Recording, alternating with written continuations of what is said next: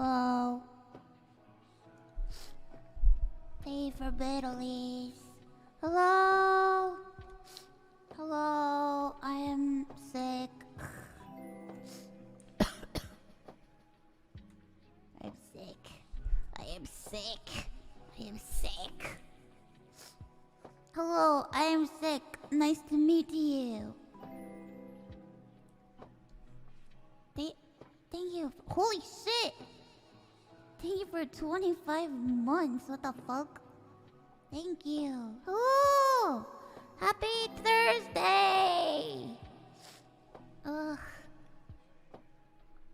Ugh. I'm sorry that we didn't get to do Tokusatsu night with Zen, but we're gonna do it next week, so,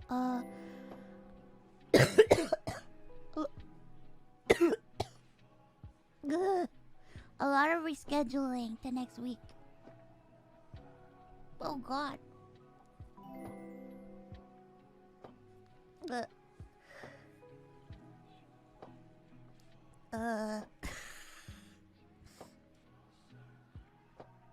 What's wrong with my blanket? Oh god.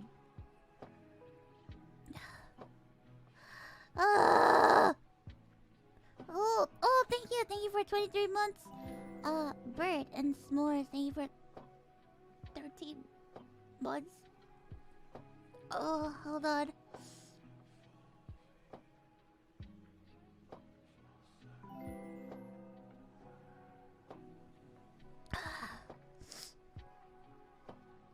Have you ever had like so much anxiety that you just want to throw up?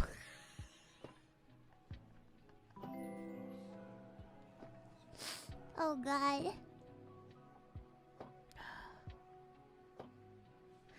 Okay, thank you for 7 months.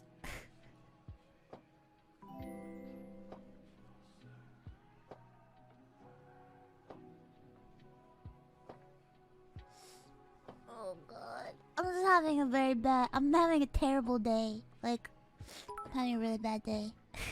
A lot of things are going on, and I'm just having a really bad day. And I wasn't gonna stream today, but then I was like, I'm even sadder if I don't stream. So so I'm here. I don't know how long I'm gonna stay on. I'll stay on for a little bit though. I'm sorry. I'm just like I'm very stressed. Having a horrible day.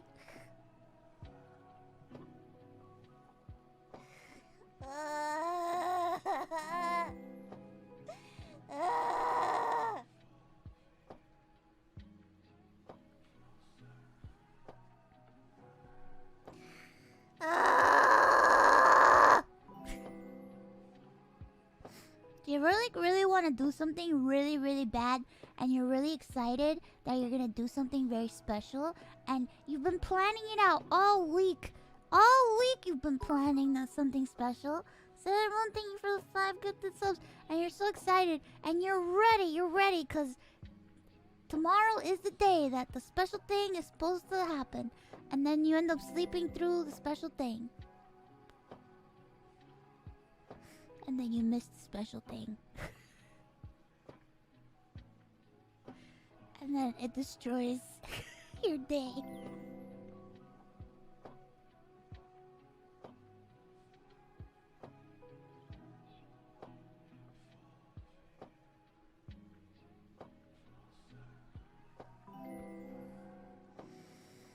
Ugh.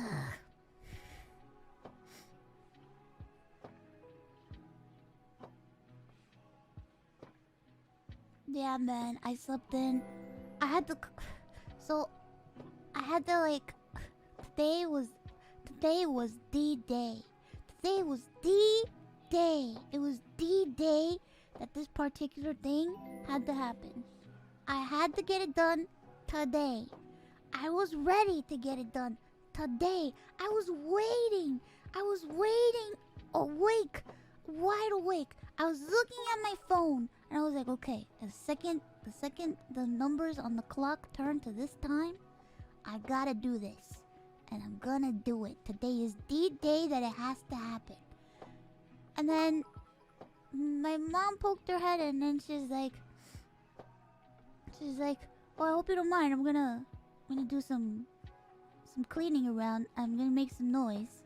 And I was like, "Yeah, it's fine." I put my headphones on and I'm like, "Oh, I'm gonna play some Elden Ring and wait for this stuff to happen." And I fell asleep playing Elden Ring. And I woke up and it was late afternoon. And I was like, "Oh god." Cause I was feeling really sick today. So I had to take some extra medicines. And I guess the extra medicines really like knocked me out. I guess they really knocked me out. Oh, Zen, I love you. I can't wait to stream with you next week. I'm sorry we didn't do it today. I was just so... today is a terrible day. Today is a bad day. Man. And now... I can try to do the thing tomorrow. But it was supposed to happen today. It had to happen today. But now if I do it tomorrow, it's gonna be late. And it's not gonna be ready till Monday. Cause it's the weekend.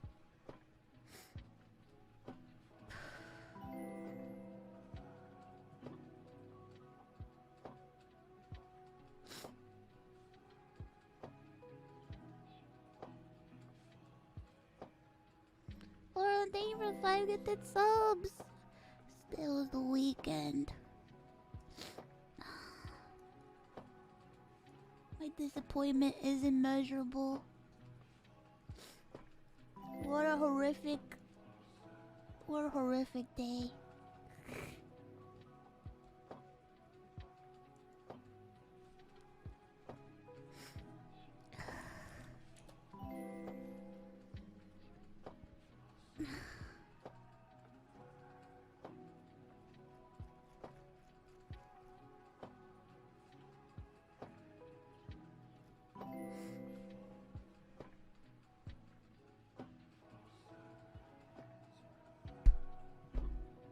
Whoa, what the fuck? My microphone.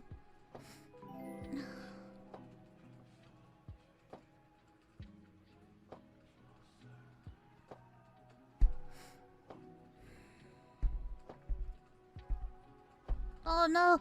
What's wrong with my microphone stand? Help! It's going down! No! Ugh. Oh god.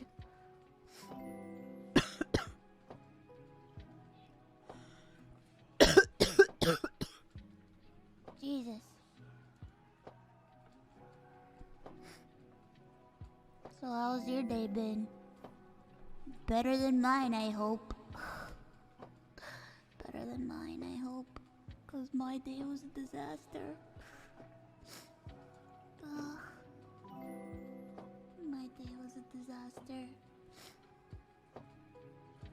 I have a couple projects that I have to do that I haven't been able to do because I've been ill. However, some light on the horizon. Tomorrow, an announcement will be made.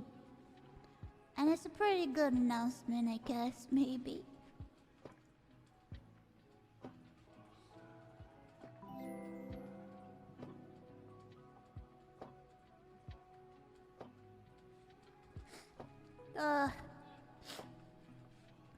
Oh god. This fucking cold. It's gonna be my demise. I'm just kidding, it's not. I can't even joke about that. I'm sorry. I shouldn't joke about that with you guys. You guys can't take a joke. You guys can't take jokes.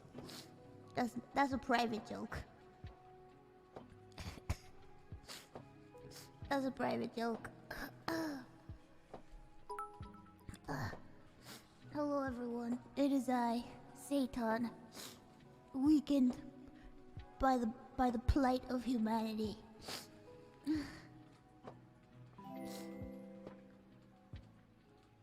don't know what I'm gonna do.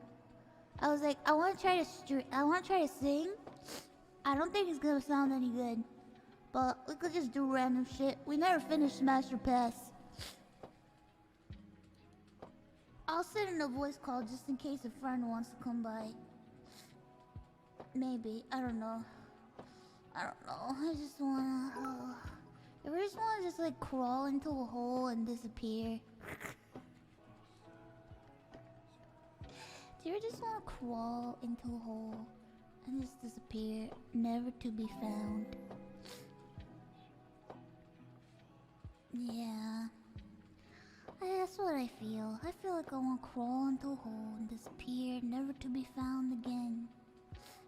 Never stream again.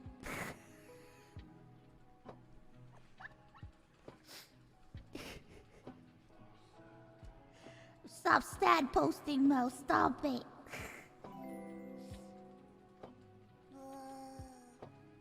What if I just stay down here the whole time?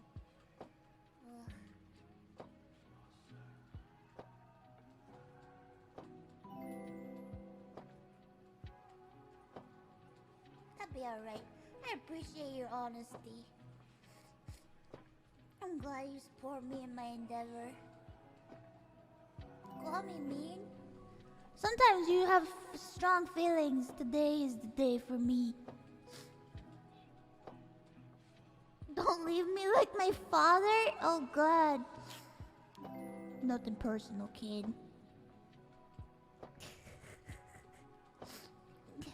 You hate everything. It's okay. You can hate everything. It's welcome here today. This isn't a pick-me-up stream. This is a stream that we all come to when we want to just feel bad.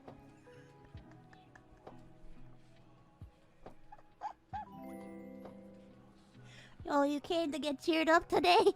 Well, I don't think so. You're not gonna find any of that shit here. I'm in a bad mood. It's a bad day.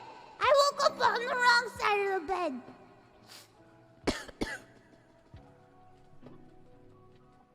There's no happiness to be found here. Also, I fell asleep playing Elden Ring, and I'm trapped in a fucking cave.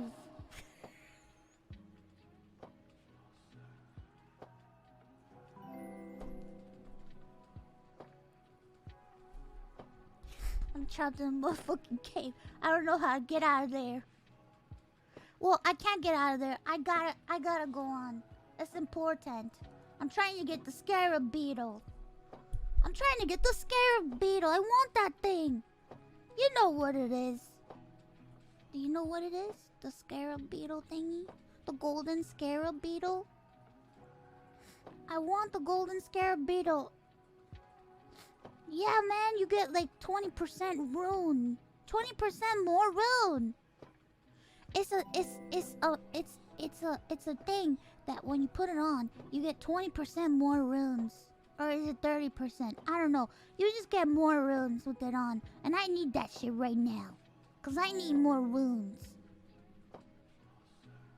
But it's full of scarlet rot. So I went on a journey last night to prepare myself to go into the cave.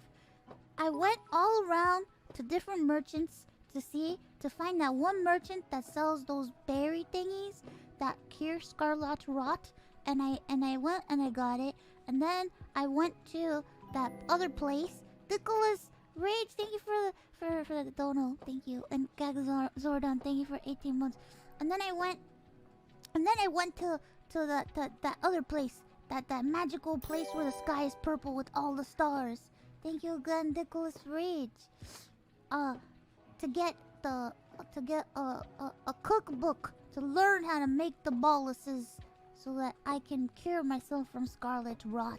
And now I have 9 little boluses to cure myself from scarlet rot. And then I didn't stop there. I was like, why not get some new friends along the way? So I got 3 new spirit ashes.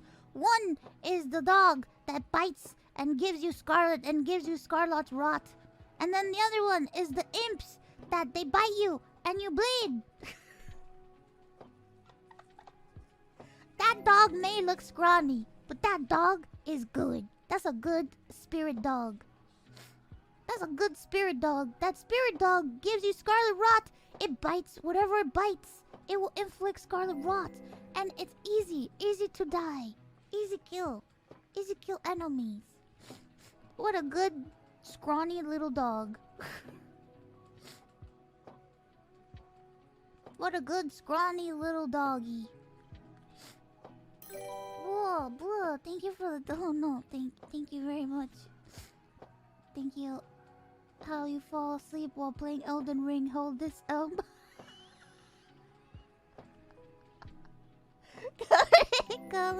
you for the 2 months. Listen, I fell asleep. I was so... I don't know how I fell asleep. I don't know how it happened.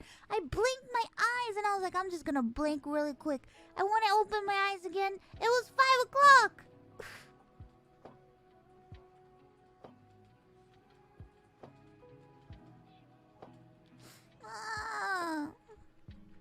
At least I got the spirit imps. They're pretty good too. They're not too bad.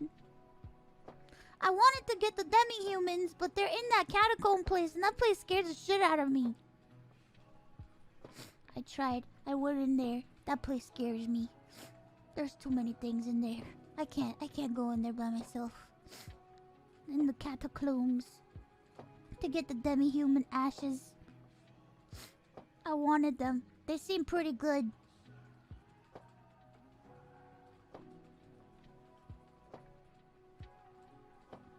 The catacombs.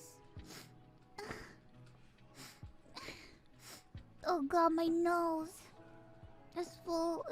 My nose is full. My nose is full of muscus.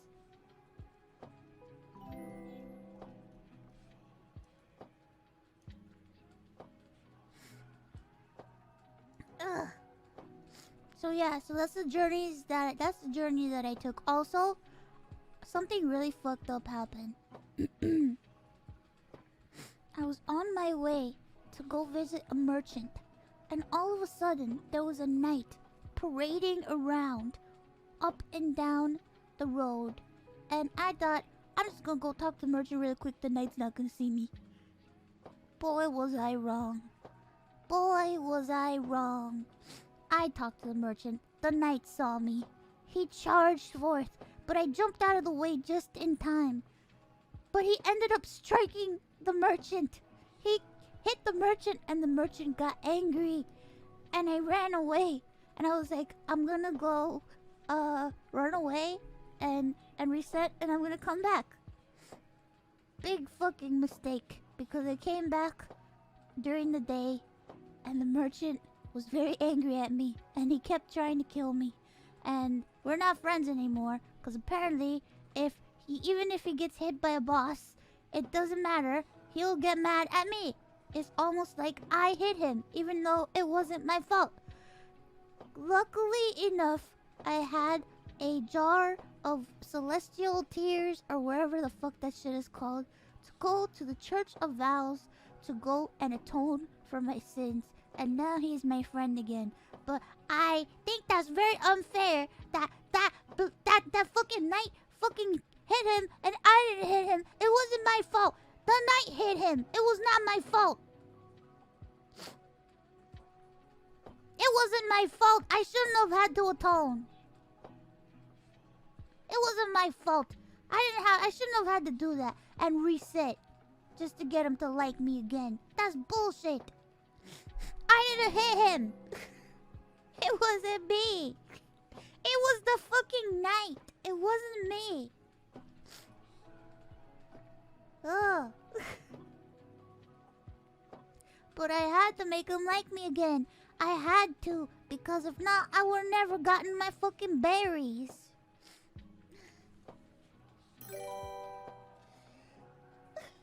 Dark Lake, thank you for the dodo. If you get the Bloodhound step on the spell, oh, flame cleanse me. It makes getting through any spell. Oh, I got that spell. I got it. I got some weird, not that one, but I got like a cleansing spell. I don't know which one it was though, but I got it. But I need faith and I don't have enough faith to use it. Fuck.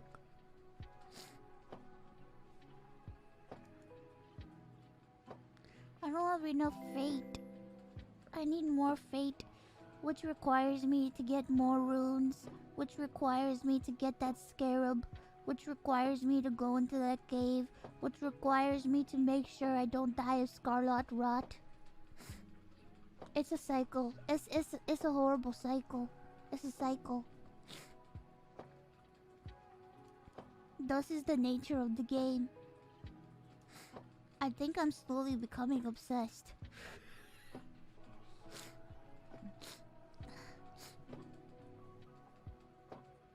I don't know. I like the game. It's really fun. I don't understand how some people don't like it.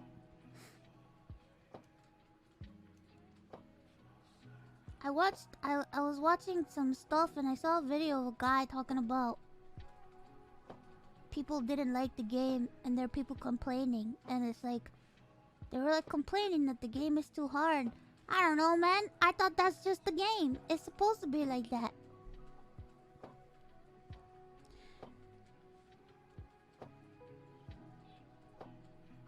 That's the nature of the game.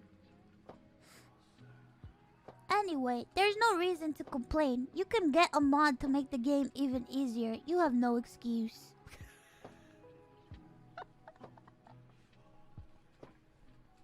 There's no excuse. There's no excuse anymore.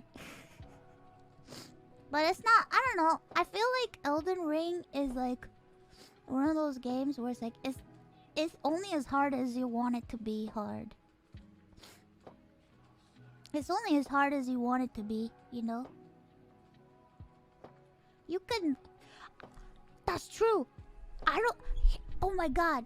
I saw this yesterday! It is only as hard as you want it to be. Do you want to know why? Because I saw a video. I started following this person. What's their name?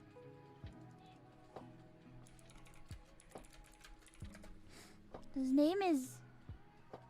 Iron Pineapple, and he made a video that says, can you beat Elden Ring without attacking? And he had a total pacifist run of the game without attacking once. He beat the game.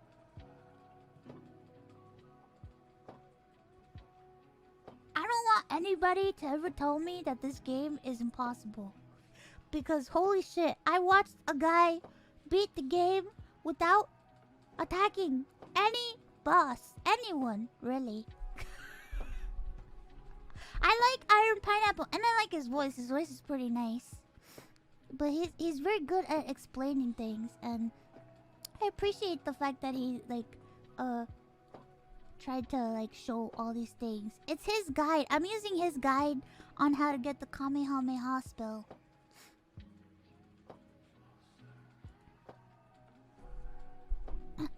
I'm using his guide on how to get the Kamehameha spell.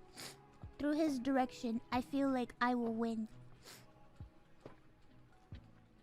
Oh, he used... Here's the thing. In the video, so he... I kind of want to watch this video again. Maybe we could watch it, but it's 30 minutes long. Oh, thank you for the bitterlies. It's 30 minutes long. But he basically was allowed to summon. He couldn't do anything that gave damage. So as long as he wasn't the one providing the damage, he could do whatever. So he could do the summons. The summons was okay.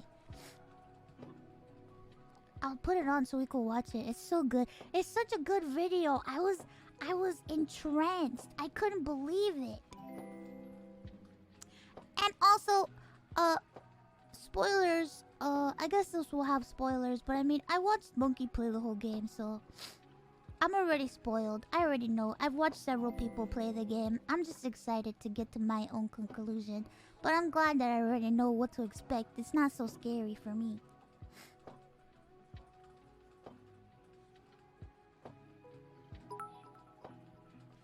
Yeah, but Monkey's ending was really fucked up. I don't want that ending. I don't like that ending that he did. I don't want it. I don't want that one. That was not the cool ending. That's the bad. That's a really bad ending.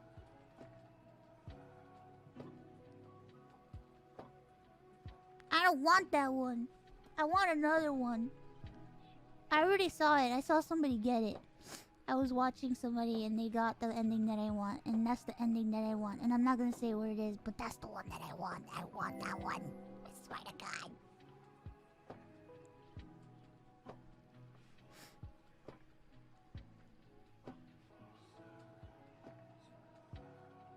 That's a Sigma ending?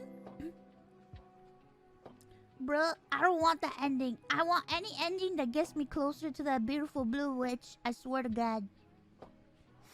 Any ending that gets me closer to the one true lady. I swear. I don't give a fuck. I don't care. Let me be never called a Sigma again. I swear. I don't care. I want the witch. Give her to me.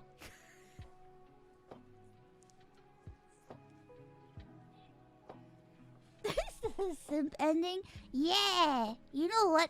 Fuck it. I'll never be alone. I'll be with her for the rest of my life.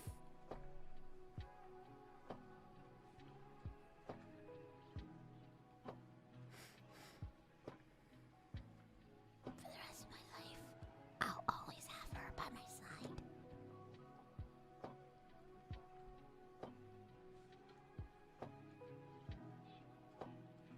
You can friend zone her if you don't do a certain...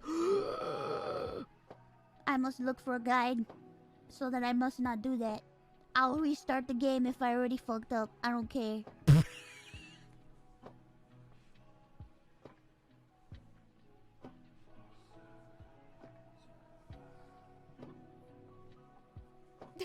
You can't tell me that this game isn't a dating game.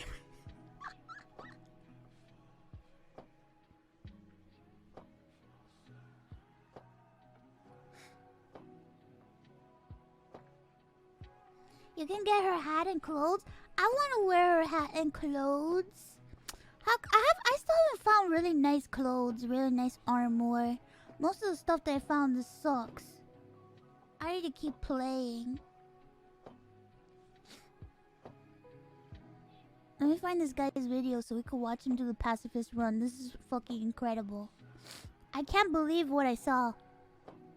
Basically, his rules were he couldn't do any damage at all. No damage whatsoever.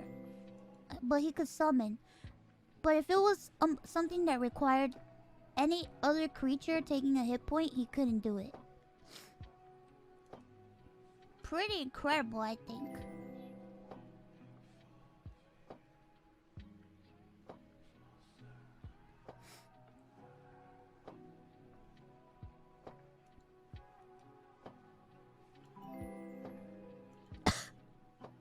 Have you seen the no weapons runs?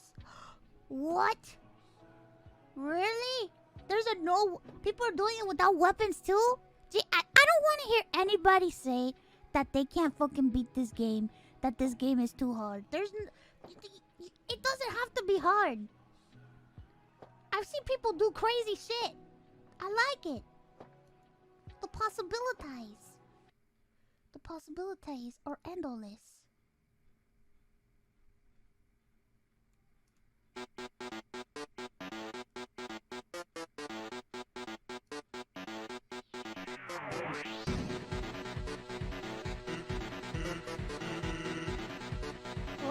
What a sad face.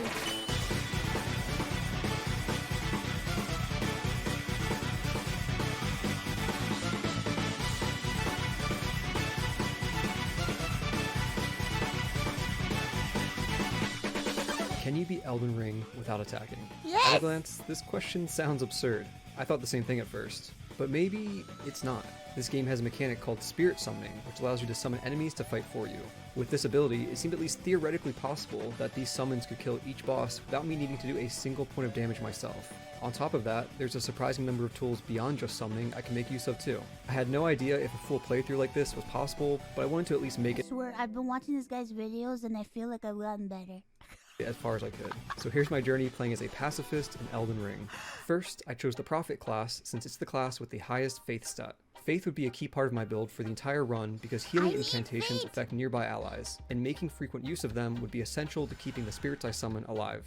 I also this is because I watched this video. That's why I went to go get the fucking imps, because I didn't know that the imps give you bleed. I didn't even know. You know, I'm stupid. I don't know about a lot of this stuff, but I found out about the imps giving you bleed, and I was like, I have to get those fucking imps.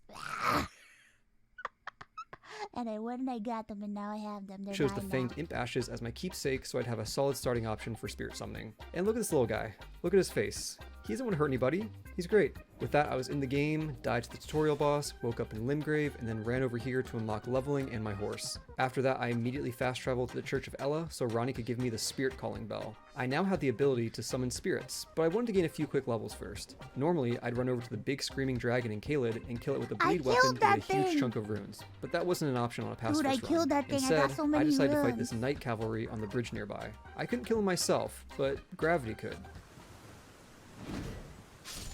Oh my god, he's a fucking... Enemy felled indeed. That was enough for 19 levels, which I split between Vigor and Mines. Before leaving Caelid, I wanted to get a few more easy runes by killing the bosses in Celia. If you jump just right on this wall, you can get over the boss door and enter the arena without I don't know why this keeps happening! I'm just so frustrated. This is just... Ugh. I'm sorry. I don't know. Ugh.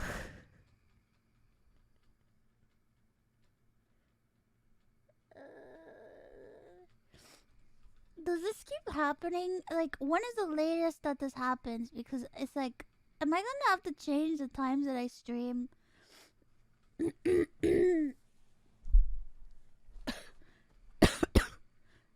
My sister's coming. My sister's coming next week. She's coming next week, and she's gonna help me. She's gonna go talk to the ISP, and she's gonna help me, and we're gonna see what we can do. Cause this is just becoming too much for me. It's very stressful.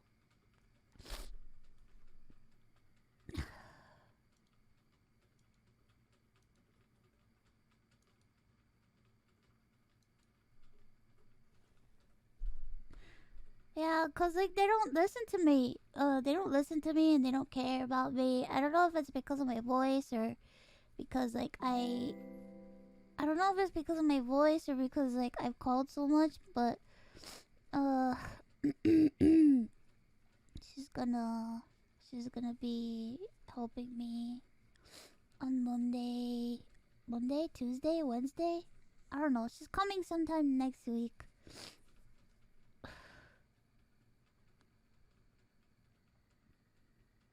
I don't know if I just don't. It's not a good idea to tell them what I do. Okay,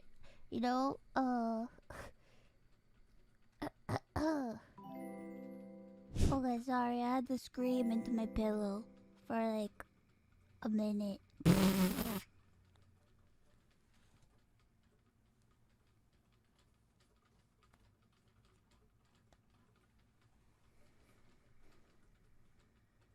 Yeah, I feel better now that I screamed into my pillow.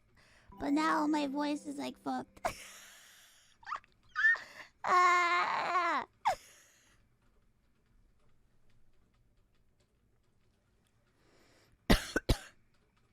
Now my voice is fucked up. and sat back to watch. Funnily enough, this took 2 attempts because the first time I tried this, the imps pushed one of the bosses behind the fog wall at the back of the arena, so they couldn't hit him anymore. But yeah, second attempt I got him, and a few thousand more runes. I then went back to Limgrave to prepare a bit more. Most of my time was spent riding around collecting golden seeds and sacred tears, but I also managed to defeat a couple more bosses along the way. First, check out this bear fight.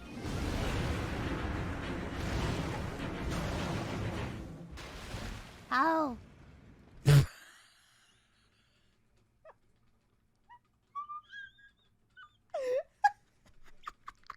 He just fell through the floor! And he's dead! Turns out if you mash out of this bear's grab attack, it'll fall through the floor and die. Once again, I'm not killing these guys, gravity is. Next, you can actually summon Blythe for this fight against the Bloodhound Knight if you spoke to him first in the Mistwood Ruins. Blythe is so strong that he can just solo this boss easily. It wasn't even necessary for me to provide any healing. Right. There you are. Had to work for it, but it's done. I also spoke with Rodrika to get the jellyfish ashes. I wasn't sure if I'd use them, but I wanted the potential option for later. With that, I was ready to take on the first major boss, Margit. Naturally, I summoned Rogier to help. He might be a mage, but he apparently multi-classed into being a tank because he can take a beating. I also went with my fanged imps since they can inflict bleed. Bleed is extremely powerful because it does a flat percentage of damage every time it procs. On bosses, that amount is 10% of their maximum health. Next, I just had to keep Rogier and the imps alive long enough with my healing for them to kill Margit. This is where the skill part of this run comes in. Keeping summons alive with healing is this fun little minigame where I had to make sure I was close enough for them to receive the heal, but far enough away so that I didn't get interrupted by the boss's attacks. Bruh, I need that healing. It's this balancing act that took a bit of getting used to, but it was really rewarding when I managed to pull it off consistently. Sometimes I would keep my distance, but sometimes I would just get in there behind the boss and hope it would reach my allies. This was tough. I failed again, and again, and again, and again. I thought maybe if I just landed my heals a bit better, I could do it. I got really close a couple times, but I decided I needed just a little extra boost to push me over the edge. Maybe like the buff from the Commander's Standard? The Commander's Standard is a weapon that has a skill which boosts the attack and defense of nearby allies by 20% for 30 seconds. And I could get this by defeating Commander O'Neill in the Caelid Swamp. Could I do this without attacking though? Absolutely. Accidents happen, you know? If I decide to hang out near some swamp geysers and Commander O'Neill just happens to follow me and get himself killed in the process, I'm just an innocent bystander. And this worked perfectly. I got the weapon with no issue.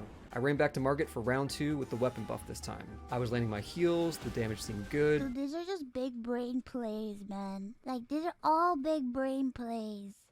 That's fucking insane. But it was just barely not enough to finish the job.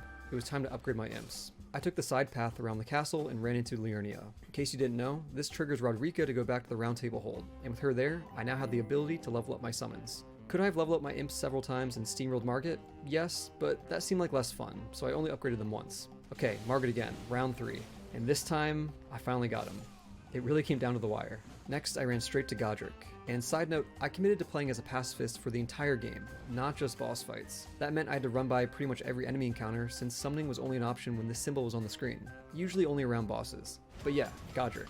I summoned Nepheli for this fight, and just like Rogier, she was a huge help due to how tanky she was. I also upgraded my imps to +2 and went with them again as well. And this worked decently well.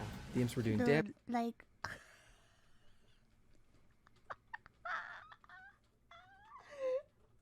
Holy shit. They were... But keeping Nepheli alive long enough. I just remember how hard these boss fights were for me, and I'm like, fuck, he didn't do anything. He just kept his summons alive and he beat them. That's was a problem. Great. And when she was dead, the imps would just get deleted by Godrick. They're pretty fragile. I tried a couple more times, but I realized the damage just wasn't high enough to kill Godrick in time. So I had a choice. Upgrade my imps again, or find a new strategy. I opted for the latter option because I thought this video would be more fun with a variety of spirits and problem solving instead of just winning through raw stats. I decided to go with the Rotten Stray summon, which you can get from the edge of the swamp in Caelid. I also got the idea of the dog from watching this video because I didn't know that there was a spirit that could give you Scarlet Rot, and I'm like, man, I need that fucking dog. And I got the dog, and I'm so happy I have the dog now. He's so good. This little guy might look weak, but he's a secret powerhouse because he can inflict Scarlet Rot after attacking something enough times. And in case you didn't know, Scarlet Rot is essentially a powered up version of poison which does damage over time for 3 minutes. With that in mind, I summoned the Rot Dog without even upgrading him just to see how he'd do. First attempt, the dog died pretty much immediately, but on the second attempt, he managed to proc Scarlet Rot. Then, I did my best to keep Nepheli alive for as long as I could. Eventually she died, of course, but it was fine. I just stood back and watched as Scarlet Rot finished the job. Godrick down. Now, I had a few choices of where to go next, but I decided my first priority should be unlocking a good spot to farm runes so I could reliably level up if necessary since I was running past all the enemies and skipping most side bosses. The best place for farming was Mogwyn Palace, and you can unlock this pretty early on by following Vari's questline. He's the "You are maidenless" guy with the white mask. I met him at the Rose Church, and he gave me a few bloody fingers to invade people with. From here, I could progress by invading 3 players. Luckily, these didn't need to be successful invasions where I killed the other players. Just an attempt was enough. So I did that, he gave me a white cloth, I covered it with blood from the Church of Inhibition, gave it back to him, and boom, I was now a cult member with access to the Mogwyn Palace. I then rode my horse down to the southeast part of the zone. This is a somewhat infamous farming spot due to how early on you can access it and how many runes you'll get from enemies here. Wow. The most common method of farming is by shooting this giant bird with an arrow and making it run off a cliff nearby. However, I wasn't going to do this since that was a violation of my character's pacifist lifestyle. Instead, I chose to get on my horse, jump over this rock by the cliff, and watch the little red guys roll off to their death. Was this slower than the bird method? Yes, but it was still pretty decent, and I got 2,000 runes for each guy that fell. Back to the overworld. Next up on my list was to get a better healing incantation. Very smart. I rode up to the Altus Plateau, and this prompted Brother Corin to leave the Round Table Hold. I then found him on the side of the road where he sold me Great Heal, a nice little upgrade that heals about 50% more than the normal heal. With that, I was ready for my second demigod boss fight, Radahn. The cool thing with Radahn is that you can summon a bunch of NPCs to help you. Not only that, but you can resummon them when they die. So to beat this fight without attacking, it was just a matter of staying alive and resummoning as much as I could. And while I did try that for a bit, I realized quickly that this would take a fair bit of effort, and I had a more fun idea in mind. I got Radahn to follow me all the way to the western edge of his arena. Then I jumped up the side of the cliff using my years of Skyrim expertise. It took a bit of patience, but I eventually got Radahn to follow me. And then... Oh no! Radahn may have mastered gravity magic, but he did not master gravity itself.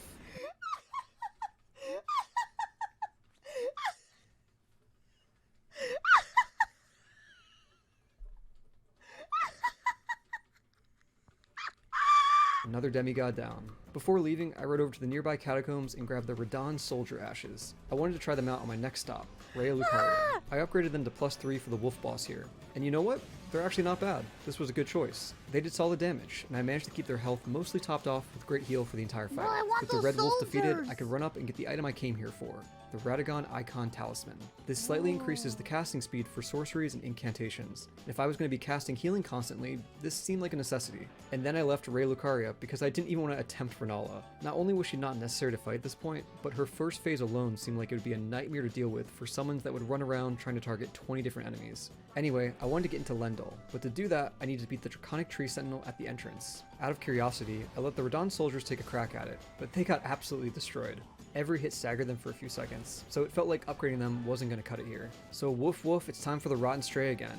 On my level 1 playthrough, I managed to get by this part with poison, so I figured Scarlet Rot could work here too. I brought out my +3 Rot Dog to see if that'd be enough. The dog died pretty quickly, though it managed to proc Scarlet Rot before dying, so I just ran away and waited nearby to watch it finish the job. Alright, close. All I had to do was keep the dog alive a bit longer so it could get some more damage off. I upgraded him to +5 and tried again. I upgraded him to +6 and tried again.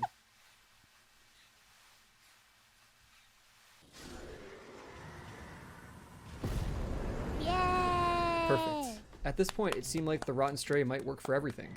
Except, no, he wouldn't, because the next boss was the Spirit of Godfrey. And I'm no scientist, but I had a feeling poison wasn't going to work on a ghost. So I left to get a couple more options for spirit summoning in the city of Nokron. However, before I left Lendall, I made one quick stop to pick up the Deathbed Dress. This is a chest piece that passively heals nearby allies. This effect is very minor with something like 2 HP per second, but hey, every bit helps. And as an extra bonus, check out the fashion.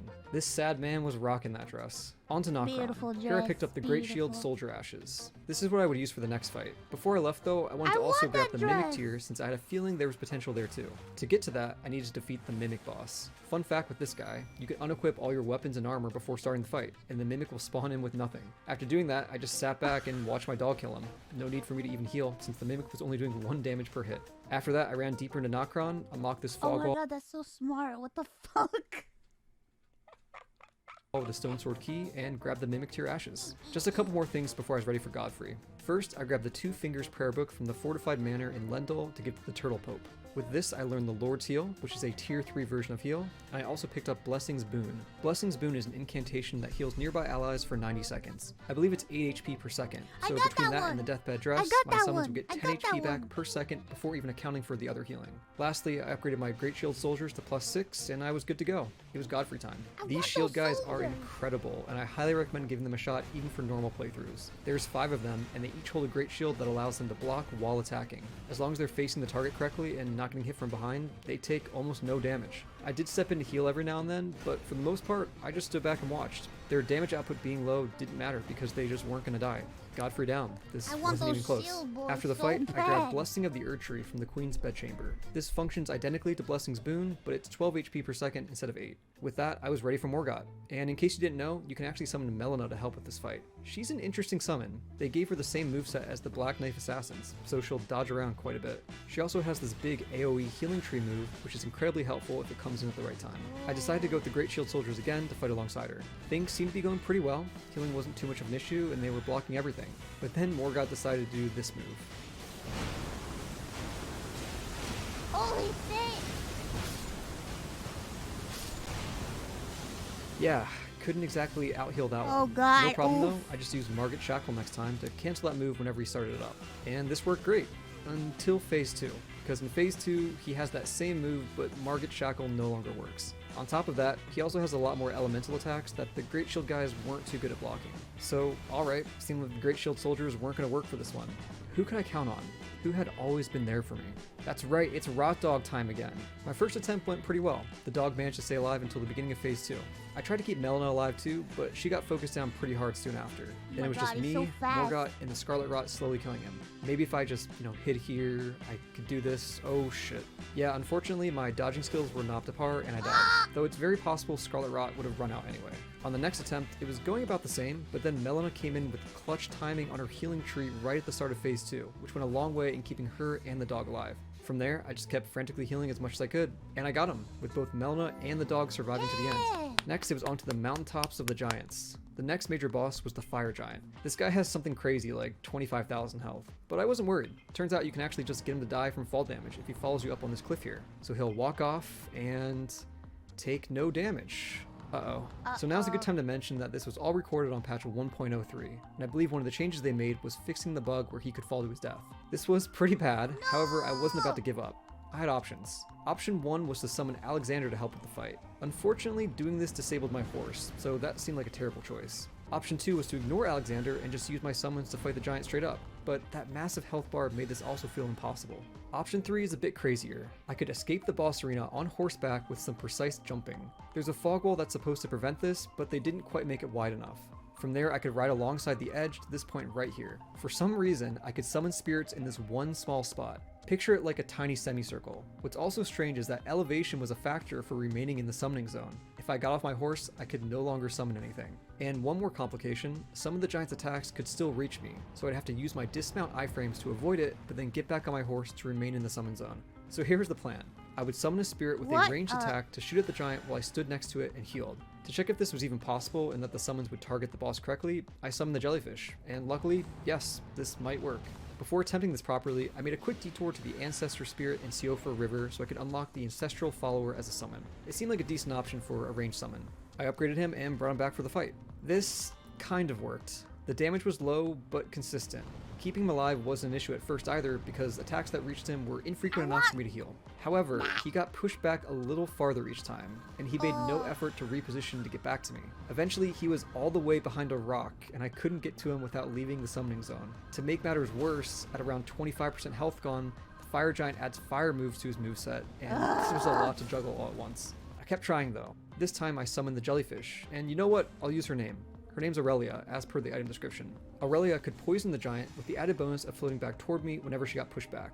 I also decided to bring the Flame Protect Me incantation to reduce fire damage by 60% for the later parts of the fight. This whole process was very, very slow, but it was kind of working. Until of course, Aurelia decided to hang out a little too close to the edge. Are you fucking kidding me? Alright, it happens. Maybe it was just a fluke. Aurelia, I swear to God. I swear to God. Oh my God.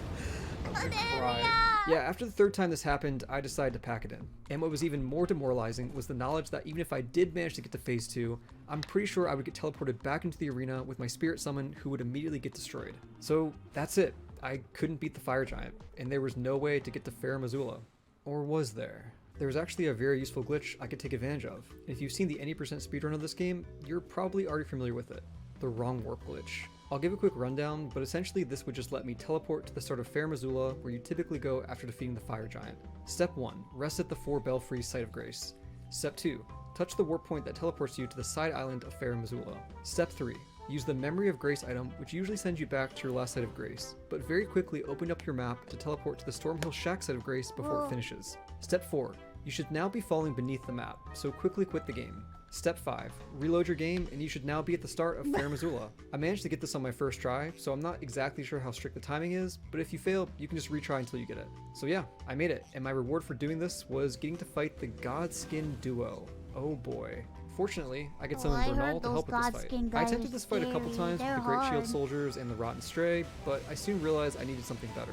Among other things, the black flame attacks of the Godskin duo were just melting my summons and Brunel. I want to know, I'm wondering the same thing. How do people find this shit out? They must be like examining all corners of the game.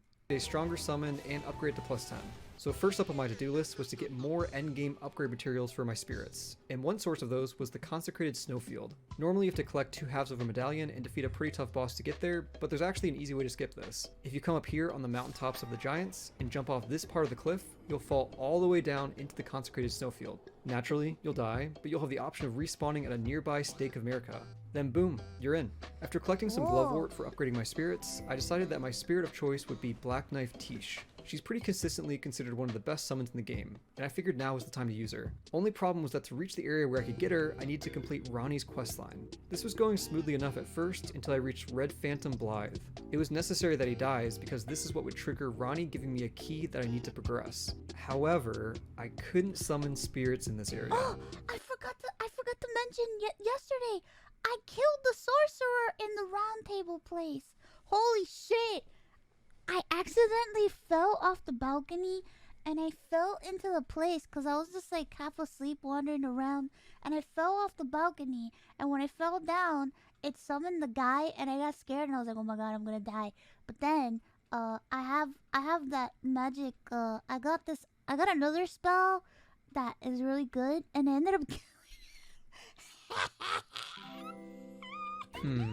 My first idea was to use the witching branches on the basilisk before the Blythe encounter. Using these on enemies I got the causes weapon them down to there become your too. ally. I got the weapon down there, but I can't use it because you have to have like 13 faith to wield it, and I don't got faith. For 3 minutes. But it does do a single point of damage, so this wasn't allowed. My second idea was maybe I could just get him to It's walk not off a 13. ledge.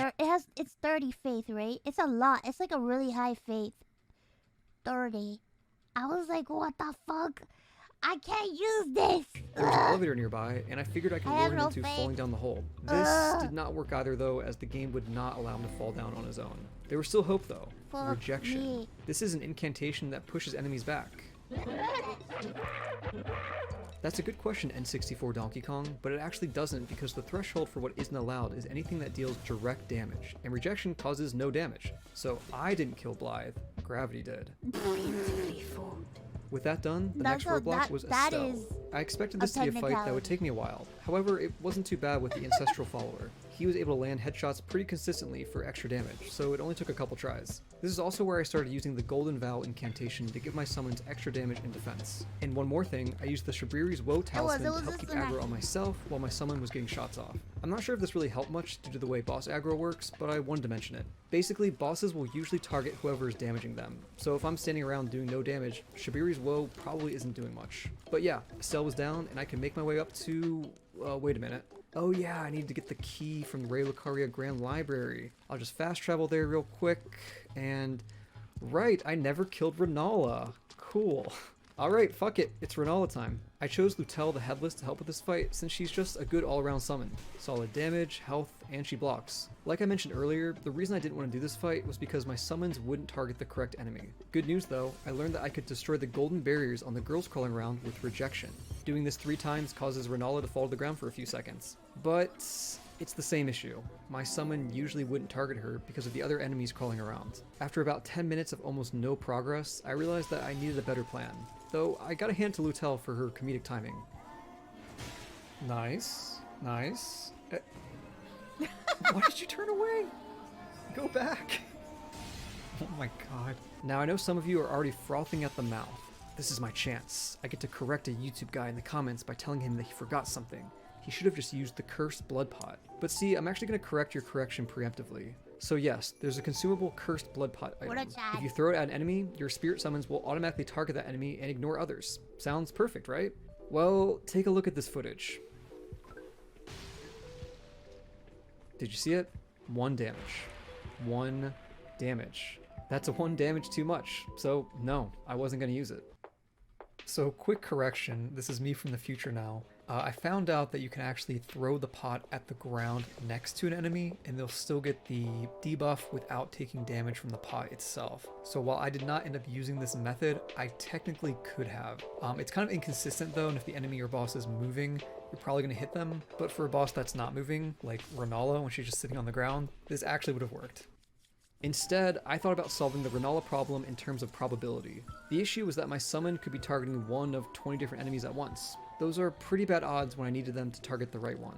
My solution was to choose a spirit summon that gave me multiple allies. I decided to go with the demi-humans because there were 5 of them, and I assumed they'd do more damage than the Great Shield soldiers. Took a lot of patience on my part, but this eventually did the trick for phase 1. My logic of having multiple allies was correct. Phase 2 was also basically a non-issue because of how much pressure the demi-humans were able to keep on Renala. I just kept healing until we won. With Renala defeated, I unlocked the chest, grabbed the ring, and went back to where I defeated Estelle so I could continue. So and then, finally, I made it. The only thing standing between me and getting Black Knife Tiche was defeating the ringleader boss in this Everjail. And I can't summon spirits in here. Cool. So yes, after all that work, I failed to realize that you can't summon spirits for Everjail boss fights. Genuinely funny to crush my hopes at the last minute after all the hoops I had to jump through. I mean that. In my defense, I barely used summons on my first playthrough, so I never picked up on this. But wait, there's a ledge in this boss room. Maybe I could push him off with rejection. Nope, the game wouldn't allow it this time. And there you have it. I was back at square one for needing to defeat the Godskin duo. Awesome. I decided to just jump in and go for it with Lendall. Like I mentioned earlier, she's very good at staying alive while still pulling her weight. Both her and Bernal were pretty tanky, but the key was keeping them alive, which was easier said than done.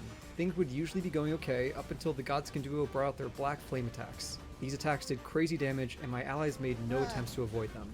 I kept trying again and again and again for a couple hours. Who is this Sometimes guy? I'd get close, but it seemed like there was just no way to heal enough to keep them alive. I had a few ideas, like trying to pull away the big one at the start of the fight, but that didn't work because sometimes my summons would just switch targets and come over to me. I needed something else. One idea, which I learned after my last video, was that the Godskin duo are very susceptible to sleep. If I could just put one to sleep, I wouldn't have to worry about both bosses at once. However, this seemed like it wasn't going to be an option either. There were sleep pots and sleep arrows, but both did damage, and I was committed to not bending the rules. It looked like the end of the run. No, not yet. Dun, dun, I had dun. one more idea. I ran down to the consecrated snowfield to grab the treasure out of the back of one of the carriages. Saint Trina's torch. The weapon It's skill on this torch allows you to blow a flame that puts enemies to sleep. It's a fucking sleep torch! And guess what? It does 0 damage. Bro! I was allowed to use this, so I went back to the Godskin duo to test it out. It did a pretty good job of putting them to sleep. Now all I had to do was get lucky with the positioning of my summons so that they wouldn't attack and wake up the one that was sleeping. After a bit of patience, I managed to do exactly that. And I even had time to fully heal my summons before going for the second one. Then, it was just a matter of repeating this a couple more times, healing throughout the fight, and there you go. I beat the Godskin duo without attacking. I felt really good. Maliketh was up next though. To get a feel for how rough this was going to be, I tried fighting him with Lendall. Phase 1 went very smoothly, but Phase 2 was too much. Lendall just got deleted. I needed more than good healing to win this one. So before grinding it out any further, I wanted to grab the Blasphemous Claw item. This would allow me to parry some of Maliketh's attacks during the second phase to create big openings. This item is dropped by Bernal after he invades you, but to get him to invade, I had to kill Ricard in the Volcano Manor. So that's where I went next. Gonna skip over this fight with the Godskin Noble because this is just a much easier version of the fight I just won. After that, it was time for Ricard. This is a gimmick fight where you're expected to use the weapon in the boss room, the Serpent Hunter Spear. Now, I wasn't allowed to hit him with this, but if I equipped it, my Mimic could. This is a good time to mention why I haven't used the Mimic up until now.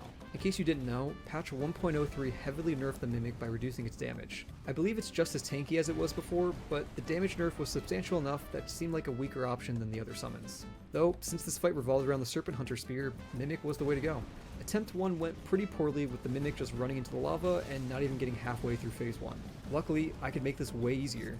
I just fully upgraded the spear. You may not have realized this yourself since the fight is pretty well balanced around not upgrading your spear, but it's a thing. So I upgraded it and tried again. This went much better, but it was still tough because my opportunities to heal were so limited. My mimic spent most of its time in the lava like before, and if I attempted to get close to heal, the lava would interrupt my casting before it went off. My mimic would need to survive mostly on its own. So I put a bunch of heavy armor on and tried one more time. This worked great. Not only did it beat Ricard, but it had plenty of health to spare. Maybe the mimic wasn't as bad as I thought. With Ricard dead, I went back to Fair Missoula to get invaded. Things seemed to be going well. I was just going to lure him up on this ladder and then knock him off. Oh. Apparently FromSoft added some very strict boundaries to prevent this exact scenario. I had to fight him on this walkway, and there was no ledge to knock him off. I tried jumping on the railings, but he would never follow. There was no way to knock him off. I gave this a real effort, though it seemed like I had to accept that this just wasn't going to work. I had to fight Maliketh with just a summon and nothing else. I tried again with Lutel, but this was as close as I could get with what felt like near perfect playing on my part. That's when I remembered how the Mimic surprised me with Ricard. Maybe the Mimic would work. Its raw damage had been nerfed, yes, but the damage from status effects was unchanged. For example, bleed. I can make a bleed build for my Mimic, wear the heaviest armor, and maybe, just maybe, that would be enough. So I teleported back over to Mogwood Palace to get grinding. After many hours, I had done it. Here's the final build. Dual katanas each upgraded to plus 25 with the bleed infusion. The katana in the main hand had the Bloodhound step because I thought that might help survivability.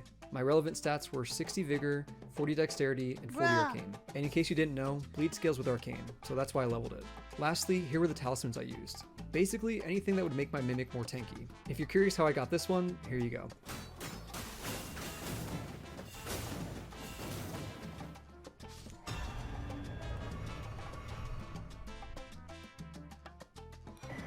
So yeah, I was ready for Maliketh. Let's see how that went. Oh my god.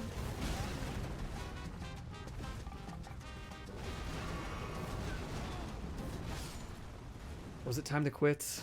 Is this the best I could do? Hell no. I ran it back, I learned, I was patient, and I found openings where I could heal. And then, I did it. Bleed is just that strong, and the Mimic is just that tanky.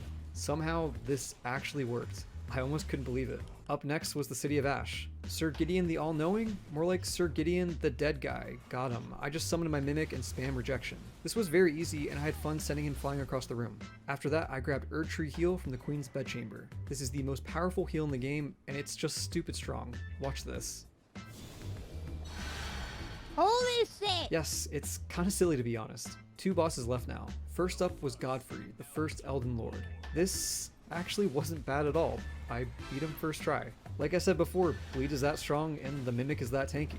And with Erdtree Heal, I was easily keeping the Mimic alive. I think I went overkill on the leveling. I very likely could have done this at a lower level due to how comfortably I cleared this. Only the final boss remains. Before going in, I decided to change my weapon. I'm pretty sure both Radahn and the Elden Beast are immune to bleed, but they're not immune to black flame attacks. So I switched to Twin Blades and equipped the Black Flame Tornado weapon art. And just to make my Mimic extra unkillable, I got the Lord's Divine Fortification, an incantation from the Round Table Hold which reduces holy damage by 60%, which is the main source of damage for both of the final bosses. Second try. I really can't overstate how powerful Erdtree Heal was for keeping my Mimic alive. It only took him 2 and tries! There you have it.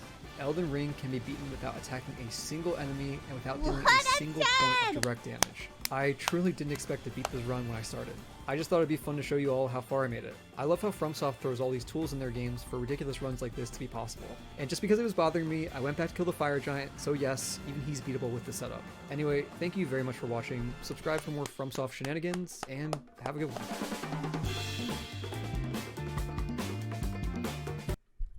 What a fucking king. Holy shit. I cannot believe. I don't want to hear anybody ever say that this game is like, what the fuck? This is so crazy.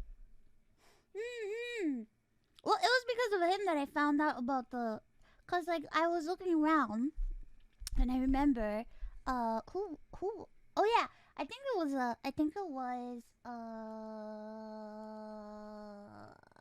it was Connor that sent me the video. He sent me a video about the fucking Kamehameha spell, and I'm like, holy shit, I need to do this. So I've been using this guide to figure out to get the Kamehameha spell, cause I want to do that.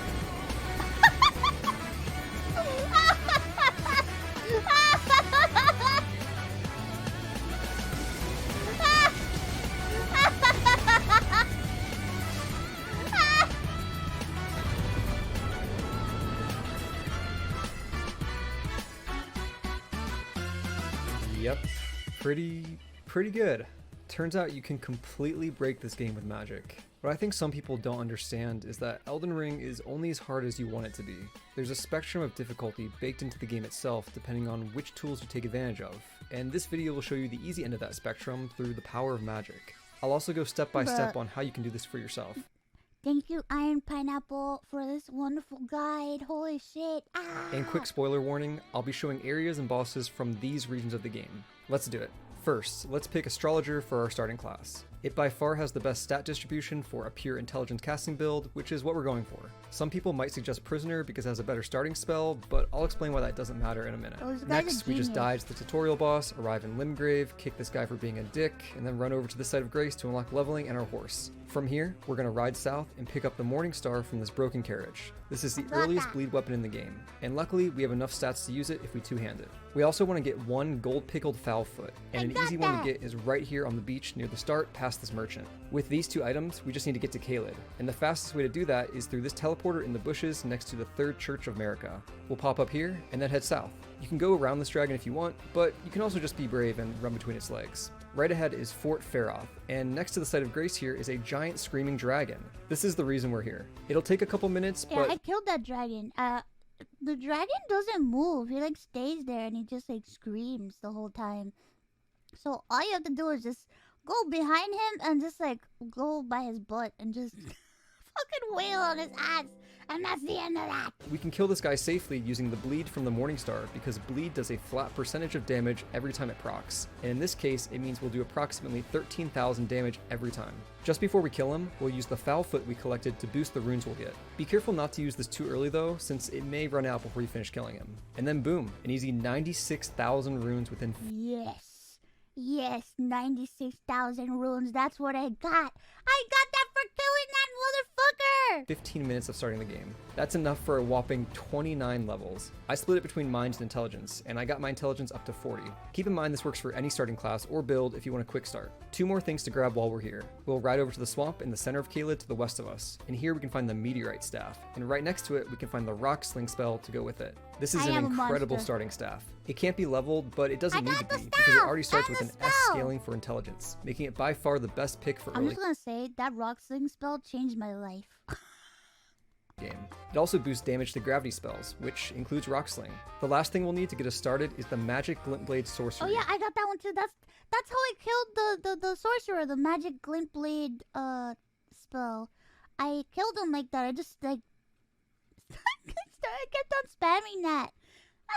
This was the starting spell for the prisoner class, but we can actually just ride and get it for ourselves in about 5 minutes. If we head back to Limgrave, we can skip the entirety of Stormvale Castle by riding along its right edge. I spammed the shit out of that because I think, yeah, I learned, I don't know if it was from this, yeah, it was probably from this video, that basically he like dodges when you summon, but if it's like a summon that takes time, he can't dodge it anymore, so I killed his ass. There's a path that takes us to Liurnia with no boss kills necessary. From there, we just need to ride up to the Church of Vows, speak to the Turtle Pope, buy Magic Glint Blade, and we're done. In terms of raw power, we are now strong enough to do most of the game already. Dude, that's how strong magic is. Saved my life. Rock Sling is fantastic because it's cheap, has high damage, does splash damage, and can even break the stances of enemies. For example, the giant dogs in Caelid aren't even a threat anymore. Magic Glint Blade is also fantastic for how much damage it can do with an even lower FP cost. Like, we just started the game, and look at the damage we're doing. Also, as you can see, there's a slight delay between the cast itself and when the magic sword shoots out. This can be especially useful for a couple reasons. First, this enables us to queue up 5 or 6 casts for 0 stamina cost before the enemy even sees us. Second, some bosses and enemies are programmed to dodge when you cast spells, but they only dodge for the cast, not when the magic itself comes out. So, they dodge 5 seconds too early and then get hit by all the magic at once. In summary, both of these spells are amazing and already showcase how powerful magic can be, but this is just the beginning. From here, you're free to take your time and enjoy crushing the early game. The main goal is to level up enough to get to 60 intelligence while collecting a few items along the way. And I want to emphasize that you can do all of this while only needing to kill a few bosses. That's part of why I said in my review that this is the most accessible FromSoft game. You can get so strong so early with minimal fighting. To help speed this process up, I'd recommend grabbing the golden scarab talisman from this cave here in Caelid. Its entrance is a bit hidden on the side of this cliff, but once you've completed it... 70 intelligence if you want to throw the moon at someone? What? What? I want to throw the moon at somebody! This talisman gives you a 20%... This is the talisman that I'm trying to get. It's in that fucking cave. It's so hard because it's full of scarlet rot. I gotta get in there. I gotta get that thing. Boost to rune gains. If you really want this cliff, but once you've completed it, this talisman gives you a 20% boost to rune gains. Boost. If you really want to speed up the process of leveling, grinding these little guys by the dragon on the bridge from earlier is your best bet, and you'll get 1300 runes per kill. Let's skip ahead though to get the rest of the components of this build. For this part, you do actually have to kill a few bosses, but they're not too bad. First are the two crystal guys in this cave. Right now I'm stuck on the golden scarab thing because I gotta get it out of there. Then after that, I can do the rest of this. So I'm kind of like, I'm halfway there. I'm halfway there. I'm halfway there. I'm halfway there. Here. Just use rock sling and they'll break apart incredibly fast. Going up the elevator after them brings us to a chest that gives us the Terra Magicus spell. It allows us to create a magic circle on the ground that grants us a 35% boost to magic while we're standing in it. Next, just right over to the Tree avatar here on the map. Again, as you can see, Magic Glintblade is incredibly good and makes this whole process stupidly easy. After killing him, we get the Magic Shrouding Crack tier, which gives us a 20% boost to magic damage after drinking it. After that, come to this area on the map and fight the Deathbird boss. This gets us the Red Feathered Branch Sword Talisman, which gives us another 20% boost to damage when our health is low. It's like the Red Tear Stone from past games. Next, we can get a better staff from Celia if we kill the two guys in this side room. They aren't too tough with Magic Glintblade because they won't dodge properly. This gives us access to a chest, which gives us Lusat's Glintstone Staff. This staff has extra high magic scaling with the trade-off of increased FP costs, but those increased costs won't actually matter. We can also upgrade this to +6 by collecting somber smithing stones. And as a reminder, the most reliable way to find these stones are from the mines marked on the map with the orange circles. The YouTube channel, his name is Iron Pineapple. Iron Pineapple! The last two things we need can be found in the Altus Plateau region. And in case you didn't know, you can access this area without needing to kill any bosses if you instead just collect both halves of the Dectus medallion from these two forts on the map. Anyway, once we're here, right over to this spot on the map and fight an ulcerated tree spirit. Of all the mandatory fights to bring our build together, this is the toughest, but it's still not that bad if you just keep moving on horseback. After killing it, we get the Cerulean Hidden Tier, which gives us infinite FP for 10 seconds. This component right here is the real reason this build works. It's huge. Lastly, to bring all of this together, we just need to ride up and get the spell that this was all for. There are two bosses along the way, but we can just ride past them. At the end, we'll find this crystal guy hanging out, stare deeply into his non-existent eyes, and get the Comet Azure spell. We did it. Finally, after all that work, it's time to test it out.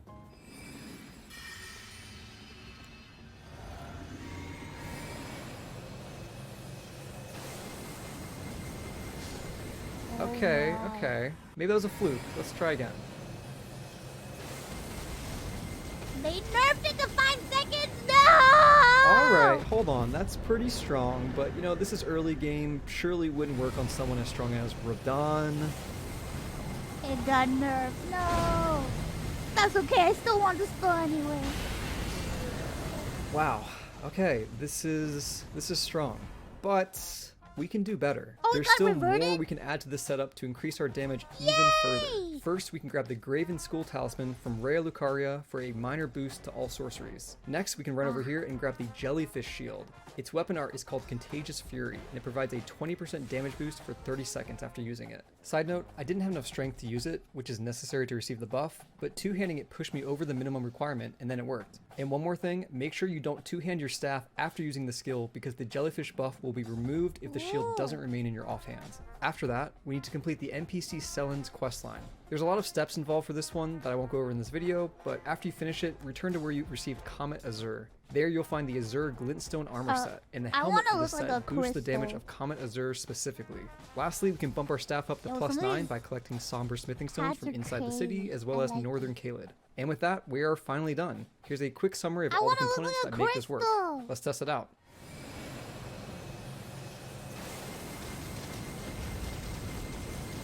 Oh my god. Okay, hold on. Surely wouldn't work on, like, you know, a real boss in the main story. Surely wouldn't work on this guy.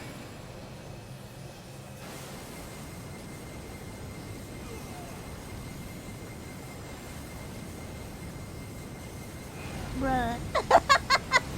Yeah, okay. So I'm gonna say this is pretty busted. Have fun pressing one button to beat entire boss fights in seconds. And we can take this even further by leveling up our weapon to +10, finding a stronger version of the Graven Talisman, and leveling up our intelligence further. However, I feel like we've already crossed the overkill threshold, so these steps probably aren't necessary. It is worth noting though that this won't work on every boss. If it's too fast or jumps around a lot, it's pretty easy to miss entirely. But even with that caveat, I'd say it still works the majority of the time. And remember, you can use spirit summons to help you set it up so that the boss is focused on them instead of you while you're casting it. This is part of why I love FromSoft games. They have this reputation for being hard, but they don't have to be. If you take advantage of the tools they give you and are willing to engage and learn about the mechanics of the game, you can make this game incredibly easy. There's something really satisfying about the process of bringing a build like this together and seeing the work pay off. True. I have a lot of passion for this game and FromSoft as a whole, and I genuinely want everyone to experience these games. I hope videos like this make it clear that regardless of your mechanical skill level, you can play and beat these games. There's basically always an easy solution to any fight if you're willing to experiment a bit. But yeah, thanks for watching, and subscribe for more Elden Ring shenanigans. It's funny because I know a lot of, I've heard people be like, well, why? Oh my god. I've heard people be like, well, why would you want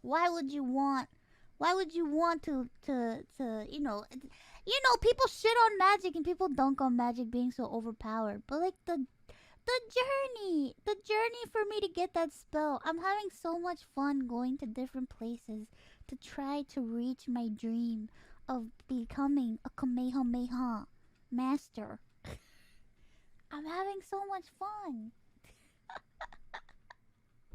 I'm having so much fun going around trying to collect all the pieces to make my dreams come true. Just so I can fucking murder people.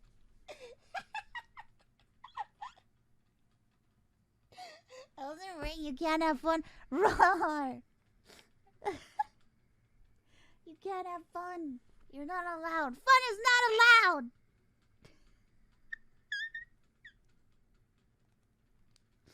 Ugh. You can have fun and play how you want. That's true. That's true. That's true. And I'm having a good time playing just like I want, you know? Whoa. I love all of his videos. Oh my god. I'm like obsessed.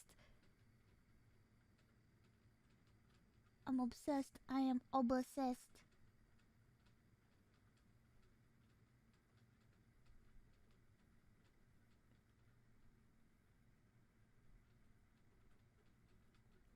Watch the Dark Souls 3 PvP ones. Oh god.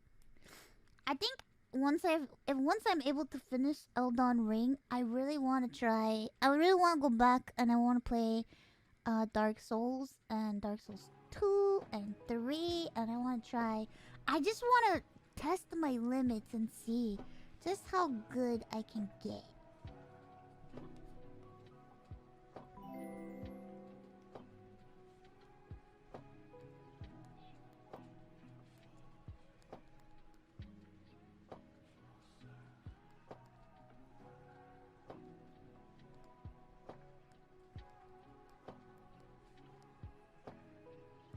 Play Bloodborne?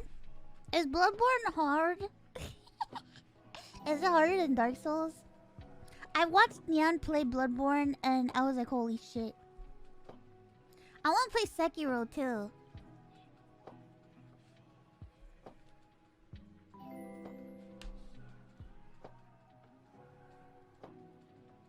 I want to play Sekiro too, even though everybody tells me Sekiro is very hard.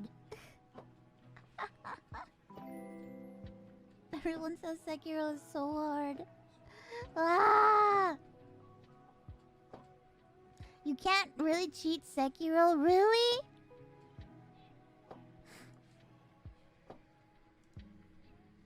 Uh-oh, you can't cheat it.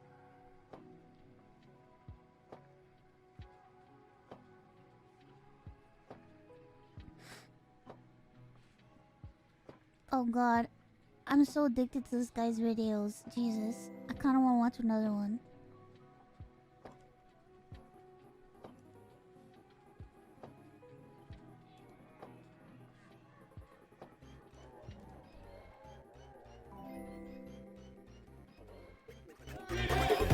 Can you beat Elden Ring at level 1? The answer is obviously yes. What? People have been doing these sorts of challenges for years with every FromSoft game. Hell, you got people beating the game with no weapons, or on a dance pad, or with literal bananas. But see, these people are all god gamers. They're really, really good. I, however, am not. You will not catch me beating these games with a Ring Fit controller.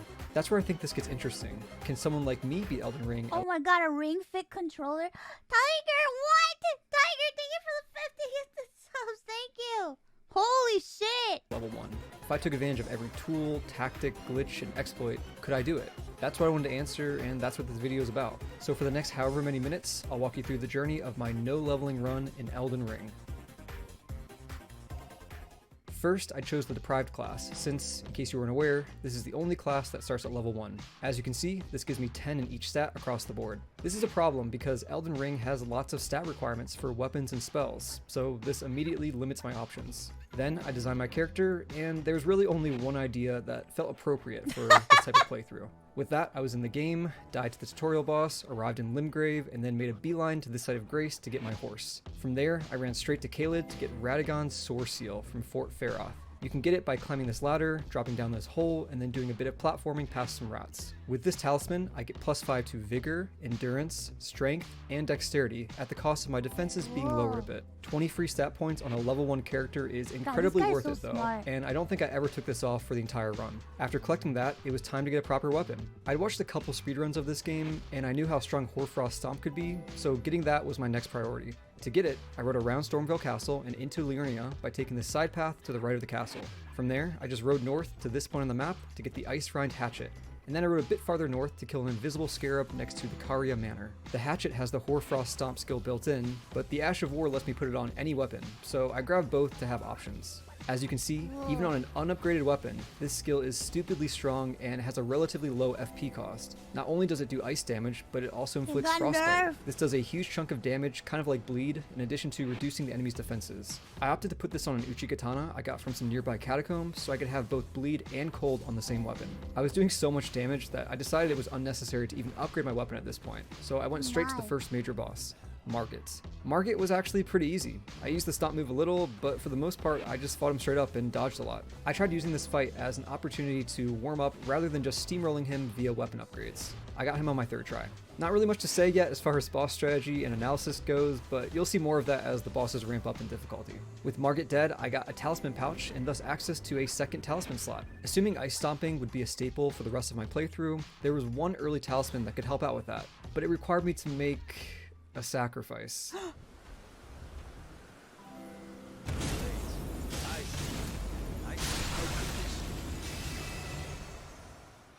I'm sorry. Back to Stormvale. Godrick was next up on the list, and I began running over to him. By the way, running past enemies is how I handle pretty much every on-foot section of the game. If you're familiar with the level layouts, this is fairly easy to do, so I won't be detailing these sections. You might also be wondering why I'm wearing no armor, since this wasn't part of the challenge, and all it does is increase the odds that I'll get one-shot by someone. While that is true, I'd like you to consider that wearing no armor equals funnier video.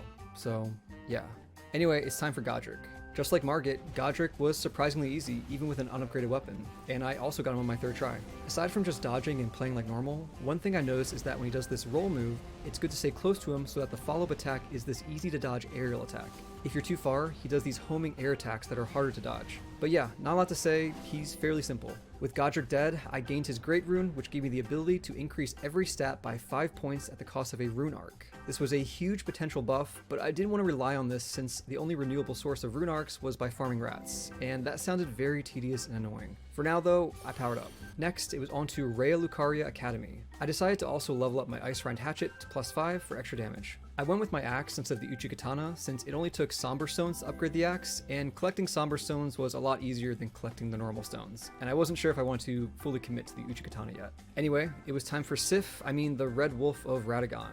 Again, not much to say for this one. Attacks didn't one-shot me, and I was doing decent damage, so it wasn't that hard and only took me 2 tries. Things seemed to be looking good.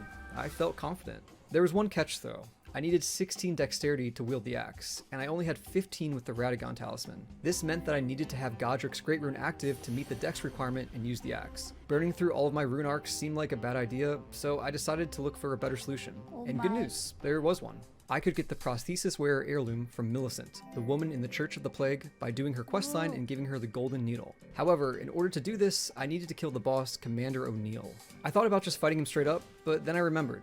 This video is supposed to be about being clever and showcasing fun strats rather than just normal fights. So instead, I decided to parkour my way up onto the roots above him. From here, I just shot him with poison arrows from safety. I think this is something that some people forget you can do with pretty much every overworld boss. Since there's no real boundaries like a normal boss arena, this is an option. And despite how it trivializes the fight, it's still kind of satisfying because it feels like you're outsmarting the game in a way. After a few minutes, I killed Commander O'Neill, did the questline for Millicent, and got the talisman, bringing my dexterity up to 20 so I could use the ice axe without stressing about rune arcs. With that done, I went back to Ray Lucaria to take on Rennala. Alright, we're officially in real shit territory. This fight was tough. Phase 1 was a cakewalk because this part was just normal with me hitting the 3 glowing enemies to make Rennala fall. And in fact, I did so much damage that I one-cycled her sometimes. But Phase 2, oh man, Phase 2. So first off, I would always run at her in the beginning of Phase 2. She does this beam attack that's fairly easy to dodge, and I can get 1 or 2 free hits in. From here though, it's a real pain as she keeps floating around, and even one misstep on my part was death.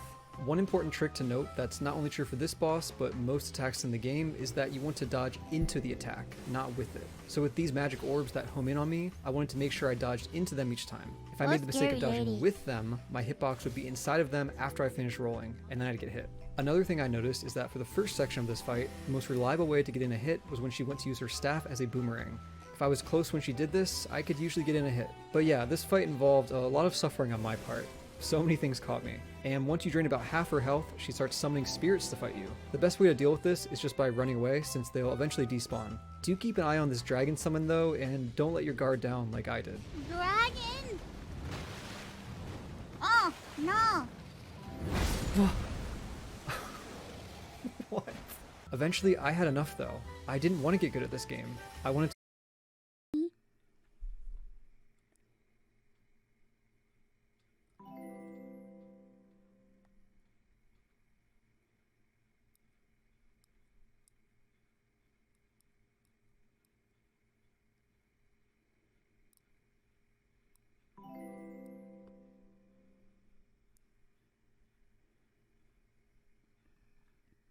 Can you see me?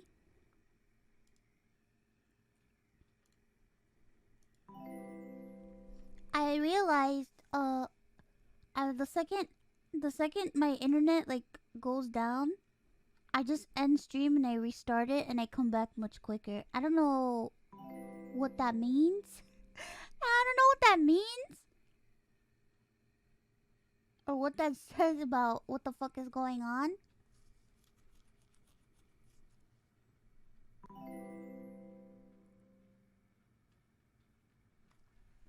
But, what the fuck? just kept my distance while running in circles and watching her health drain. Again, this video isn't meant to showcase me being good at the game. It's how can we beat this using anything and everything. And yeah, not a lot to say. This did the trick. 2 demigods down. It was time for me to go to the Altus Plateau and the city of Lendall. However, to get into the city, I needed to kill this draconic tree sentinel at the entrance. And he officially marks the beginning of every boss attack being a one-shot kill for the rest of the game. I died a lot to this guy. I started to learn each of his attacks, but the timing for some of them was so tight and I couldn't get it consistently. I did notice I could sneak around him to get a couple free hits in before the fight, but this didn't help too much, and my struggling continued. But this was an overworld boss, and as we established with Commander O'Neill, overworld bosses are especially susceptible to cheese strats. In this case, the answer was poison. Specifically, I don't know. So, I don't know if it's like an internet problem because I just like logged in to OBS and it shows me as live, but it didn't show that I was live. So I had to like get out of OBS and go back in and get out and go back in again. I don't know what the fuck that means. If my internet goes out again, I'm just not gonna come back because I can't take this anymore. This is like, beyond frustrating. So, sorry. If it goes out, I'm not coming back. Okay. No screaming again.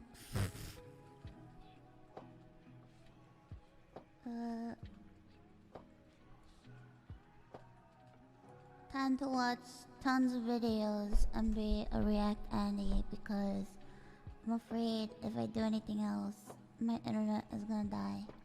So. Ah, devil! Thank you for the 50 gifted subs.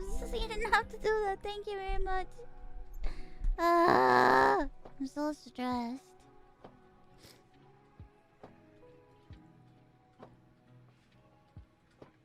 I'm so stressed. Thank you very much. I appreciate it. Thank you. Fucking stressed out, yo.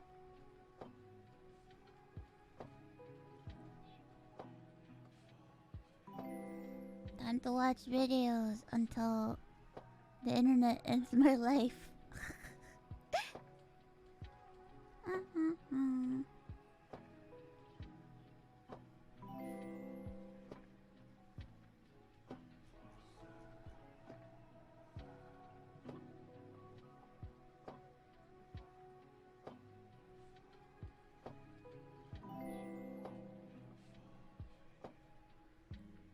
I'll be alright.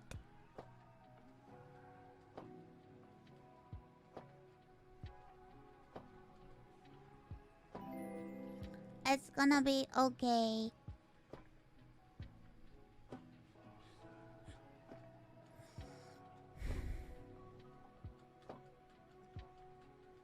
Yeah, I'm gonna click on 10 videos and we'll just watch random videos until my eyes come out of my head.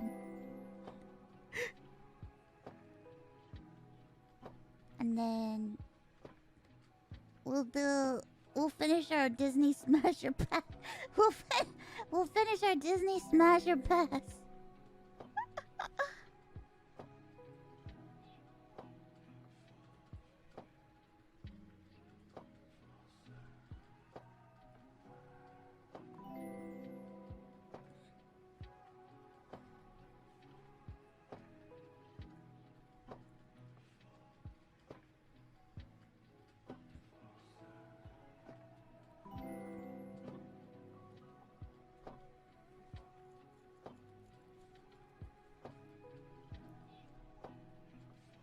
Disney Smasher Pass! Have you heard?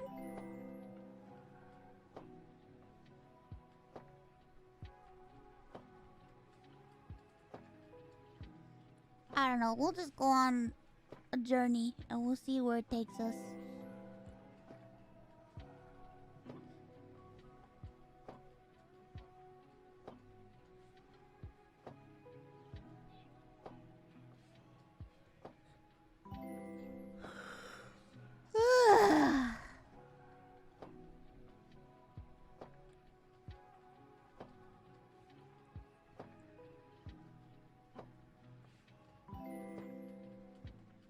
My recommendeds are so fucked. Ever since I played the Bardcore videos, there's a bunch of fucking medieval remixes all over the place.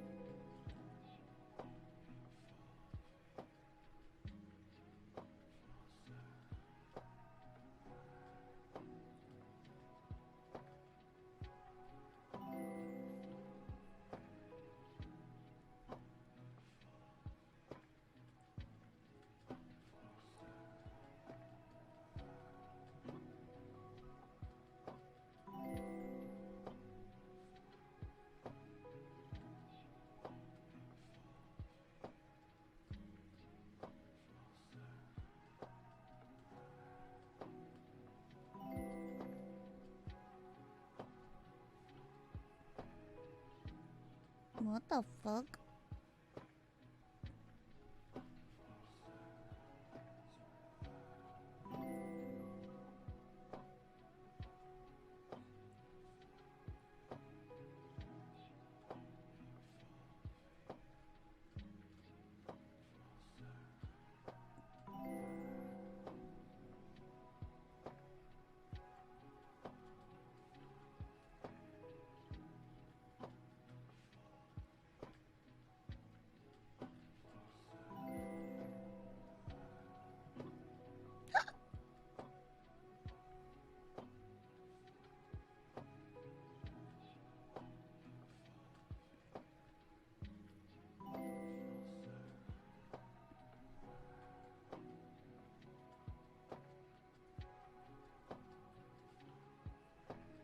Gluten tog. Gluten tog.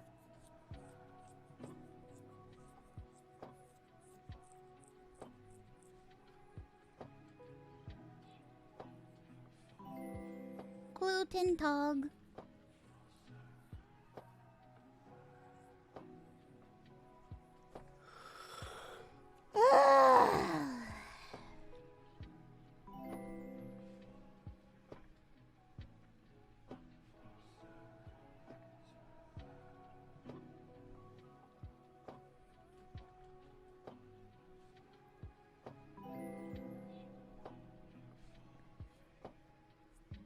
Are you living your best life today? Oh god. My brain, hold on.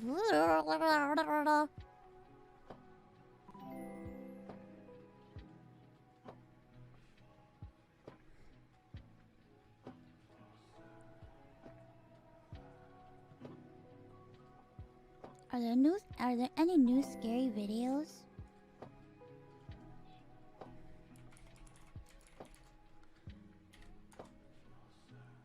There's the one on... Thank you for the 10 gifted subs. Oh, there's a new scary video!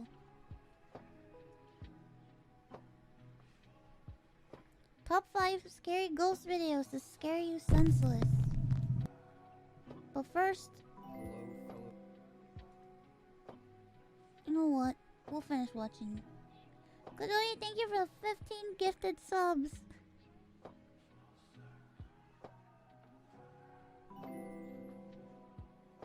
I won't watch any more Elden Ring videos.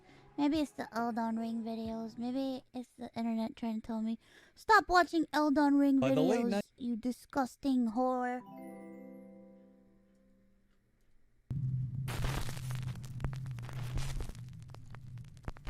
Top 5 ghosts caught on camera.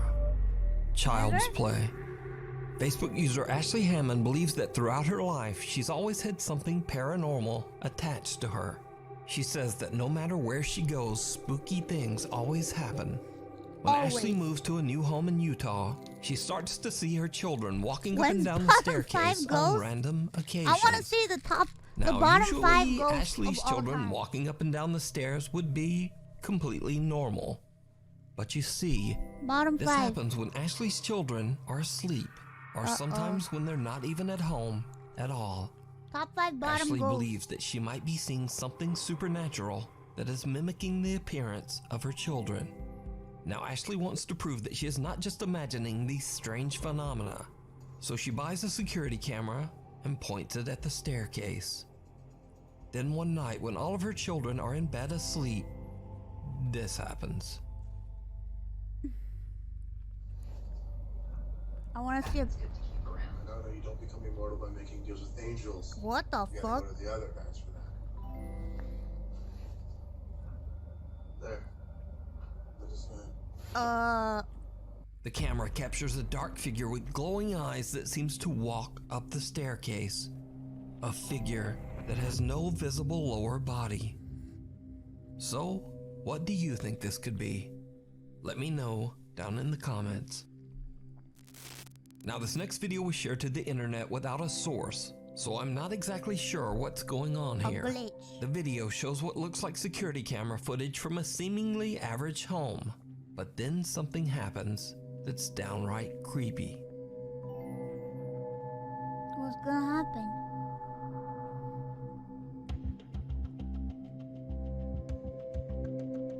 What the fuck? That is so fake. That is so fake. That is so fake. What the fuck is that fake shit? That is the fakest shit I've ever seen. It's a fuck. It looks like something, a video game character or something. Look at it.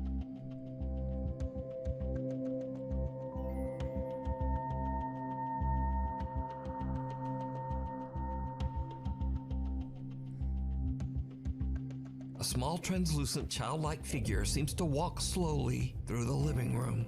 Since there's no source, I have no idea whether this footage is real or fake. But this creepy little ghost child is definitely spooky. That is that. It's me? No, that's Monique not Chacon me. is spending a fun day with her son at a park in California when suddenly the little boy begins to act very can't see. Then, without a moment's hesitation, he drops to the ground and starts digging furiously with his hands and finds a random phone from underneath the heavy pile Oh my of leaves. god, not the After phone being watching the put footage there. back later, Monique believes that something supernatural might have instructed her son to find that phone. Hi guys, I'm just giving an update on what happened to the phone. Well, I threw it away. I didn't think anything at the time of when I threw it away that I shouldn't have until I watched the video. Why would you throw it away? After watching the video, it didn't sit right with me. It kind of gave me the It's creeps, somebody's actually. phone. But there really is no story time. The phone was broken. The face was cracked. There was a battery on top of the face, like in the front of the face, but it was broken. So I threw it away. That's it. There's really no story time. He just played and I kept recording him. So that's what I do. I record all my kids when they're playing baseball, football at the park. I'm that mom that records every minute and second of their lives. But that's it. So, unfortunately, Monique threw the phone away, leaving us all to wonder But she just recorded what him with was the, on that that phone broken in his phone. hand? Now, I have to say that this is one of the strangest videos I've ever seen. But what do you think? That just sounds like Did a bullshit to spirit me. tell the little boy to find the phone? Or just what is going on here? You tell me. There's The no Campbell story haunting. time here. I just threw it away. This next video is from paranormal investigators and brothers Josh, Sean, and Rocky Foreman. On their YouTube channel, Paranormal Nightmare TV series, they set out to investigate the abandoned company housing of the Youngstown Sheet and Tube Company in Campbell, Ohio. The area, consisting of 146 apartments, was built in 1918 to serve as housing for the workers at the Youngstown Steel Factory. In 1977, on a day now known as Black Monday, the steel company, without warning, just closed its doors, instantly firing over 5,000 workers with no warning. Oh my god. News we've received this morning from Youngstown Sheet and Tube is just the worst possible news that we as your elected public officials could have received. These workers were left with nothing and deeply in debt. Sadly, some of them saw no way out. These workers tragically took their own lives Oh my right God. inside their company apartments. Slowly but surely, the apartment complexes were abandoned and left to rot. Now, it goes without saying that the abandoned homes have a dark history and are believed to be haunted. Visitors, renovators, and tenants all claim to have witnessed terrifying paranormal activity. Yes, there's spirits here.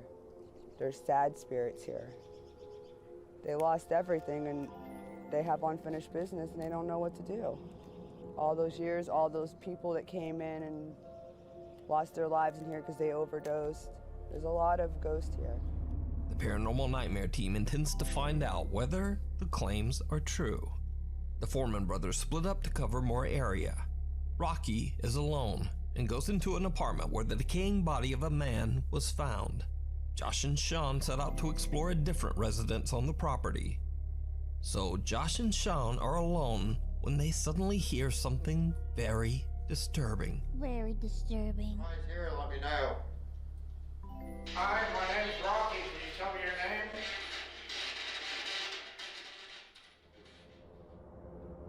Are you in this house? No. Oh, it said Josh. Josh. Did you hear that? Dude, I swear that sounded like somebody yelled Josh. I thought it was Rocky. Josh and Sean hear someone calling Josh's name from somewhere outside. Josh. The two brothers believe that the voice is their brother Rocky calling out to them, but they quickly realize that it's not him.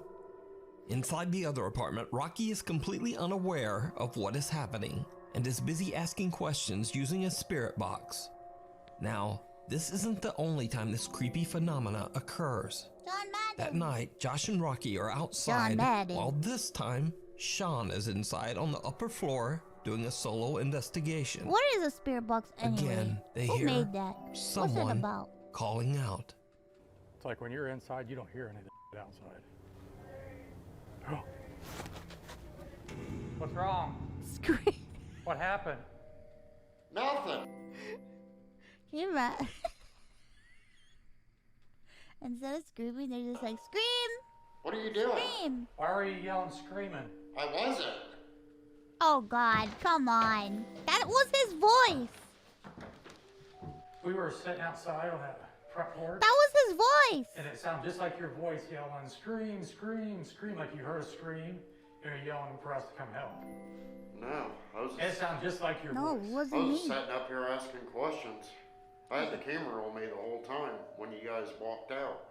Josh and Rocky believe that they are hearing their brother Sean calling out for help, and they Peter, hurry thank inside. you for the bittery. Thank you. Oh.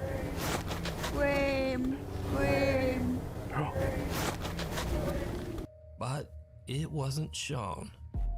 Josh is intrigued by the unexplained cries and decides to do a solo investigation of his own in the upstairs apartment.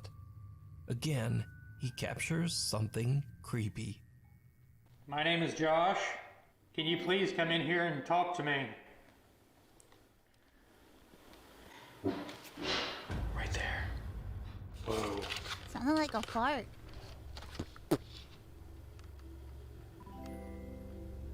Okay, that was loud. Was that you? Come Nothing on out. worse than being in a Tap dance. creepy house. Come on out and tap I'll dance. show you guys what I see. That's all I see is complete darkness. Now, even though they didn't know it at the I'll time, show you guys what I see, that's which not is all that nothing. the Foreman brothers captured during their investigation of the Youngstown Steelworker apartments. When they get back home, they review their footage of an interview with the apartment complex's redeveloper, Timothy Sokoloff.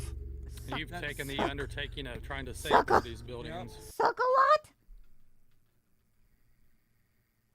Suck a lot?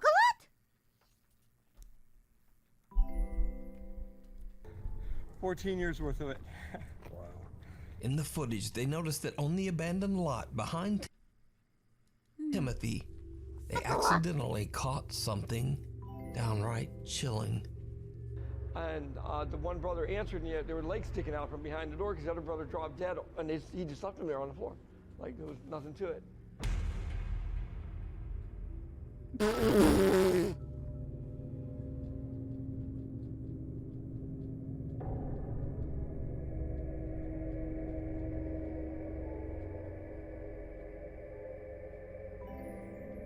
Get the fuck Pale out. translucent figure appears in the background behind Timothy. She's Figure moves she's tap around dancing on his strangely and shoulder. behaves in a very abnormal way. Whoever or whatever this is doesn't look like a normal person and seems to be ghostly white with no prominent features. So did the Paranormal Nightmare team capture the ghosts of the mill workers calling out from beyond? And who or what is this? As always, I leave it up to you to decide.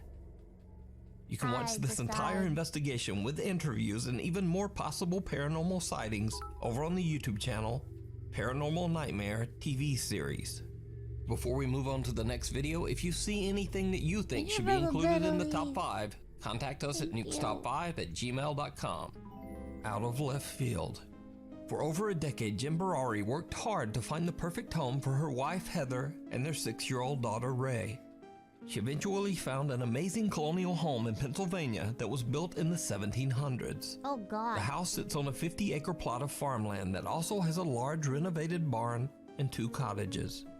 Oh, But dear. soon after the renovations were finished, strange unexplained events began to occur on something the like that. property. I need The family something just began to like hear that. terrifying noises and Colonial bangs, and place even started to with see a odd cottage. shadow-like figures in the I middle of live the in the night. cottage. They decide to install security cameras in and around their home. And late one night, their outdoor security camera captures something chilling.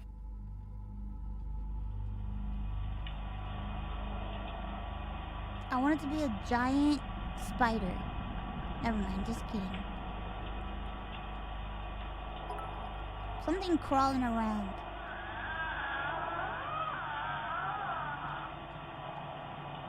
Ew, what the f-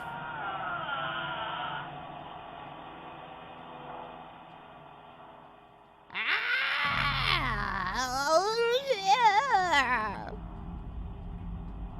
Oh no, do you see it?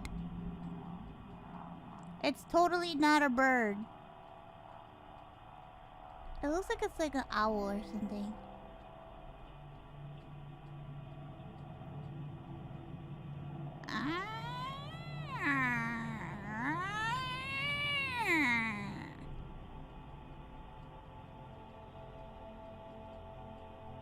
What is it? A goblin?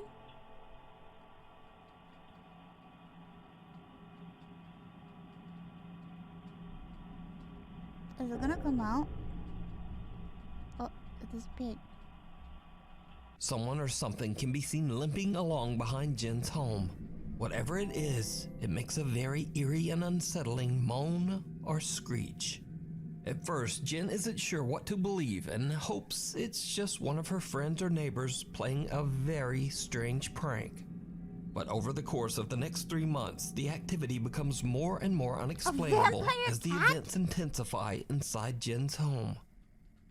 And now, whatever is going on seems to start to affect her daughter, too. Uh-oh. I know that is not moving right now. Don't even.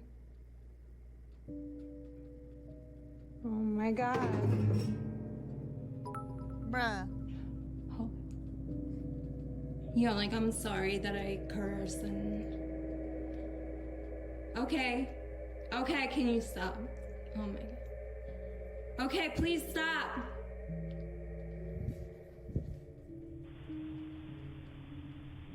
Oh, come on. No. No. Come on. Hi, what's going on? Baby, come here. Come here, come here. Come here. What's up, baby? Come here. What's going on? Come on. Objects move around and fall on their own, and Jen finds her daughter standing on her bed in the middle of the night, just staring vacantly at nothing. Eventually, Jen becomes convinced that she's dealing with real paranormal activity. She records another video to tell about the unexplainable events that she is experiencing. What happens next is absolutely terrifying. The last 2 nights have been fucking awful. I'm gonna just update you guys really quickly. I'm in the barn house right now. I'm here alone. I'm hearing constantly. Last night I watched like a bald man walk out of the pond. I'll show you where it is. You watched a bald man? That's what I keep hearing. And I'm home alone. Hello?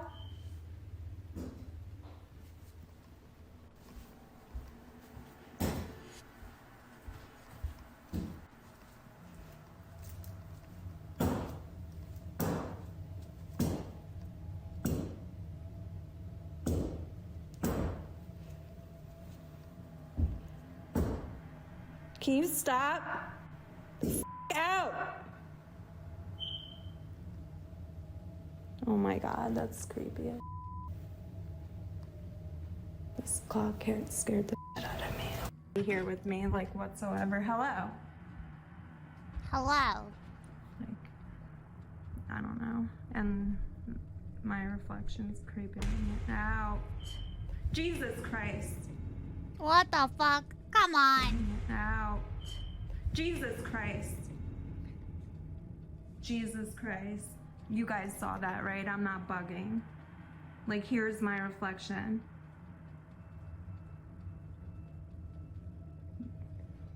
That's just my hair. Okay. Hold on, I need to watch this. Guys, I wanted to show you the f***ing pond, but please tell me you see that. There's something. It looks like the old man is coming out, I swear to f***ing God, what the f*** was that? Jesus, and there's a light on in the f***ing God garage.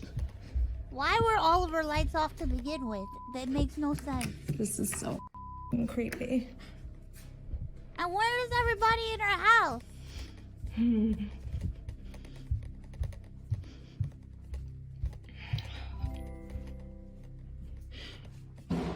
Oh my god, Biggs, it's okay. It's okay. Holy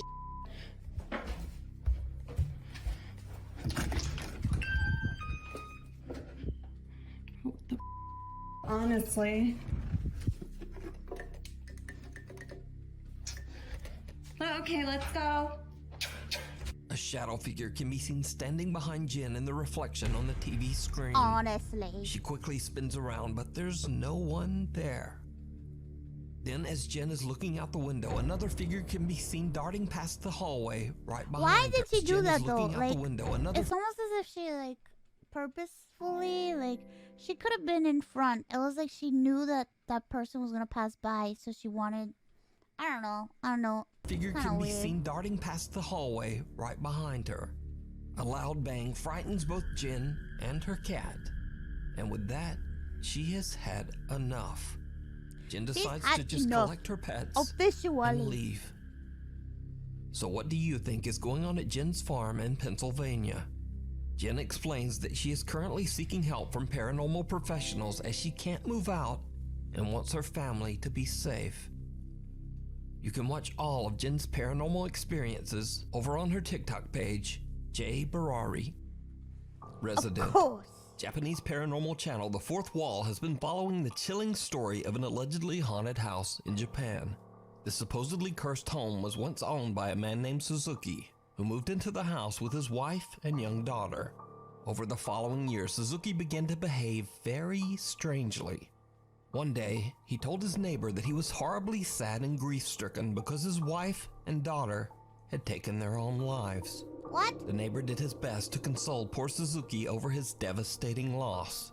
But the thing is, the neighbor later found out that Suzuki's wife and daughter were still very much alive. They had never taken their own lives, and in fact, they were still living in the house with Suzuki. But, ironically, only a few days later, it was actually Suzuki who took his own life. He was found hanging in an upstairs closet. His wife and daughter moved out of the house soon after. The next owner of the house claimed that he experienced extreme paranormal activity in the home, and that he even saw the ghost of Suzuki wandering the house. He moved out of the home after only a few months. Now, cut to present day, and a guy named Meguro heard about the home's alleged supernatural activity and was so intrigued that he decided to move into the house so that he could study and document the alleged paranormal events firsthand. It was probably a huge mistake. Meguro sets up static cameras to record the upstairs rooms, and almost immediately he begins to experience strange activity in the house.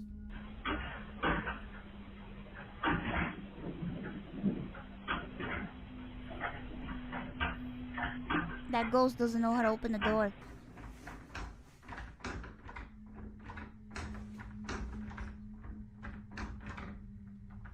He's having a hard time. Open the door for him. He's stuck in there.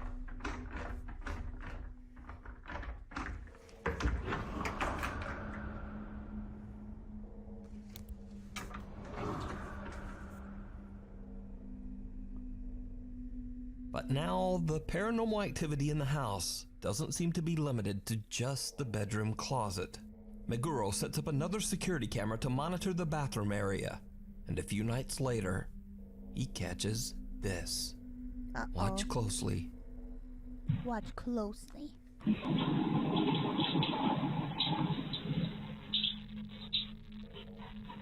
wanted to take a shower.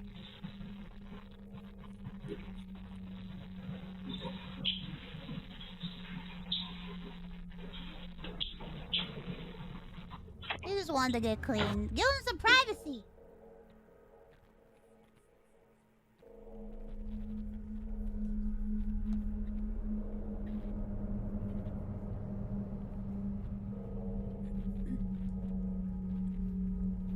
LOL. There he is.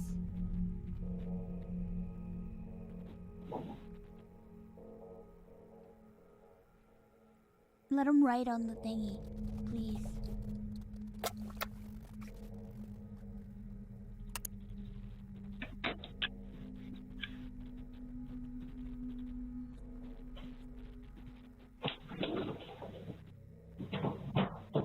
water in the bathroom turns on by itself and then the door closes. But most chilling of all, we see some odd white shape that seems to be moving behind the closed bathroom door. Meguro is alerted to the movement by his camera monitoring app. He goes to check the bathroom, but finds nothing there. Meanwhile, the paranormal activity in Meguro's upstairs bedroom has begun to intensify as well.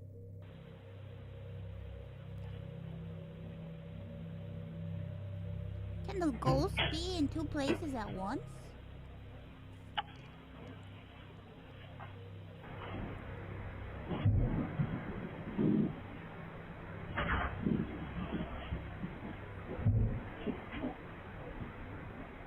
Well, maybe two ghosts.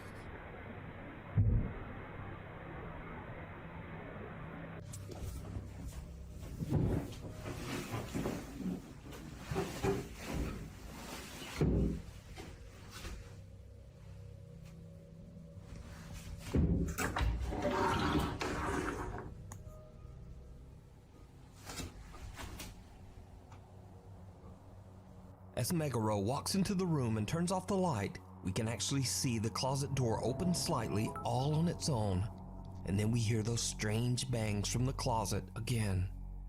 Over the following week, Meguro begins to hear the closet sounds more often. And then, late one night, Meguro is having a smoke in the other bedroom before retiring for the night. His static cameras record something absolutely horrifying. Oh god, terrifying.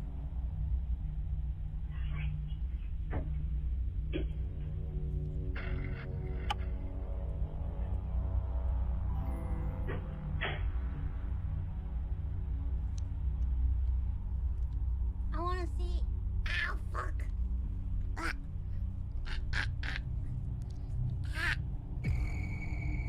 Oh no! Ah!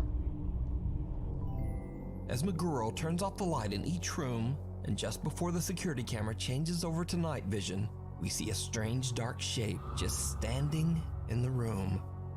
First in one bedroom, and then the odd figure seems to follow Meguro to the second bedroom.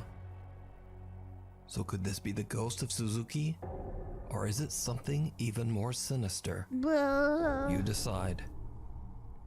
To check out the full series with English subtitles, head over to the YouTube channel, Fourth Wall. Fourth Wall. Hospital of Horrors. Hospital. Indonesian paranormal explorer Chu from the YouTube channel Knob Team Explorer often travels to remote abandoned locations in Indonesia to broadcast his adventures live on YouTube. This time he finds himself at the ruins of Arseto Hospital, located near the city of Solo in central Java, Indonesia. Arseto Hospital was built back in 1915 and has been abandoned for over 20 years. 20 years? It is said that long ago, a Dutch nurse at the hospital tragically ended her own life and was found hanging in a hospital room. Oh no. To this day, both patients and visitors claim to have seen her unhappy spirit roaming the hospital halls. Locals also claim that the hospital was forced to close its doors after many patients began to complain that they had seen the terrifying ghosts of those who had passed away in the hospital. In the beginning of the live exploration, Chu doesn't seem to be bothered by the ghost stories, and even taunts the spirits to try to get them to show themselves. He makes jokes, he laughs, and just generally acts a bit goofy. But then, he suddenly hears a sound that puts him in a much more serious mood.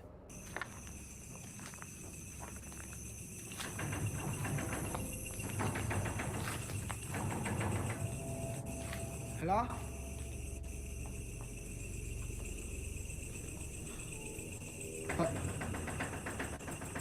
Ada suara?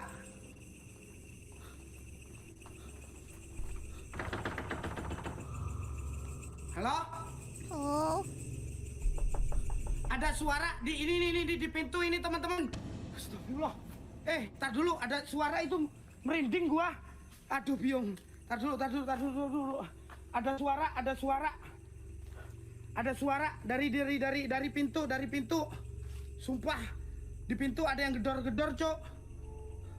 The sound of a shaking door can be heard, and when Chew pans his camera around, 2 creepy legs can be seen hanging from the decaying hospital rooftop. Those are the creepy legs. Chew doesn't notice the legs, but when he goes back seconds later, there's nothing there. Now keep in mind, Chew is live streaming his investigation, proven by the fact that he actually interacts with his live stream audience. And the live audience saw the hanging legs and starts flooding his live stream with messages. It kinda seems to freak him out. Aku mulai panik, Cok. Tadi ada kaki. Kaki apa? Hah? Kaki siapa, Cok? Hah? Jangan nakut-nakutin ya, ini aku baru masuk loh, guys. Oh my god. Hah? Kaki siapa? Unaware of what he has captured, Chew continues to explore and begins joking around again. Well, at least he jokes until something shocks him to his core. Is he gonna see more feet? What if their feet just come out like from the Ya ground? udahlah, kita lanjut aja ya, teman-teman ya. Ya Allah ya Robby, apa itu? What was that? Gua nggak lari, sumpah gua nggak lari. A small gray figure can be seen standing right in front of him. Shocked by the terrifying little humanoid shape, he turns and hurries away in the opposite direction. That's probably a When he garden turns gnome. around, whoever or whatever was there is now gone. Oh, never mind. Just Chew kidding. finally starts to take his own investigation very seriously and starts scouting the area in search of the mysterious figure he captured on camera. What happens next is truly bizarre. Hey.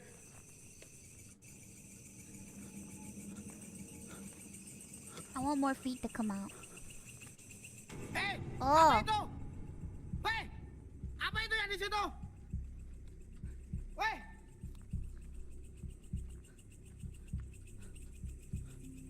Siapa itu?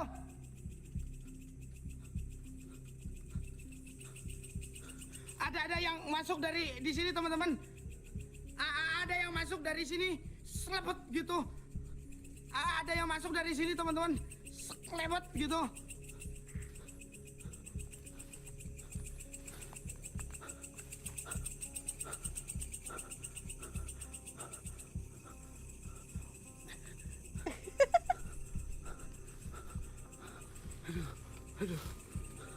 A figure that looks like a young girl moves out of sight behind a wall on the left.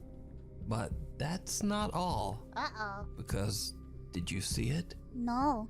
Even the explorer Chew doesn't notice, but there is also a second large dark figure watching him from the weeds on the right. Oh, there was another one. Both of these figures seem to simply disappear into thin air on the live stream.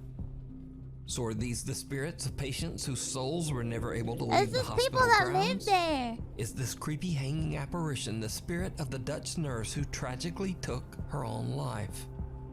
Or is it all just an elaborate hoax? You decide. Thanks so much for watching.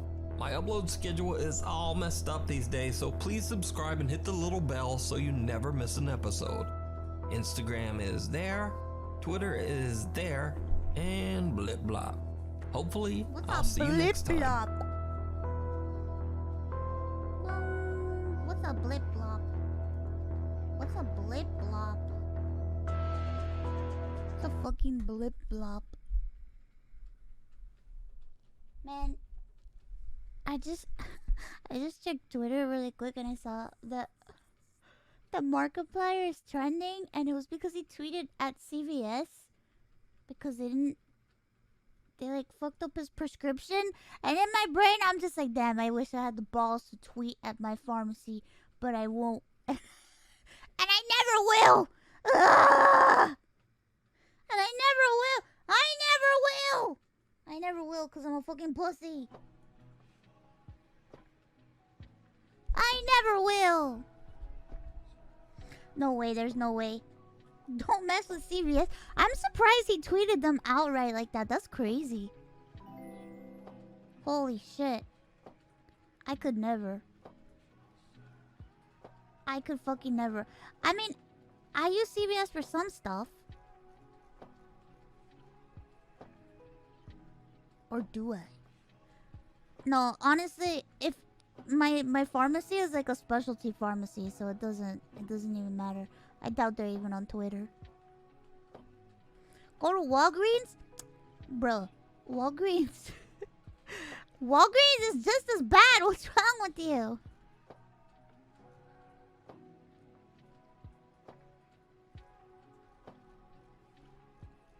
Let's just be honest. No pharmacy is good. There's no such thing as a good pharmacy. Have you heard of who? Professor Lando? Is it the guy that explains a lot of things? Didn't he make a video and I'm on the thumbnail? I was like, hey, that's me. What the fuck?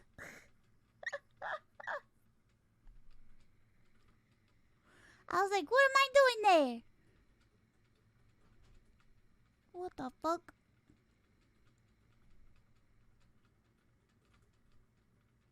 No, I don't think he didn't make a video about me. I was just on the thumbnail. Let me see if I can find it.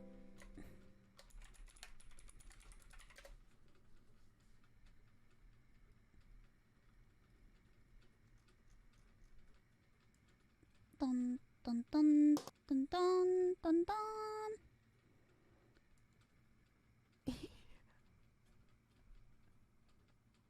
I watched it because it was interesting to me. Look, there I am. I'm in the thumbnail of this video. Called Explaining Twitch Culture. That's me with glasses on!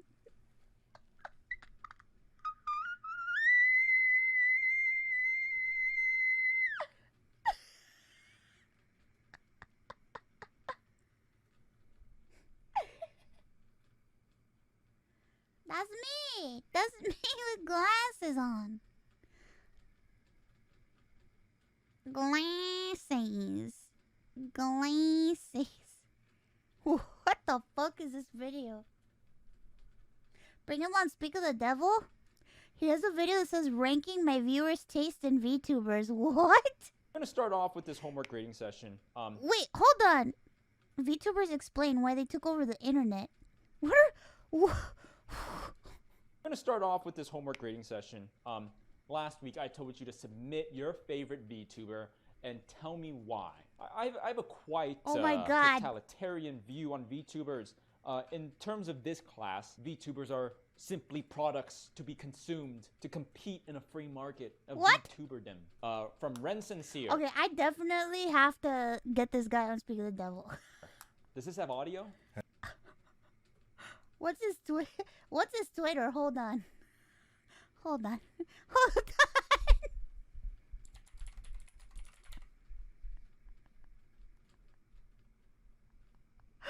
I gotta get him on here. What the fuck?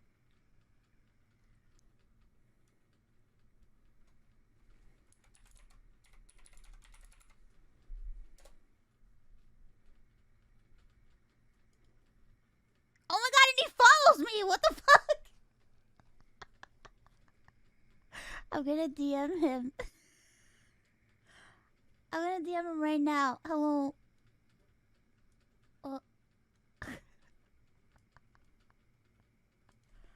Hello.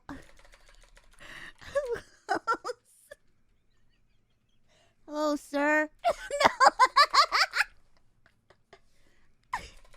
Wait. I'm not good with writing stuff.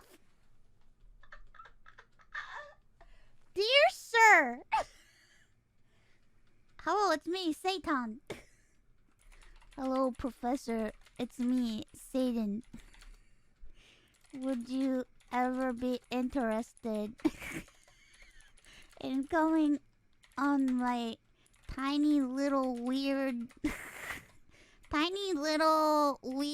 small show called Speak of the Devil?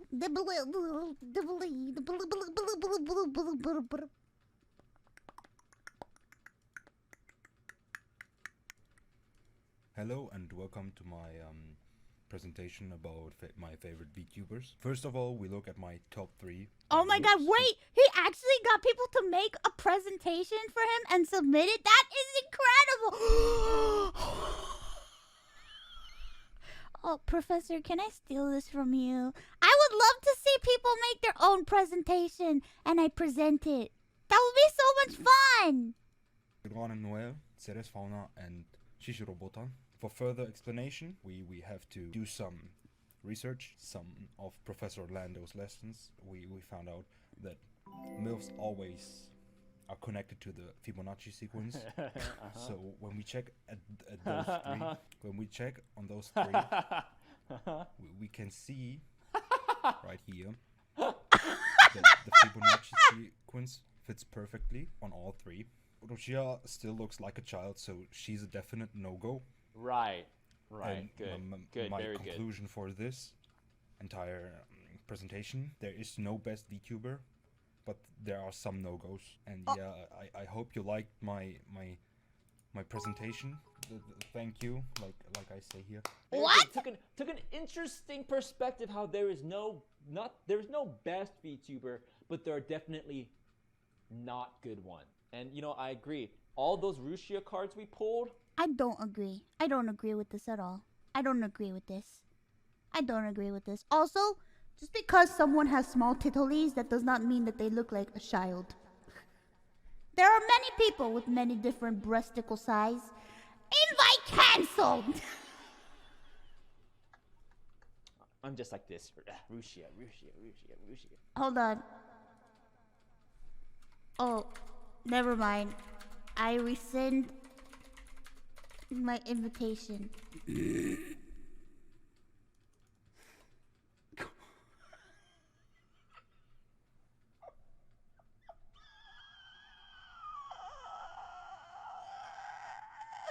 Sarue, you get an A+ already. Sarue is the best. My personal favorite VTuber is definitely Saru. I don't know who submitted this, but we'll go ahead and why you He's should watch biased Saru. already. First of all, she's a French nationality English-speaking VTuber, and she's still learning her English while streaming, so there's a lot of clippable moments. True, very true. Secondly, she's super relatable to us degenerates. Also true.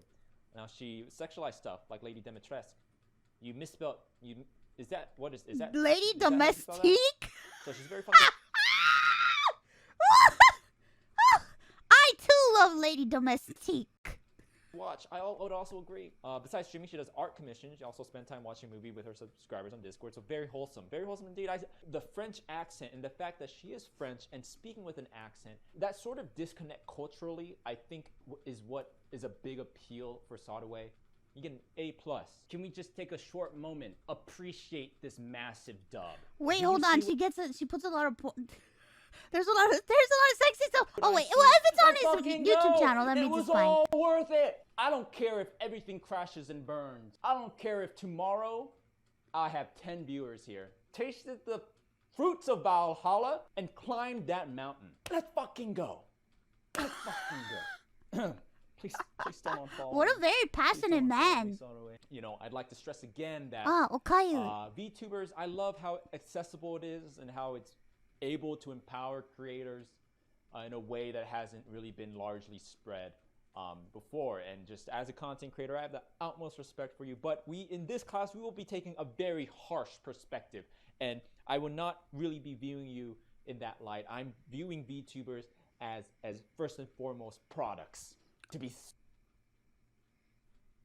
sold. What? To compete in the free market of degenerate taste. We have a hunger to an emptiness inside of us, a void to be filled, needs that need to be met. I'm not product. Is this I'm not figure? Product.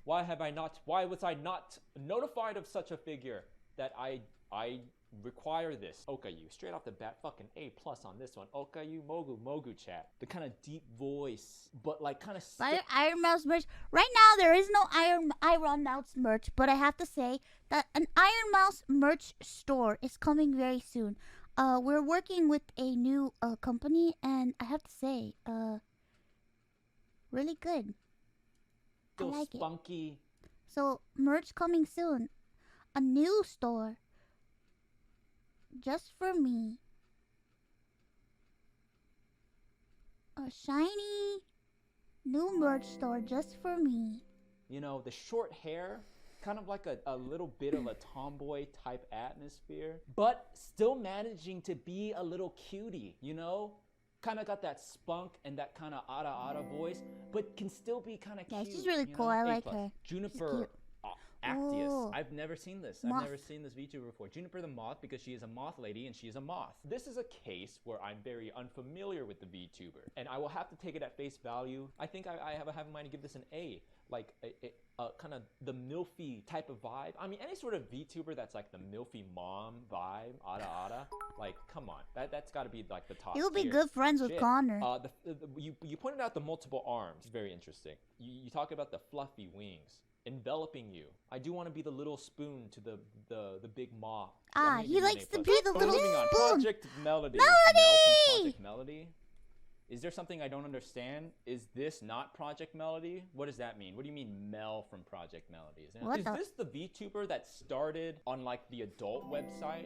Is that what this VTuber is? Absolutely an A+, because that's genius. In such an oversaturated market. I was waiting. How I do you was break waiting that? to hear what he Absolutely. was gonna say. I was like, if he says something wrong about my melody, I swear to God. But he didn't, so good. Genius to tackle it from that side of things. Artemis. Yeah, I love Artemis. Very chill. Artemis. I see my And what picture I also there! have to appreciate is to think that amongst the eclipsing light of Gargura, that another shark VTuber rose through the ranks. You gotta give up some props for that. A+ for the Artemis. Honey Goblin? But Oh, yeah, he skipped I like me. this. Thank God. I like the ones that break the mold. Short staff. Oh, What he does skipped that me. mean? Thank goodness. Is that, we talking like I can breathe. Tristana from League of Legends? You know, we talking about I can little breathe, I can poppy breathe. action? You know what I She's mean? cute. The Goblin Girl. You know, there is a whole category of VTubers that aren't like, I don't like to say meme, a definitely not traditional type of VTuber. What that mean? Zentreya. Zen! So is this the one that, like, I don't really know. So V Shoujo, what is that? Is that who's in that? This is the one that uses text to speech. That's an interesting. So What did you just say? Professor? What is Vishoujo? You don't know Vishoujo?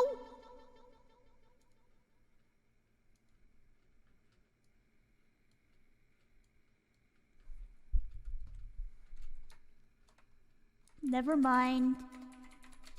Times 2, I doubly rescind my invitation.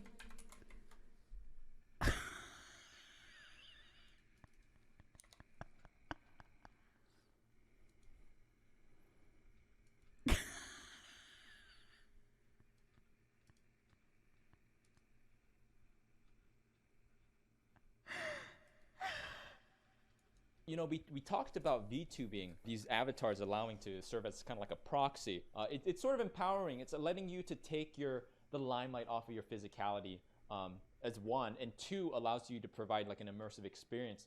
So Zentreya is doing like a step further and doing like text to speech as like another layer. It's very interesting. Like I said, on the ones I don't know, purely based on physicality, A+. Dragon Girl, mature, not lolly, plus like this punk rocker Dragon Girl aesthetic. What's this? Kazoko Kaito is a small streamer, but he's a very cute dog boy. Oh. Why did he get so close to them? Just kidding. Yeah, that's an A+. I'm gonna have to bookmark this shit. They say, don't judge a book by its cover. What the fuck else am I gonna judge the fucking book by? Am I gonna read it? I can't just read the fucking book to know if I want to read the book. The cover is the only thing to go off of. You know, That's I've never true. heard of Kazuko Kaito, but you showed me this, and I'm like, sheesh, I'll fucking click that shit. Check that out at the fucking library, you know what I mean? Jack's Films. Did Jack's Films really do a YouTuber model? F. Don't ever send me this shit again. What's going on here? Who's this? Is this Bungo Taiga? Give me a sauce on that, boss. Go ahead. Wait. Hold on. Are we saying boy? Dog boy? Is this true? Bongo, why is your human model ass out on top? Another one to the collection. Oh so my. Crony, yes, I do like the kind of one-san. Why am I there again? Deep voice. Yes, it's already A tier. Who did but that? Also, holy shit, is this official art? Tits are huge. Sheesh.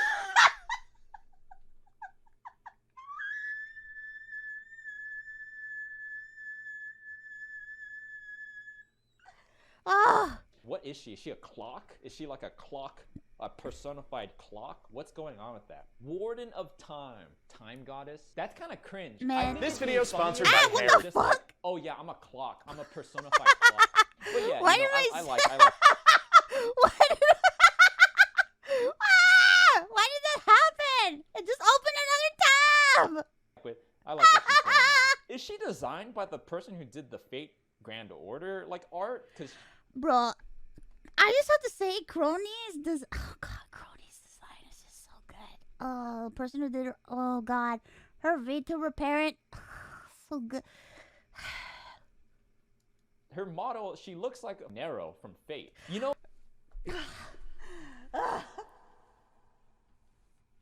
What I wouldn't give to look like Nero, I swear to God.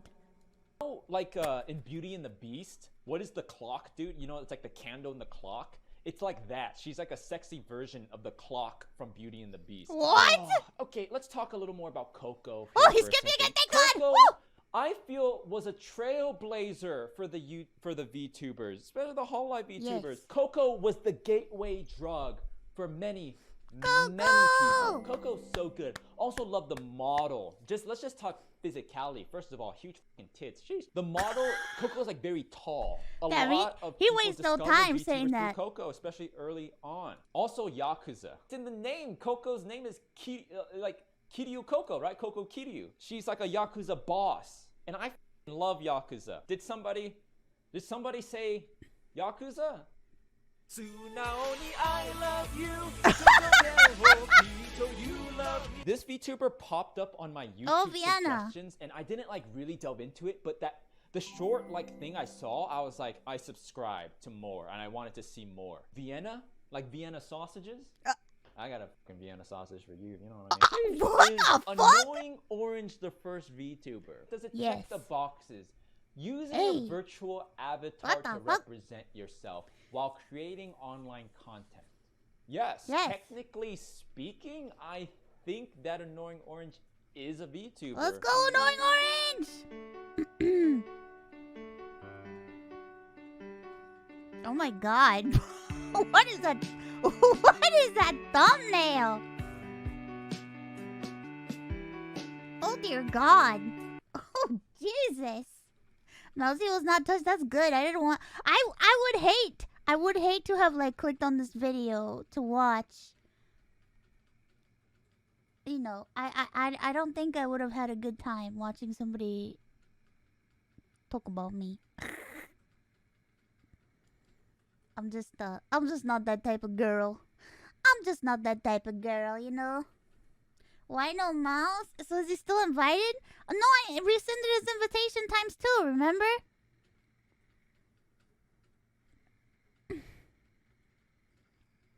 Should we watch why VTubers took over the internet? Or no? I'm debating if I should watch it or not. I'm kind of like, I don't know. It was 5 months ago. That was a long time ago. I'm sure his views have changed, maybe. Will be about VTubers. You noticed a mistake straight off the bat. A red herring. How do you spell it? Is it VTubers with a lowercase, VTubers with a capital T, V-tubers, or V-space-tubers? Whatever you want. VTubers, one word with the capital T, is generally held to be the most accepted way to It's the one that people use the most, but anyway, it's fine. A VTuber, at its core, at its most basic description, is a virtual YouTuber. Now, this might be slightly confusing, but let me at first go through the basic description from Wikipedia. A virtual YouTuber is an online entertainer who uses a virtual avatar generated using computer graphics and motion capture software or technology. A digital trend that originated in Japan in mid-2010s.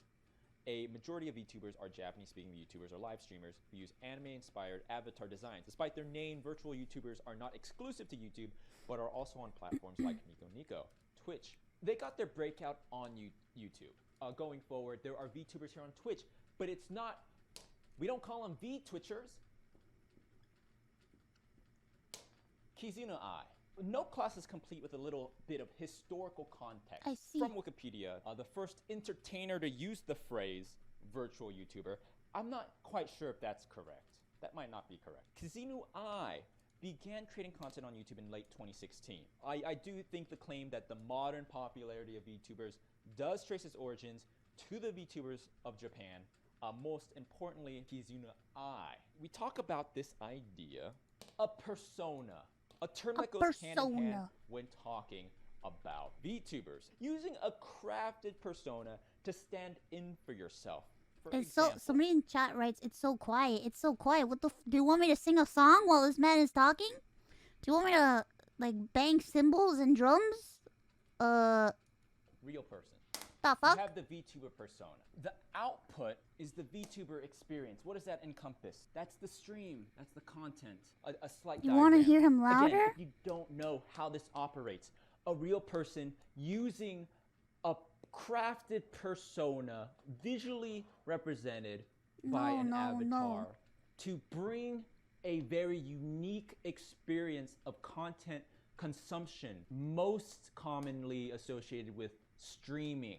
This allows the VTuber to create a more immersive experience. Now, this is where we start to get into that controversial realm. This is where we get into the area where we might lose some students. There are also 3D VTubers that operate more like how a layman would understand a traditional model for animated avatars. You think of Andy Serkis in the mocap suit and the 3D model is tracked on top of it. My personal opinion is that the 2D avatars are superior to the 3D avatars. Hold on, take a seat, sit down. I feel the 3D avatars fail to capture that slight nuanced look, the nuanced cuteness and personality of the VTuber. Let me keep in mind, everyone, this video came out in October of 2021. Time has passed. There is new technology, and now that translation is not lost with 3D anymore. Now that we have better facial mocap and we have better tools at our disposal, so now things are better. Technology has advanced in the course of just 5 months. Think about it that way. That was a pretty fast advancement. This video came out in October, and now we are now in April, and we already have improved so much.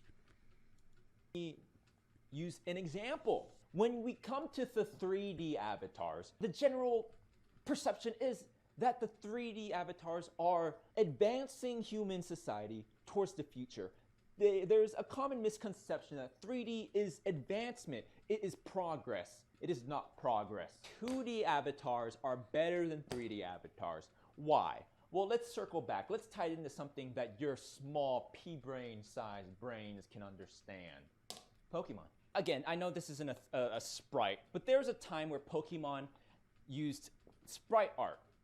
At a certain point, somehow, Nintendo agreed that this isn't good enough. The obsession with an advancement towards 3D, this could be its whole lecture in itself. An obsession with wanting to progress all media towards 3D. They made a move to 3D models, okay? Yes, you can turn around the models, it can move, it's animated. F***ing great. Where the fuck is the soul? These soulless eyes. Where's the character? We lost all of the character in the Pokemon when we moved from sprites to 3D models. It lost its charm. There's so much charm in the 2D Oh, God. sprites. But why are we obsessed? I don't get it. You can barely see them in 2D sprites. They're little blips of color. What the fuck? How can you say that? How do you get emotion out of a fucking blob? Does it really matter that the Pokemon can like go like this when they get hit? Oh, fucking great. Yay. Man, it's the same shit, bro.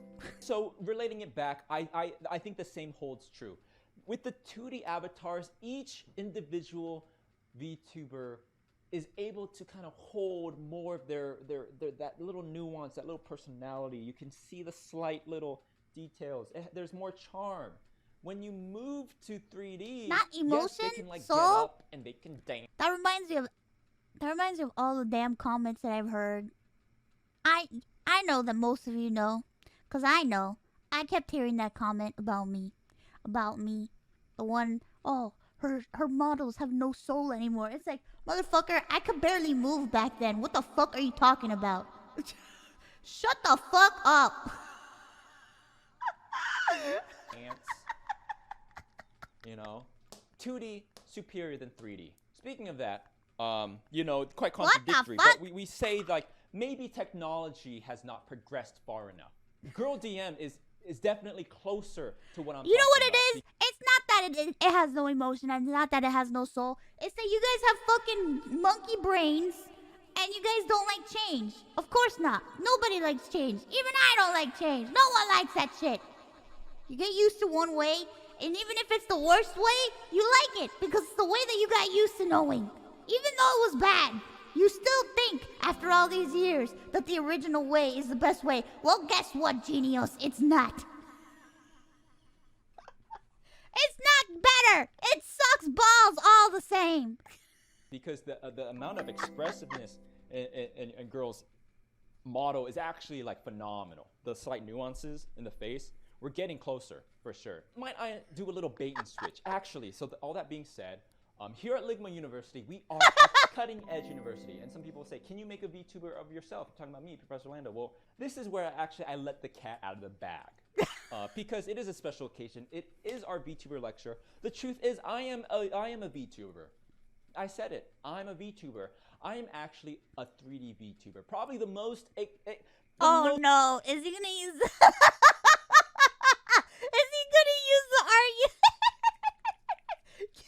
Advanced 3D VTuber experience. It looks so realistic, doesn't it? I know. Isn't it? Quite immersive. I know. I'm actually a white guy from the South, but I use we talked about personas. I use the VTuber persona, and I was like, you know what? I want to be a half Korean, half Taiwanese, bisexual male teacher VTuber. And Ligma University. Whoa, bisexual male teacher? If only I had such great teachers in my lifetime. Anonymous, thank you for the dono. 3D can be just as emotional and expressive as 2D. It's just that 2D is more limited and people know this limitation and tend to put in more effort to the 2D version and get lazy on the 3D version. You know what? I agree with your statement. University using their great funds that have been slowly being whittled down because of the trading card addiction I've recently come across. We made it happen. I even hide my accent. I use a voice changer. And some YouTubers use voice changer. We talk about that persona, crafting an experience for viewers. Actually, I can turn the voice. You don't believe me. I can turn the voice. I can turn the voice changer off right now. Well, I never thought that I would be showing my real voice here on stream. My cousin Cassidy, when we had our first child, she said, you know what, Lando? You gotta be careful not to leak your real voice. Did he just say his cousin Cassidy? Did he just say he just fucked his cousin? What the fuck? On stream, because people know you're from the South. You're gonna get dogs. People are gonna find our home. They're gonna come here, and they're going to throw stones at our house. And, I said, Cassidy, you calm down. You go ahead and calm down. I know what I'm doing. I know that. I know that I'm good at crafting persona. And, I have a voice changer. See, and I'm going to use that voice changer to mask my voice. And I'll show you. I'm going to turn my voice changer on right now. Look at it split. See what I'm talking about. The voice changer, the technology here at Ligma University to craft these personas. Wow. Quite advanced. Right there, I demonstrated that. This is an act. I'm actually a white guy from the South. I tried to provide an immersive experience. Perhaps you could say that I was acting, putting on a show and immersing your audience into the lore of the story, like the ancient Greeks did. The key point about VTubers that I feel the mainstream, quite frankly, does not understand is this immersive experience. They think of a veneer. They think of a cartoony anime face to hide the streamer. They see the you know, when Pokimane came out with the model, or was it Lily? I'm not sure. You know, they think of when VTubers start to get popular, they, you know, very baseline understanding is like, oh, these people have like an avatar that they pretend to be, you know. No, not even that they use an avatar as a stand-in, which, to be fair, you know, I believe Lily Pichu does use the avatar as, and it's quite a fair point. You know, some days you simply don't want to be observed. Damn, bro. 5 months ago, how much is... Things have changed so much. Things have changed so much from 5 months ago. It is quite taxing. It's draining to know that people are like looking at you. So I get that. That is a fair point. But again, I'm talking about the meat of VTubers that, and a big point that I feel most people in the mainstream are failing to understanding. It's the lore. It's the immersion. Does this video have a point? He's explaining why VTubers took over the internet. That's what he's... Listen, just listen to the professor. Space, thank you so much for the dono. When I wrote not emotion soul, I was only talking about Pokemon. I know, okay, Pokemon. Background stories to go along with their visual Pay avatars. attention, class! VTubers create entire themes for their show and viewer experience. It is a holistic experience. It might seem obvious to you and I, who are connoisseurs. You know, we are connoisseurs, we are cultured people, cultured men and women. And I like to imagine like a French ball and of the olden times, flowing gowns and ruffles, and we're all drinking tea and you're like, quiet. Did you catch Okayu's stream? She was playing with Korone. Yes, you know, after I watched Miko's stream, I did quite enjoy that. Did you see them play Among Us? And I'm like, oh, did I? Oh, indeed. Indubitably I did. And, you know, we sip our tea and, you know, we give them our money. You know, I'm sitting there and, you know, Okayu's like, Mogu Mogu. And we're like, ha ha ha, yes, quite. And we give them money, yes, quite, Okayu. Like that. Us in that sphere, yes, we understand it. We understand it. But to the mainstream, I don't think that they quite understand. And I hope that this can help enlighten the broader community. Hosho Marine is an example that we will be using to take a deeper look, a deeper analysis of my next point about theater, about play, about immersion. Hosho Marine is a Japanese VTuber associated with the agency, the talent agency Hololive. We'll get into that a little later. Being a part of the third generation of Hololive VTuber personality. Visually speaking, you can see that Marine here is a pirate visually. But the buck doesn't stop there. The pirate aesthetic is a holistic experience. And this is what we talk about immersion. This is what we're talking about. The mainstream is not quite understanding. It encapsulates the pirate aesthetic of the avatar, encapsulates the entire stream experience for the viewer. Essentially, the lore and experience, first and foremost, is understood to be that of a pirate. Staying in character, referring to the chat and whatever happens during the stream, constantly, always encapsulating in the context of the character in theme. Pirate, he's really good at drawing. Holy shit. Hololive is a virtual talent agency owned by Japanese tech company Cover Corporation. This is another aspect of VTubers that the mainstream often glosses over. VTubers are products, first and foremost, especially in the context of Hololive. Content creators in general are products. I very much think so. They are each a product to compete in an oversaturated market of content creation.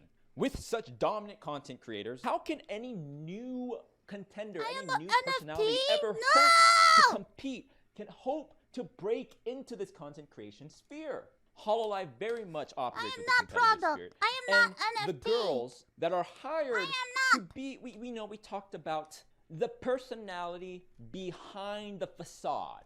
These girls that are hired on by the agency to be VTubers have to demonstrate acting prowess, you know, in order to, like we talked about, to embody their character and keep their chat engaged. They have to be funny and have comedic timing. With the advent of an immersive 3D experience and motion tracking, they even have to dance. They have to sing. Yes, even sing. VTubers, especially the Hololive VTubers, are considered and referred to as idols. From Wikipedia, an idol, or idoru, is a type of entertainer marketed for image, attractiveness, and personality in Japanese pop culture. Idols are primarily singers with training in acting, dancing, and modeling. It's that intense. It's that cutthroat. And the point is, to be accepted, you have to be talented, to be an idol, to compete in this VTuber market. Since it's filled with these hyper talented individuals vying for audience retention, you know that these girls are first and foremost idols. I am not an Before idol. I became a teacher. Uh-oh. I also tried to be an idol. And my teaching career is going well enough, but you know, I used to be an idol. Much like the, you know, I couldn't compete with these girls, these idols. But I did learn Am I something about singing idol? and dancing. You know, allow me to demonstrate. Allow me to demonstrate. Oh, is he gonna dance? Atarimae takara mono sa chikyu wa mawari hi wa roburi kimi wa ho o emu. 素直に I love you 届けをきっと You love me 伝わる先に合うグラスの靴を下げそう二人で Step and go いつまでも深夜12時を過ぎだって君は僕の愛しい24時間シンデレラHey! Hey!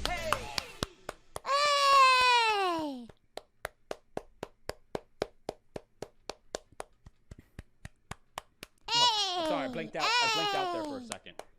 How long has it been? I blanked out there for a second. Anyways, yeah. I wanted to be I wanted to be an idol at some point. Did not quite work out. But teaching's going okay for me, so you know I can't complain. My personal favorite VTubers are Okayu and Korone. They are my VTuber. Am I pronouncing this right? Oshi? A Japanese word. Those are his Oshis? Tobacco. Wait a minute. That wasn't his Oshis in the last video. Ah, how preferences change. So those are his original Oshis. A term used by fans to denote which VTuber they are a fan of. You can have as many Oshis as you want. Also a term used Don't listen to people telling you that you can only have one Oshi. You can have more Oshis. You can have as many Oshis as you want. Don't listen to them. Dare I say this live, but if I had to pick, it would probably be Okayu, first and foremost. I'm sorry. I forgive me, Korone. You know, I want to bring up a point about the Japanese versus English VTubers. You know, my first exposure to them are Japanese VTubers. There's countless of English independent VTubers to this day, but you know, I'm mostly watching clips, subtitle clips still of the Japanese VTubers. Why? And you know what? This goes back to the hard truth. Don't try to pretend. You as well. I know it to be true. We can all try to be positive. And you know, I want everyone to have a positive experience, not only in my community, but in the content creation community as a whole. English independent VTubers, I have nothing but respect for. But I simply am just watching the Japanese clips mostly. I think it's important to bring up that I feel part of the appeal of the Japanese VTubers are their foreignness. When I watch the English VTuber, I feel like I'm watching a content creator. I know that everyone's a content creator, but when I'm watching an English VTuber, What a strange take, though. What the fuck? That makes no sense. That makes no sense, though. You feel like you're watching a content creator, but they're also content creators. What? It's the same thing, but I get it. It's not that. You're just a weeb. I'm more aware of it. Does that make sense? I think... Oh, Professor, you're just a weeb. The key here, and actually I do think there's something here, is I understand them. And of course you can understand them. They're speaking English. But that doesn't do away with the consequences of that. I completely understand what they're saying, and I'm able to fully and completely parse out the nuance in tone, in terms, in pauses, in language. And But he just said he only watches subtitle clips, so he doesn't... Never mind. Easier to see behind You're the just mask. a weeb. It's with okay. The Japanese VTubers, there is this magical feeling like, you know what? I'll say it. It's like I'm watching anime. They're slightly more... fucking weeb! From our meme culture, perhaps give off a slightly more... And again, this is dangerous territory because, you know, not all VTubers. A turbo weeb! They give off a slightly more innocent and perhaps naive tone. You know, like, you know how you watch a movie, like most movies, even though we have 60 FPS, 144 FPS, most movies and shows are like 30 FPS, and it looks better to the mind because you fill in those empty frames. Like, you could see 60 FPS, but 30 FPS is more cinematic because your brain fills in the gaps. Maybe oh god, I hated that fucking trend when everybody was uploading 60 FPS anime and like they were posting all these fucking clips like, oh, watch X and X scene in 60 FPS. It's like, fucking shit, please no. God damn it. Just stop. When you're watching a Japanese VTuber, the foreignness of it, your brain fills in, you know, and what's better than your imagination? It fills in the gaps. It allows you to connect a little more in your mind. There's still more to be said. There's one more connecting point that I would like to make. Sadaway, an English VTuber, however,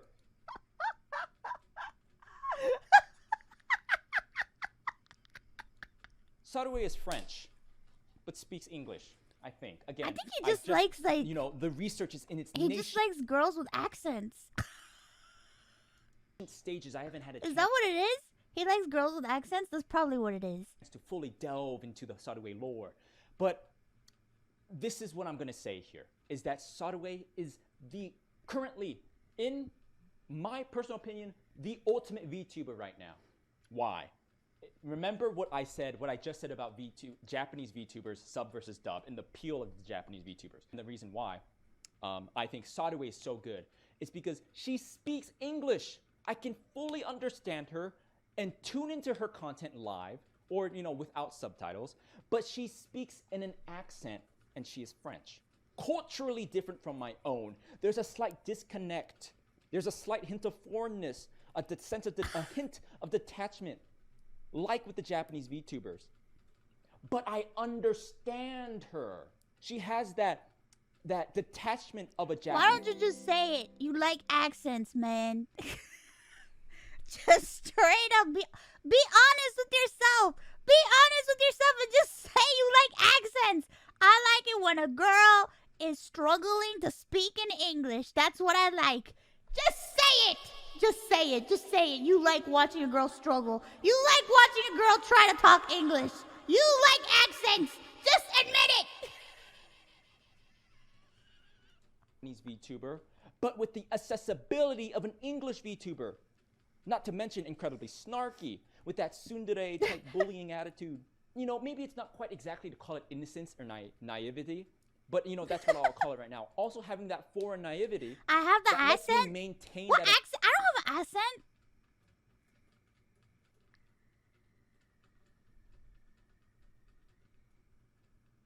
Immersion, incredibly funny.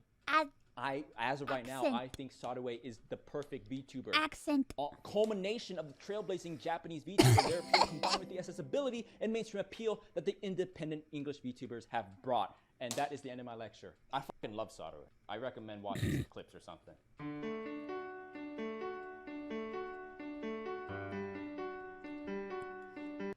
What an interesting take. Thank you for your wisdom. Thank you for your wisdom, Professor.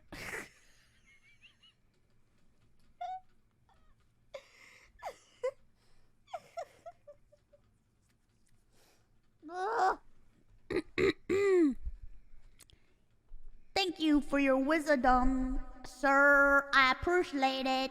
I wonder, VTuber. If I search VTuber in YouTube, what do I get?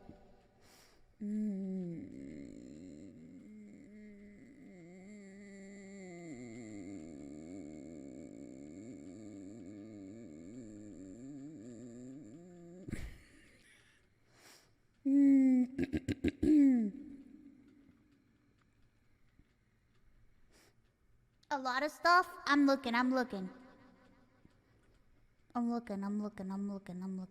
at something. I'm looking for something positive. Not a negative video.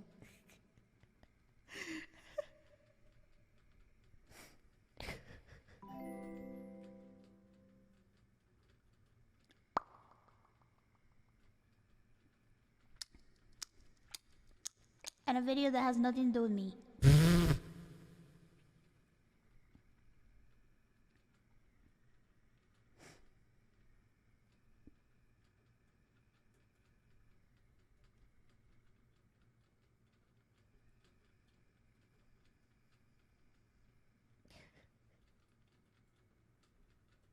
What? The VTuber song? What are you saying? What? Huh? What? Oh?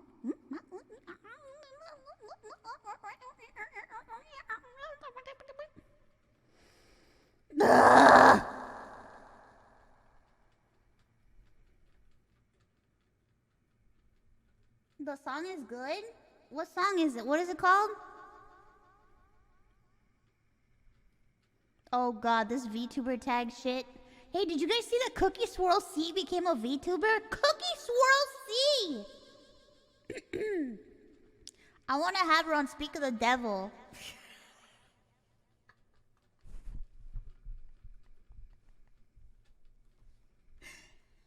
Wait, what song are you guys talking about? What do you mean, who's that? She has like 17 million subs on YouTube. She's like she was like she did a lot of like toy videos and like VTuber song Constara.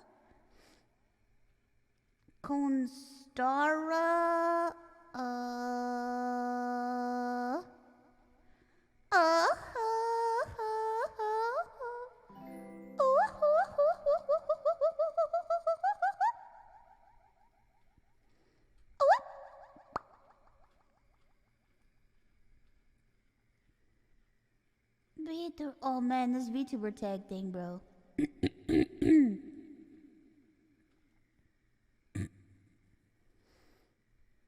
This VTuber tag thing happening right now. What the heck? VTuber song?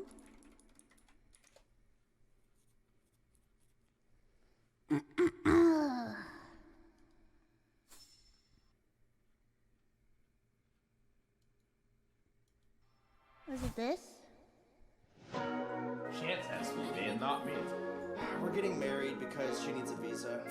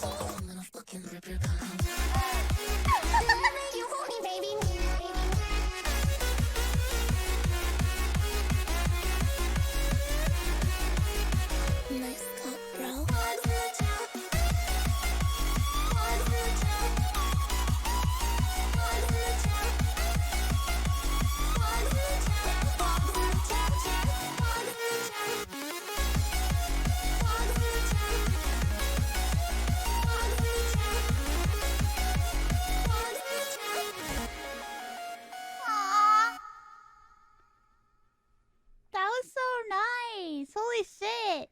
Okay, that was a banger, even though I part with me singing opera in the middle.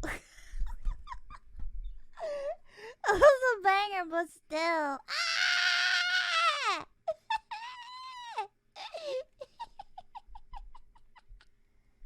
Holy shit, what the fuck? That was the best part? No! No! No! Dude, I was gonna do a celebration because we never did a celebration for hitting 600k on YouTube, but I'm almost at 700k and I'm like, oh fuck, maybe I should just wait. I'll just wait and do it. We'll do a double celebration when that happens. Wait for 1 million? No, I gotta celebrate the milestones. I gotta celebrate the stones. Ooh, I gotta celebrate the stones. I gotta celebrate.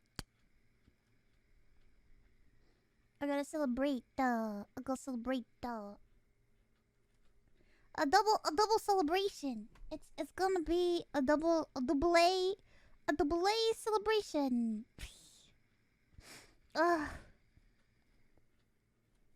Celebrate the Shungai rocks.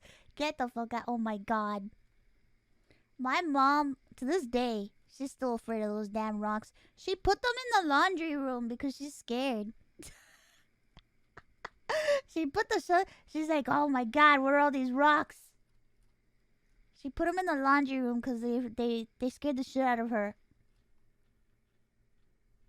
All around la casa. No, not all around la casa. Solamente adentro del laundry room.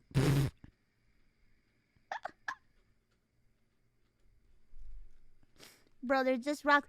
Tell that to a Puerto Rican, an older Puerto Rican woman. Tell her that it's just rocks. Tell them. Go tell them to any older Hispanic woman. You can't just tell them that it's fucking rocks. Everything has a meaning. Everything has a purpose.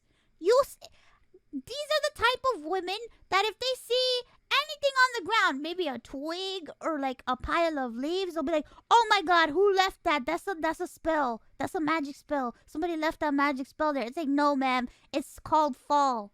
The leaves fall from the tree, and it just so happened that the leaves fell in a circular pattern on the ground. No, that's a magic spell. Somebody put that like that. Don't walk through there.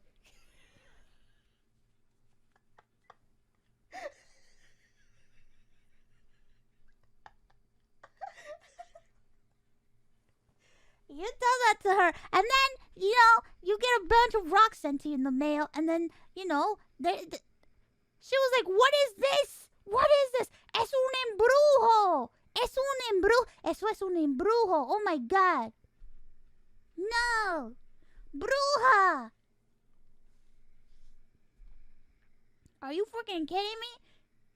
When I got my magic circle charger in the mail, my mom looked at it and she saw that there was symbols on it, and it's a card captor Sakura magic circle, okay? She was very concerned. She was like, "Are you doing magic? Are you doing magic in my house?" I'm like, "This is a charger."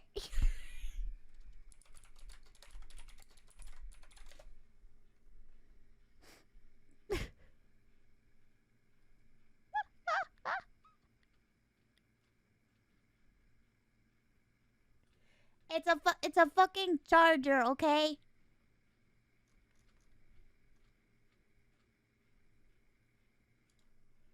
All it does is this. You put it on there, it blows. Just like that. Except mine isn't like that. Mine is a card captor Sakura one. I don't know. But it does just that. Magic circle charger, card captor Sakura. And it had like a bunch of stuff on it. And my mom was very concerned. My mom was like, what the heck? Mine looks very different than that. Oh, no, wait. Mine looks very different. They made a Sailor Moon one? What the fuck? Yeah, my mom thought it was summoning spells and shit.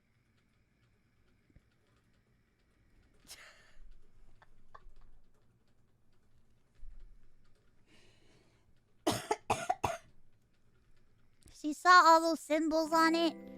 She was like, "What is this?" And I'm like, "Well, oh, not only that, I got a Cardcaptor Sakura rug, and it's a magic circle rug. Holy shit. My mom lost her shit."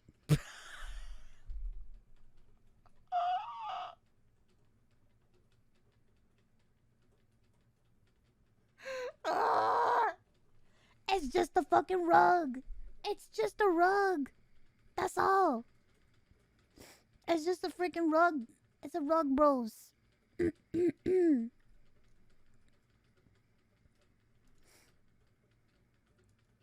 Jawbreakers, also known as gobstoppers, have been enjoyed by the sweet-toothed among us for decades. Among Us! You pop one in and slowly suck or chew through 10 colorful layers of flavor. Sometimes there's even bubblegum in the middle for an even longer-lasting finish. Do not adjust your television. What you're seeing isn't undiscovered planets, but in fact, jawbreakers. To make their bubblegum centers, a worker blends synthetic rubber with powdered resin, which will dissolve the rubber. Yes.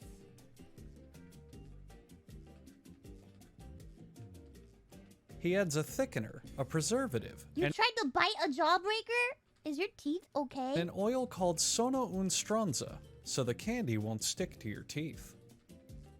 After mixing and steaming at 300 degrees Fahrenheit, the melted rubber pours into trays to cool. Sugar, coloring, and narcotics would be destroyed by the intense heat, so they're added to the batch later. This base serves a dual purpose for candy factories, as it can be easily substituted for peanut butter fudge, should peanut butter supplies run low. Peanut butter fudge. Sometimes, when the batter hardens, animals or small children may be trapped inside. This is how the factory gets them out. If the batter is child-free, it is chopped up and blended with corn syrup to make it sweeter. What if it's not child-free? This mixture is as appetizing as it looks. Oh my god, Once the gross. flavorful food pellets are added, its taste could rival a 5-star meal. Now, cow urine is added to the batch.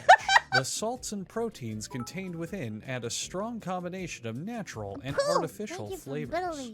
Oh, happy birthday! Happy early birthday! Powder is also added to the batch in massive quantities.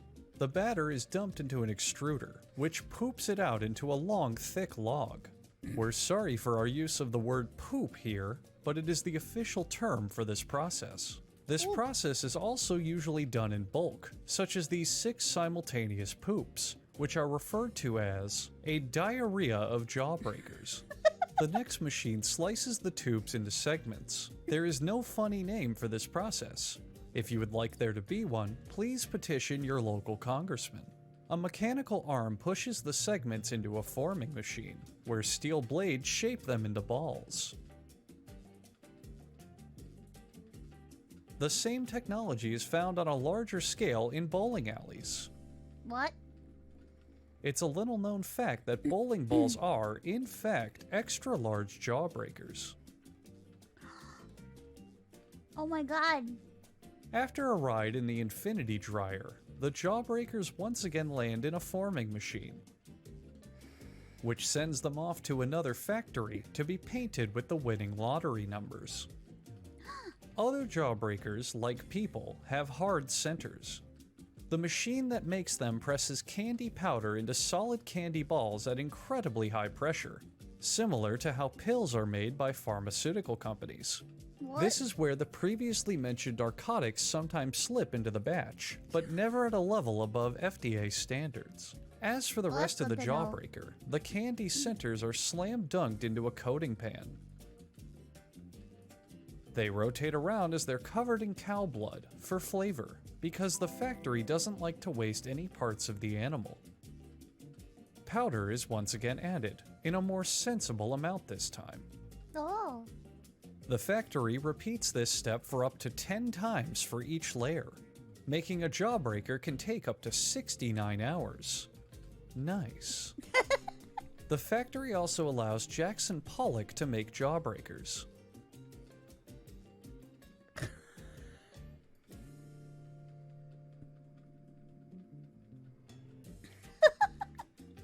And of course, more powder is added. Hey, what's the powder? What's the powder made of? Oh, it's just powder? Okay, it's just powder, guys. Whoa. And finally, when you bisect a jawbreaker, you can see a good view of your mother before and after my night with her.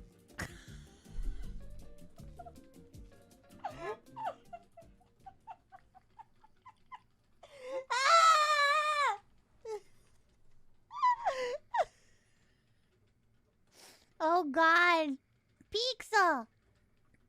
Millions of pizzas travel daily from the frozen food section of the supermarket to the dinner table. Thick or thin crust, meat or vegetarian, their convenience makes them a staple in the freezer. But how do they end up tasting so fresh when they start out so frozen? Cheese, sausage, sausage with carrots, and deluxe. All varieties of pizzas require a maze of machines. To make the dough for the crust, they combine flour, salt, cornmeal, water, yeast, and flour in a large mixer. Then they add a bit of cornmeal for flavor. A mixer turns the ingredients for about 4 minutes. This powerful machine needs almost 30 horsepower to knead the dough. 30 horsepowers!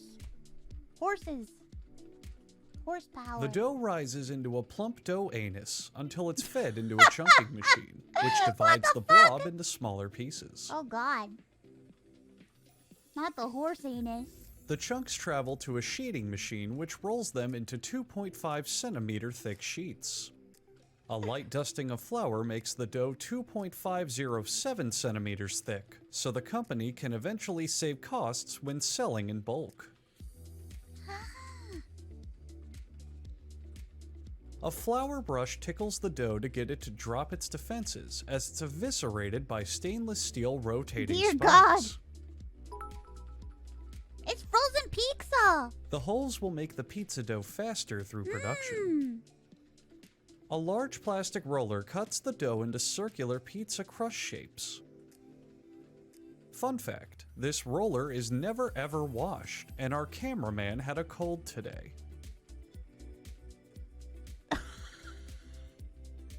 Oh my God, contaminated pizza? Sign me up. I'm just kidding though. A machine called the Divorce-O-Matic separates the dough. Divorce-O-Matic? Is this Totino's pizza? Because I remember the Totino's pizza has little holes on the bottom. That's the pizza with the holes. The pizza crusts are given a spray tan to make them more appetizing and to try to slow the effects of aging. Some pizzas stick to the ceiling. Science cannot explain this. Next stop is the tomato sauce waterfall. Oh my God. This waterfall is the only one of its kind in the world, except for all the others found in other pizza making factories. What the fuck? And anywhere else that someone decides to build one. In fact, most researchers would call this a kid's shitty science fair project more than anything, and would give it a C-. Oh my God. These pizzas. Mounds of cheese fluff are ready to be shredded cheese to fluff. add mozzarella cheese topping. Factories want you to believe this is called a cheese applicator machine, but we all know it's just a cheese waterfall. Are you surprised? Most pizzas today are built via waterfall. I knew it. Okay, seriously, I'm reading the script here and they want to call this thing a meat applicator. Read my lips that you can't currently see. Meat waterfall. Call it what it is, and stop lying to these people. The pizza is now ready to be fed to a computer. The combination of citric acids, salts, and complex topping arrangements make them the perfect snack food for processor-based organisms. The pizzas enter a flash freezer called a blast cell, which sounds like the name of a rejected Batman villain. An overwrapping machine applies a layer of plastic to each Totino's pizza. Some I people know choose it. to I remove know this it flavor anywhere plastic I before see it. eating, but this is up to the consumer.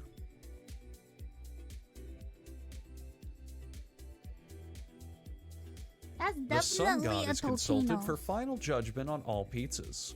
Any he deems unworthy are blown away to pizza hell. What the fuck? And finally, an automated arm pushes each pizza into a box, making you one step closer to your dinner of disappointing greasy cardboard. Those pizzas are so... Those $1 pizzas, they're so sad. Those are some sad-ass pizzas. Those are some sad-ass pizzas.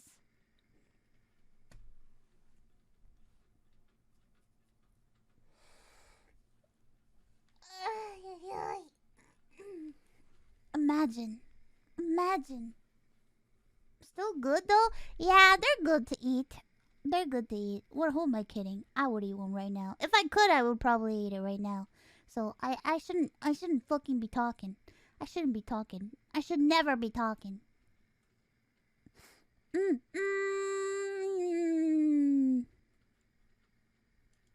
Today, I'm going to challenge myself to make 2 fruit-shaped cakes as realistic as it possibly can. So real. That at the end of this video, I'm going to place the fruit cakes next to the real What fruits, the and fuck? I'm going to see if you can tell the difference. My goal is that you will not be able to tell the difference. This is seriously difficult. It's really, really hard to do. I'll explain why it's so difficult in just a minute, but first, let me introduce myself. My name is Natalie Sidesurf, and I make cakes that do not look like cakes. And What the f-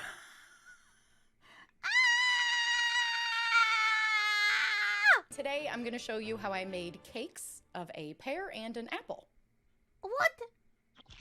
Here I've got some real pears and a couple apples. There are 2 important attributes that I need to capture in order to trick you guys. Number 1, I need to sculpt the correct proportions. And number 2, I've got to get the color spot on. Let's start with the pear. Throughout this cake build, I'm going to go back and forth working on the pear and the apple. I'll carve both cakes, and then I'll cover them in a layer of buttercream, and then a final layer of modeling chocolate. When I say that this is a ridiculously difficult challenge to pull off, I am not kidding. If I were to place a realistic fruit cake on a table all by itself, I wouldn't have to worry too much about getting my color and my proportions perfect, because there's no fruit around to compare it to. But today, I'm going to place the pear and apple cakes next to the real fruits. And that means that you can compare my cakes to the real thing. So I have to go for true hyperrealism. I am both excited and my nervous. God. This is a true challenge. I want of to my eat talents. it. Let me know in the comments if I was able to trick you or not. Now I'll set both cakes in the fridge to chill. While the cakes are chilling, I'm going to work on coloring the modeling chocolate. For the apple, I want to match the lightest color that I see on the real apple. It looks to be light orange red, heavy on the yellow. So I start by adding yellow food color to white modeling chocolate. I mix it up, and I'm left with yellow modeling chocolate. Now I want to dull this vibrant red modeling chocolate, so I'm adding a little bit of green food color, because green is the complementary color of red. Then I'll mix both the yellow and the red together. Now it matches that It's red like color of the Play-Doh. apple much better than the red I started with. Don't believe me yet? Well, get ready to really have your mind blown. I'm going to use the exact same colors that I used to make the apple for the pear. Red, yellow, and green. It's crazy, right? The only difference is that I'm using different amounts of each color. The pear will have mostly green, some yellow, and a tiny bit of red. This is some color wheel magic happening right here. And it's also why I chose to make green and red fruits Mama, today. does Because that I can mean use you the can same put that fruit in your colors for mouth both. and you can now eat I it know right this there, is a lot of right now? hands-on activity happening here, but don't freak out on me. How do you These not- cakes are how do you small, stop so they're just yourself for us. If they were from for somebody eating else, it? I would definitely wear gloves while coloring the chocolate. This is the pear color I've been Oh looking for. my So God. now it's time to sculpt. It tastes bad? What? It does? Here I'm rolling out the green modeling chocolate, and I'll use it to cover my pear-shaped cake first. Then I'll do the same for the apple cake before I go on to sculpt the details of both. I have been a fan of hyperrealistic art my whole life. As a kid, I always enjoyed realism in art, And then when I discovered hyperrealism, I was in love. The Baker's difference between the chocolate is two gross? is realism is when you replicate something in a way that looks natural and real, but you know you're looking at art. Hyperrealism is when you recreate something in a way that is so lifelike that you could be tricked into thinking it's the real thing. A true hyperrealistic painting will make you think you're looking at a photograph, and a true hyperrealistic sculpture will make you think you're looking at the actual object. I'm inspired by hyperrealistic fine artists, but I also really love looking into artists that are in special effects. I think it would be so fun to dabble in special effects one day. Or special effects in cake. I don't know how that would work, but I'd love to try. Okay, now let's paint. Whoa. Check out this mug. This is a Side Surf Cake Studio mug. You can get one too at shop.sidesurfcakes.com. Oh my god, hashtag ad. And if you're left-handed, just images on both I sides. am not left-handed. Get your own. Hashtag ad. The pear and apple are sculpted, so now it's on to Oh what my god, I she's think gonna is paint the it. most difficult part about making a hyper-realistic cake. The painting. I Do have a people bachelor's actually degree in eat those fine art, things, or and they guess what just my they're just for concentration was? decoration, It or was do painting. people eat And that's it? a good thing. If 'cause the having that stuff painting tastes bad, experience why really would you helps me eat out it? when I paint cakes. You don't have People to go don't to college eat for them, 4 do years they? to learn They how to just do this. do it just but to do if it. you are interested in painting, whether it's with traditional paints or on cakes, I highly recommend that you learn the basics of color theory. Once you learn the basics, it's all about practice. I get better and better at understanding color the more art I make. Edible paint. The apple is pretty close, so let's move on to the pear. Oh Painting my is, god. in my opinion, the hardest part about capturing realism. There's like infinity colors, so I'm just trying to get as close to the real color as I possibly can. Painting this pear gives me some minor anxiety. It's really, really fun, but it's also really, really difficult. There are darker green areas on the pear, and then it starts to get lighter towards the bottom. And the stem is Bruh. many shades of brown. One of my favorite things to add to my cakes are the imperfections. That's Who said because you the think it's for the imperfections donut? really highlight the realism. There's no such thing as a perfect pear. Pear or what? Pear these nuts. There. Pears typically have dents and marks, and I'm not about to leave those out. That's what makes this cake so interesting. Details like these Got 'em. always help to sell the cake as the real thing. At least in this case, I hope they do. My imperfections are looking nice and imperfect, so now all that's left are the Whoa. spots. Pears are completely covered in green spots. They kind of look like freckles. Now I know that pears aren't very big, but that's still a lot of spots to paint. God With that tiny damn. little brush. This is pretty repetitive and it takes a while, but I actually really enjoy it. Kind of therapeutic. Pears have a little shine to them, so I'm spraying the cake with a little bit of cooking spray. Let's see that again. And don't worry, it's not greasy and you can't taste it. Now let's finish up the apple. Apple. That's not how I say it. I say apple, which Apple. sounds bad. I made this little fondant stem and I'm painting it red and brown. I used fondant for this because at this tiny scale, fondant's gonna dry harder than modeling chocolate. Then I just place it in the top. The real red apples have tiny white dots all over them. So just like the pear, I'm painting in apple freckles. And now I'm gonna do something crazy. I'm spraying the real apples with water to make them look freshly washed. The water beads up in a really interesting way. And I love it, so I'm going to add this detail to my cake apple. To create easy edible water droplets, I'm piping tiny dollops of piping gel right onto my cake apple. Piping gel? And there you have it.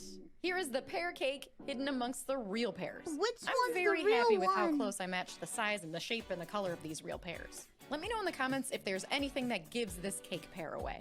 If you like this video, please consider liking this video that and one. subscribing to my channel. It helps me out It so has to much. be. And it's a free way that you That can one. support my cake making. Now let's cut the cake. The second I cut this cake, the whole room filled with the smell of chocolate. Dear God. Chocolate cake is my favorite. This is I'm evil. gonna eat this one right up. This is evil. Okay, now for the apple cake. And here it is, hanging out with the real apples. The water droplets are so Oh, shiny fuck. and pretty. I'm glad I included them. Even though they are piping gel, I really do think they read as That water. one. Both cakes are up on my social media accounts, so head over there and see if I was able to convince anyone that It's these the cakes are left real. one. Now let's cut the apple. Oh my god, my life is a lie.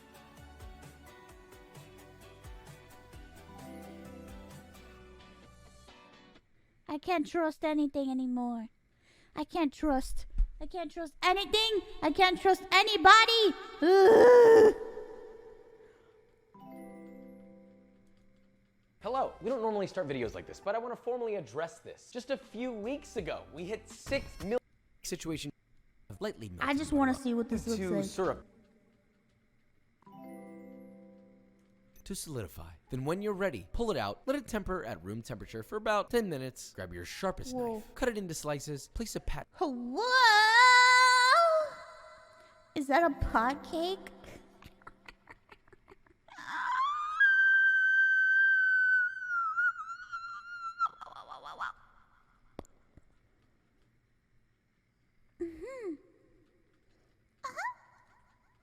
But here.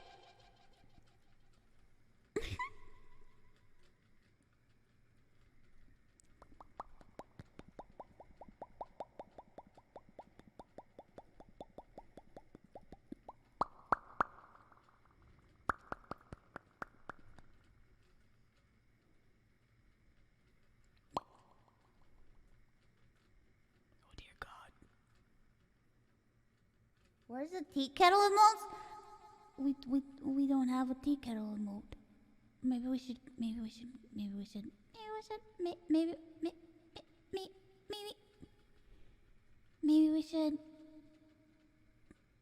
get one.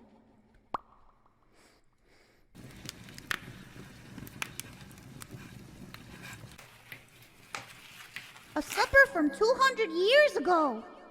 Maledictus, thank you for the 20 gifted subs. Dinner 200 years ago. 1807 mac and cheese.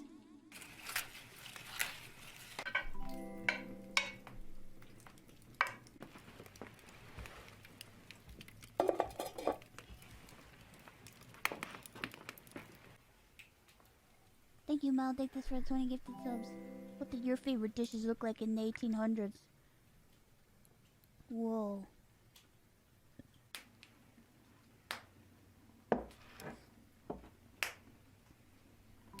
Did they even have macaroni in the 1800s? They didn't have macaroni back then. This is all a lie.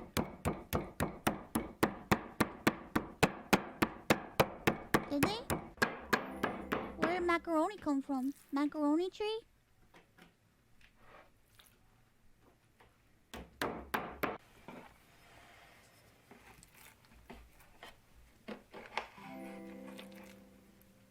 Is she gonna act like it is the 1800s and not believe that germs exist? Because I see no cutting plate, no cutting board. Oh God. Dear God.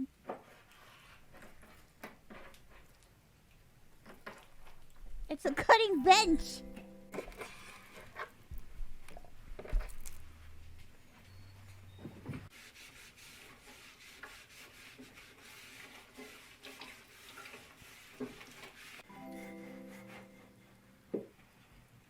Pie paste.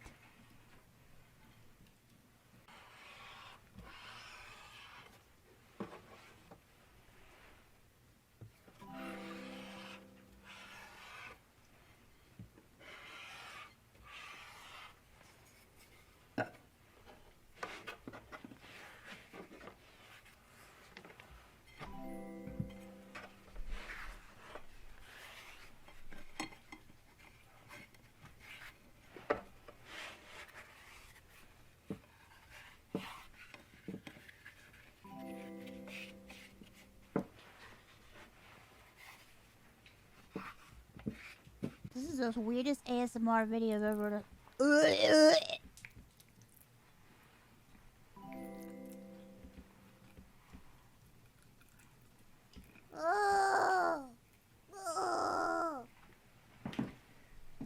A meat pie? Ew. I don't like this. What's she putting in there? Salt? Oh my God, cracked pepper. I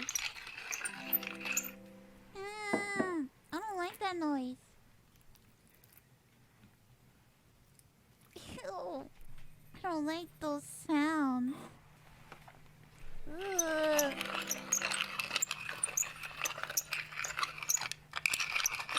My ears! Ah! I don't like that!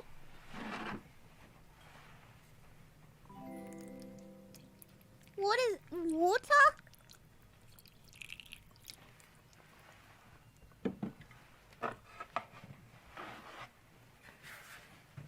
You can smell it? Oh god. Ugh. Ew, now I can smell.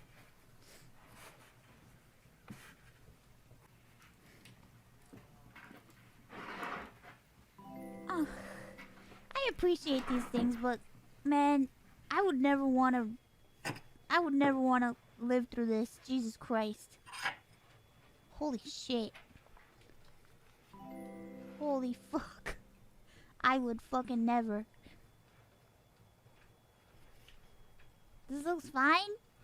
I want to live like that. If this was the 1800s, I would have been dead a long time ago.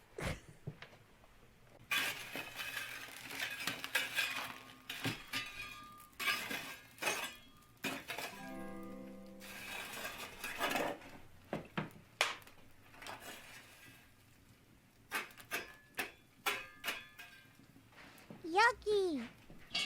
I mean, I see the appeal, I guess, maybe. I don't know. Tofurkey, thank you for the dono.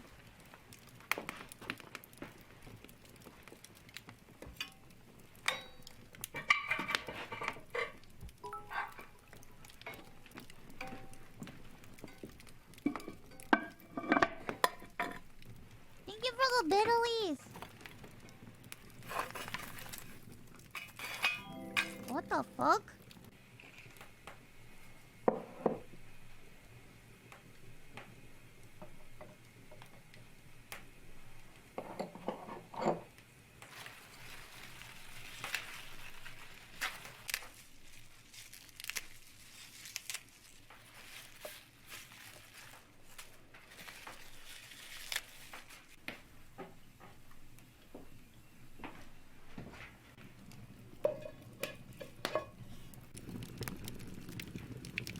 She's roasting the lettuce.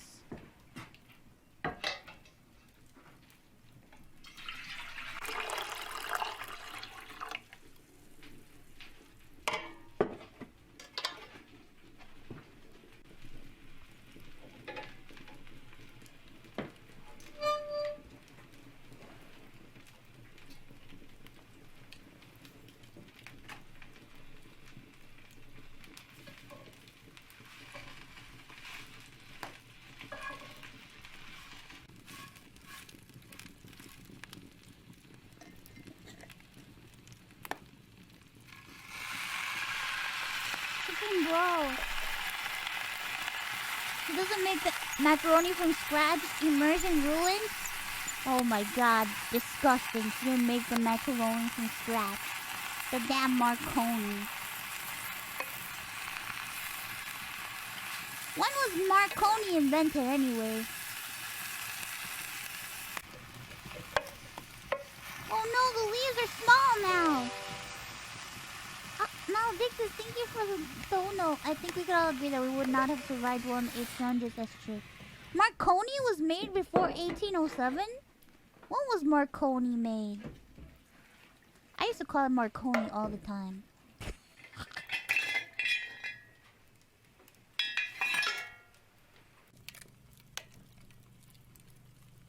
I'm gonna Google it. When was Marconi invented?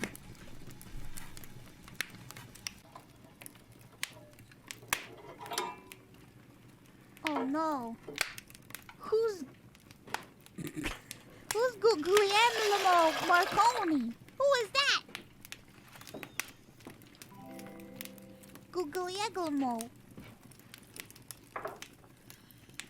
That's not what I was looking for. Marconi.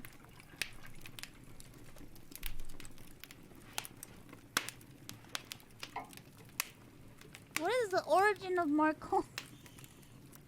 What's the origin of Marconi? Marconi's mysterious origins.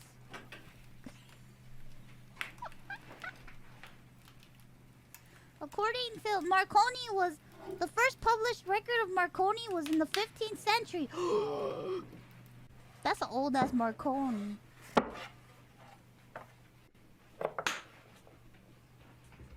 Oh my god, look. It's pie.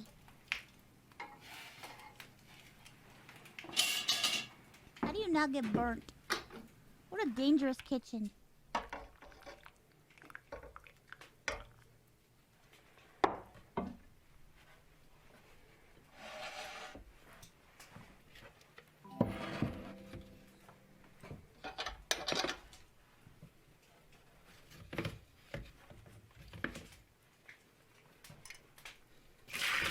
Bro, knowing me, that freaking Justine is quite messy. What the fuck? Knowing me, that whole thing would flip around and burn the shit out of me because I'm fucking clumsy and stupid.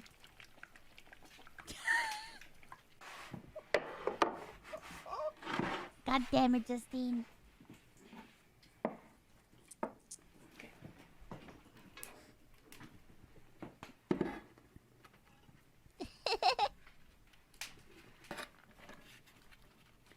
Is she gonna fry the She's frying it. Is she frying it? What are you doing? What are you doing?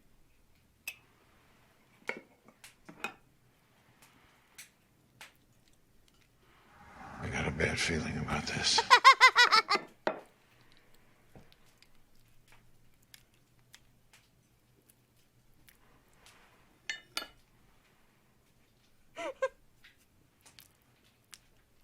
With these sounds. These sounds of the Marconi.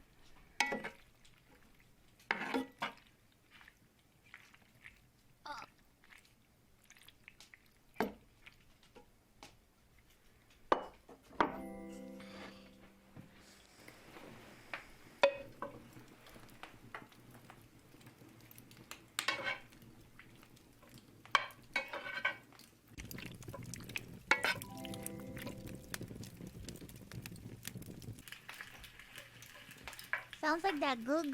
What?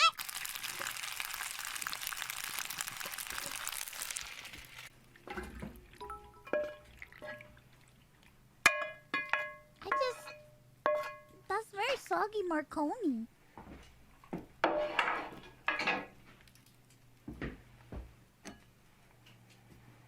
Parmesan.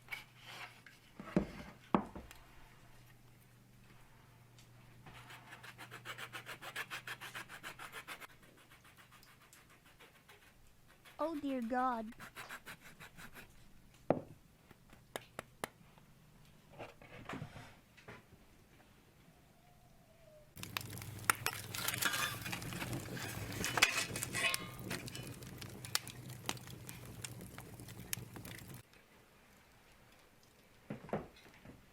What?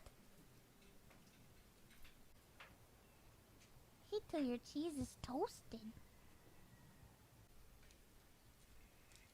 Oh my God, what a life. What the fuck?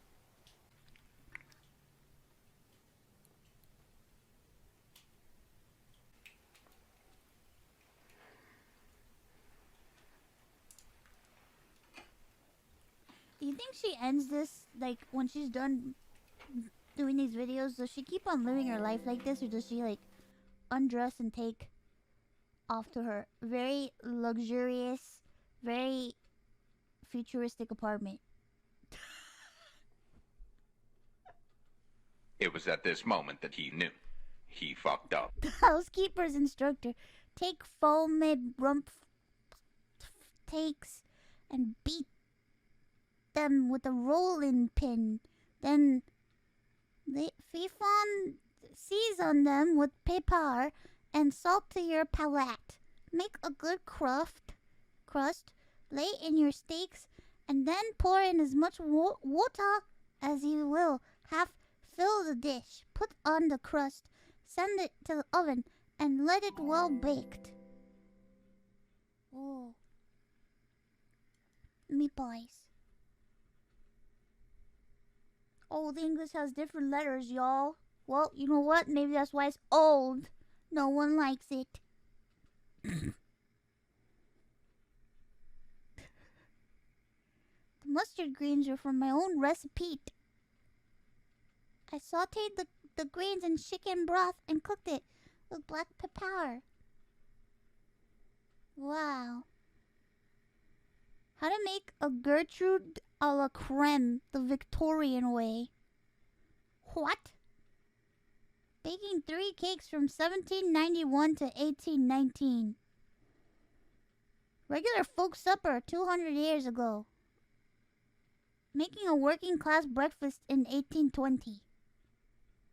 Oh my god. I'm intrigued. Dear God, help me. I've unlocked something strange.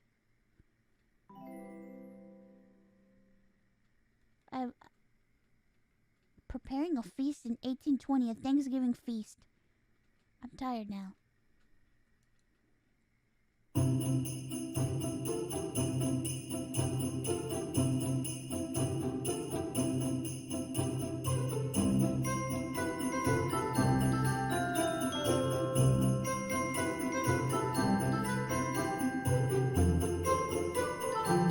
I mean, I would be tired too. Like, what the fuck? The Victorian way! I want to believe these people continue to live their lives like this off screen. Actually, no, that's not what I want to believe. I want to believe the second these videos are over, they go to their apartment, it's futuristic with all the finest gadgets. Ah, season's greetings. As we're in the middle of the festive season, things are a little busy with all the entertaining. I like to have a few things in the store cupboard that I can turn into dishes for dinner to make life a little easier should there be unexpected. You hate her? Why? What's wrong with her? Is it because she's talking? Guests.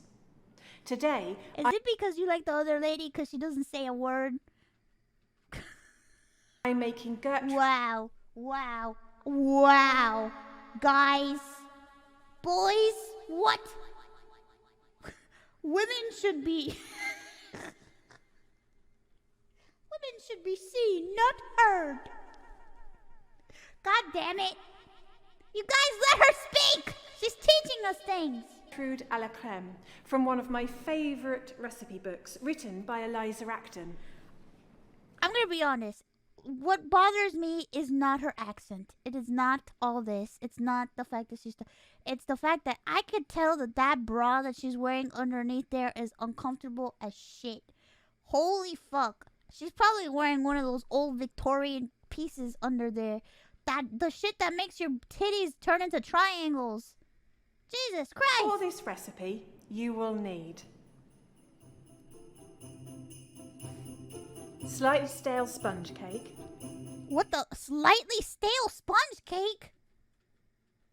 What? Eggs. Eggs. Sugar. Sugar. Cream. Cream. A selection of preserves. A selection of preserves. What the fuck does that mean? Crystallized fruit and flowers. What the fuck is crystallized fruit and flowers? What? Almond paste. Almond paste. And food colouring. Food colouring. This recipe is one of many I have for using up stale sponge cakes. I always make a second sponge cake. How many freaking sponge cakes do you make to make one of them go stale?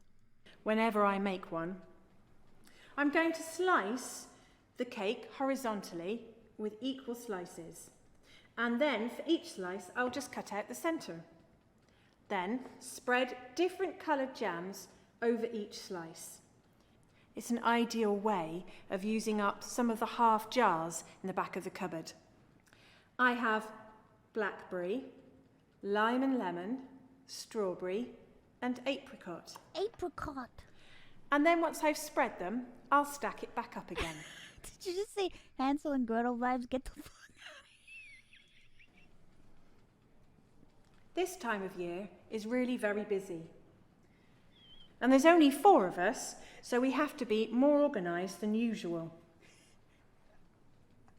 After all, we don't just make breakfast, luncheon, dinner and supper for Lord and Lady Braybrook and their guests. Luncheon. But also 4 meals for just under 30 indoor servants. Indoor servants? And the upper servants and the lower servants have different meals. Upper servants and lower servants? What? I don't like this.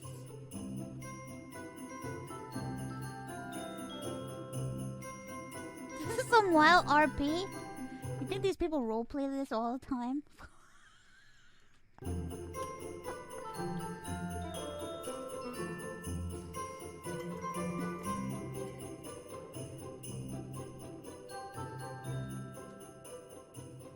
I don't know why this reminds me of an old iPad game or something. What the fuck am I I'll thinking? keep these bits, perhaps for a trifle. What's a trifle? Why does this remind me of an old iPad game? The music! Just listen to the music! Don't you feel like you're like playing an old ass iPad game?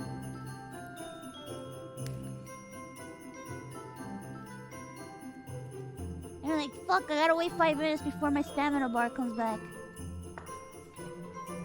I ran out of gems.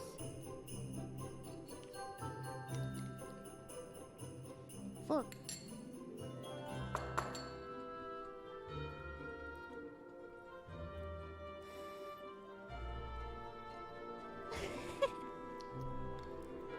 That doesn't look appealing. That looks weird.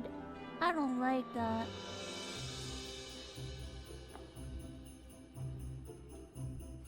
A giant beagle! It's a giant bagle.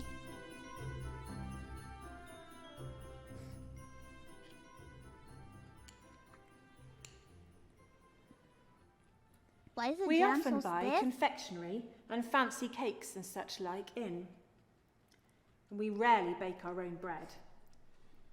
And there are several women, locally, that I use to do the rougher work, leaving my maids to work here in the kitchen. Oh my god, they are roleplaying. She is roleplaying, holy shit.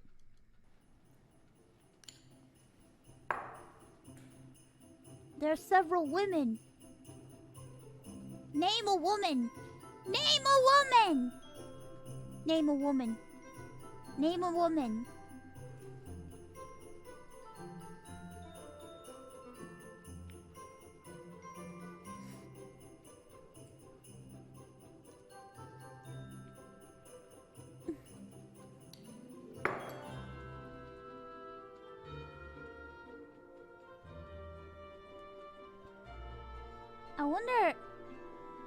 I wonder if people that watch this video, they also roleplay as well.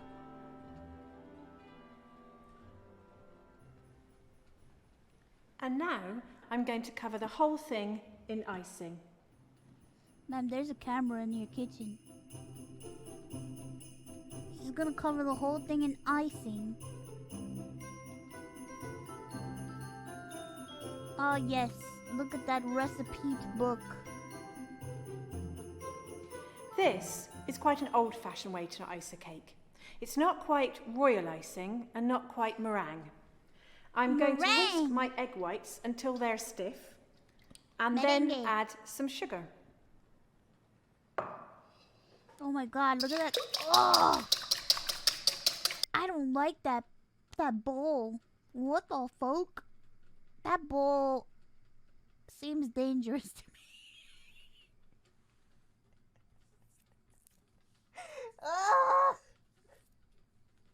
That bowl just seems so fucking dangerous to me.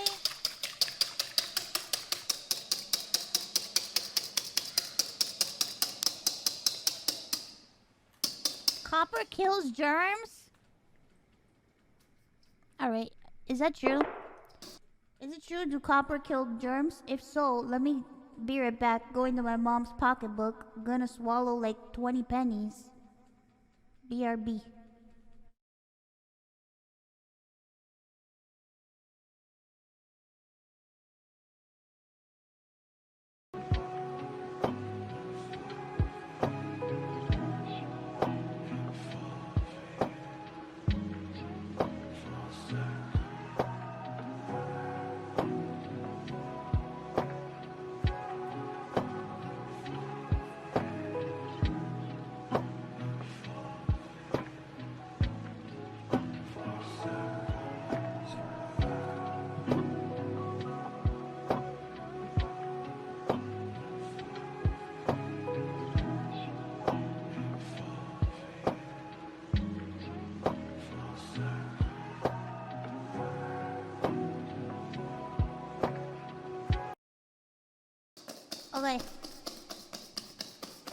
the pennies.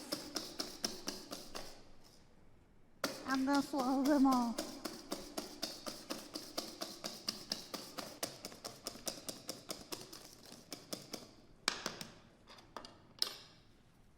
I'm now going to ice my cake.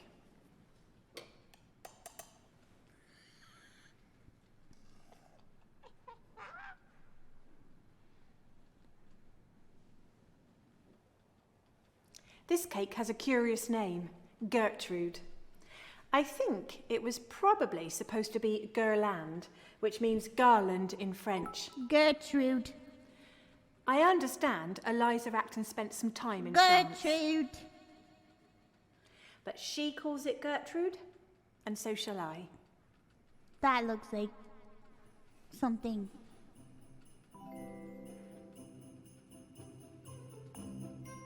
Gertrude.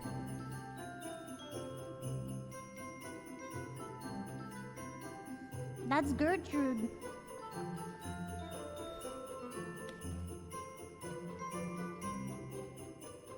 That looks like marshmallow fluff.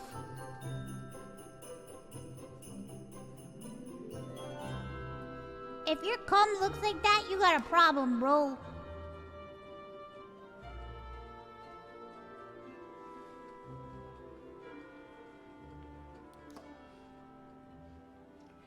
Now, you don't need to worry too much about your icing. You can cover up mistakes. That looks like glue. By adding some decoration. Holy shit.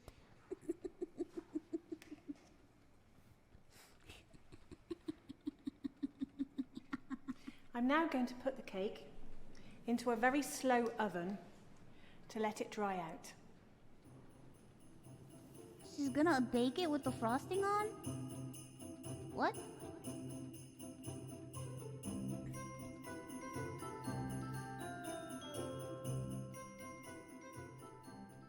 I've already started decorating my cake using some candied fruit.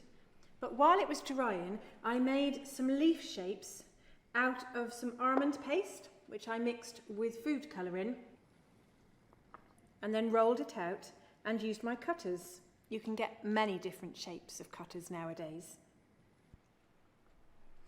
I'm going to stick the shapes on using some royal icing.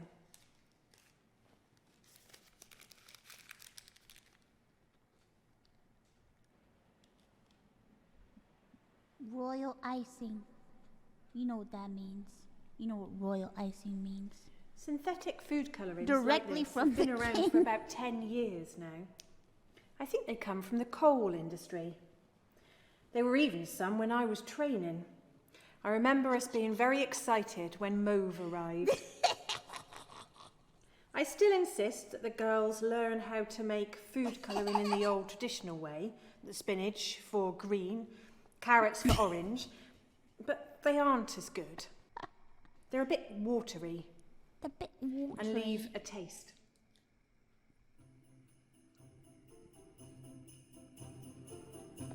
Oh my god, I'm sorry. Esa musiquita, bro. That fucking music is driving me crazy. I swear to God. That loop of that song, esa musiquita me está volviendo loca, coño. Holy fuck. Please, please stop. Please stop. I stopped playing Cookie Kingdom a long time ago. Smolder! Thank you for the bitter leaves. Oh my god, that fucking...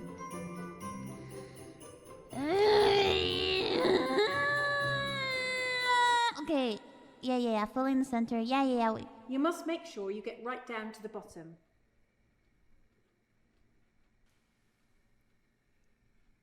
Oh my.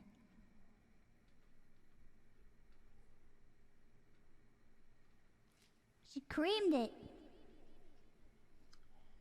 And I'm going to finish the decoration with some sugared flowers and some more leaves.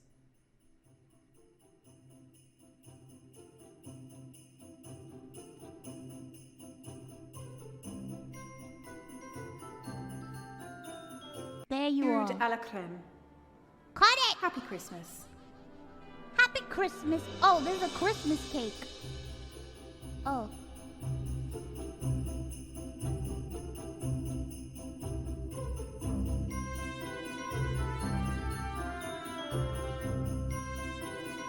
I wanna see her eat it. Didn't even show her eat it. What the fuck? Gotta make almond and potato putang. Alright, hold on. Oh god. Oh god.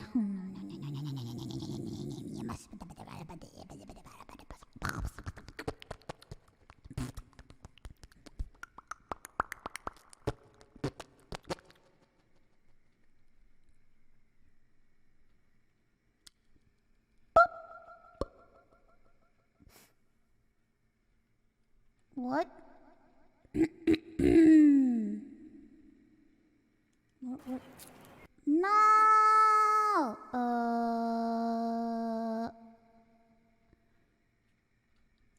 What else is interesting? I'm just looking around, man. I'm just looking around for different things that seem interesting to me.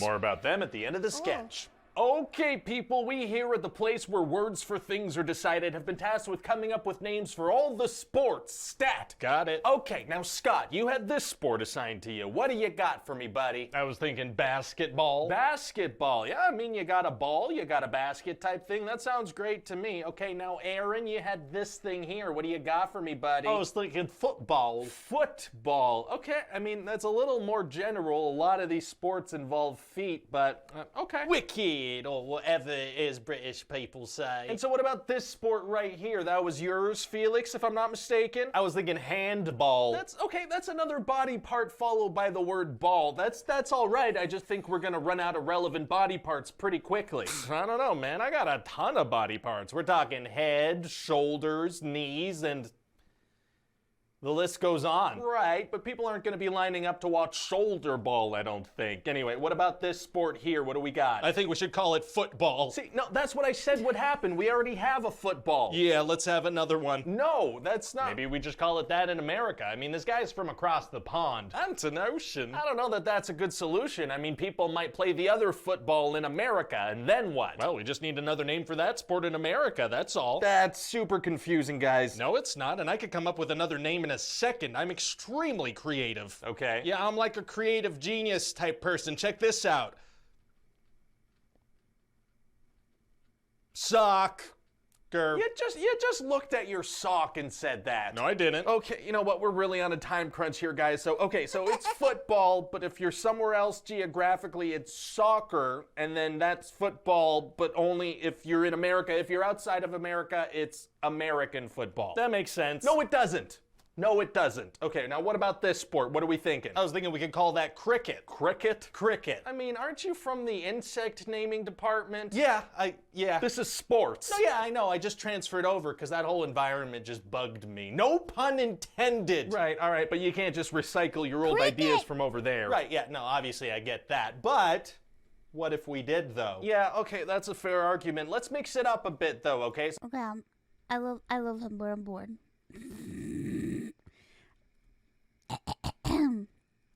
I love him, but I'm bored.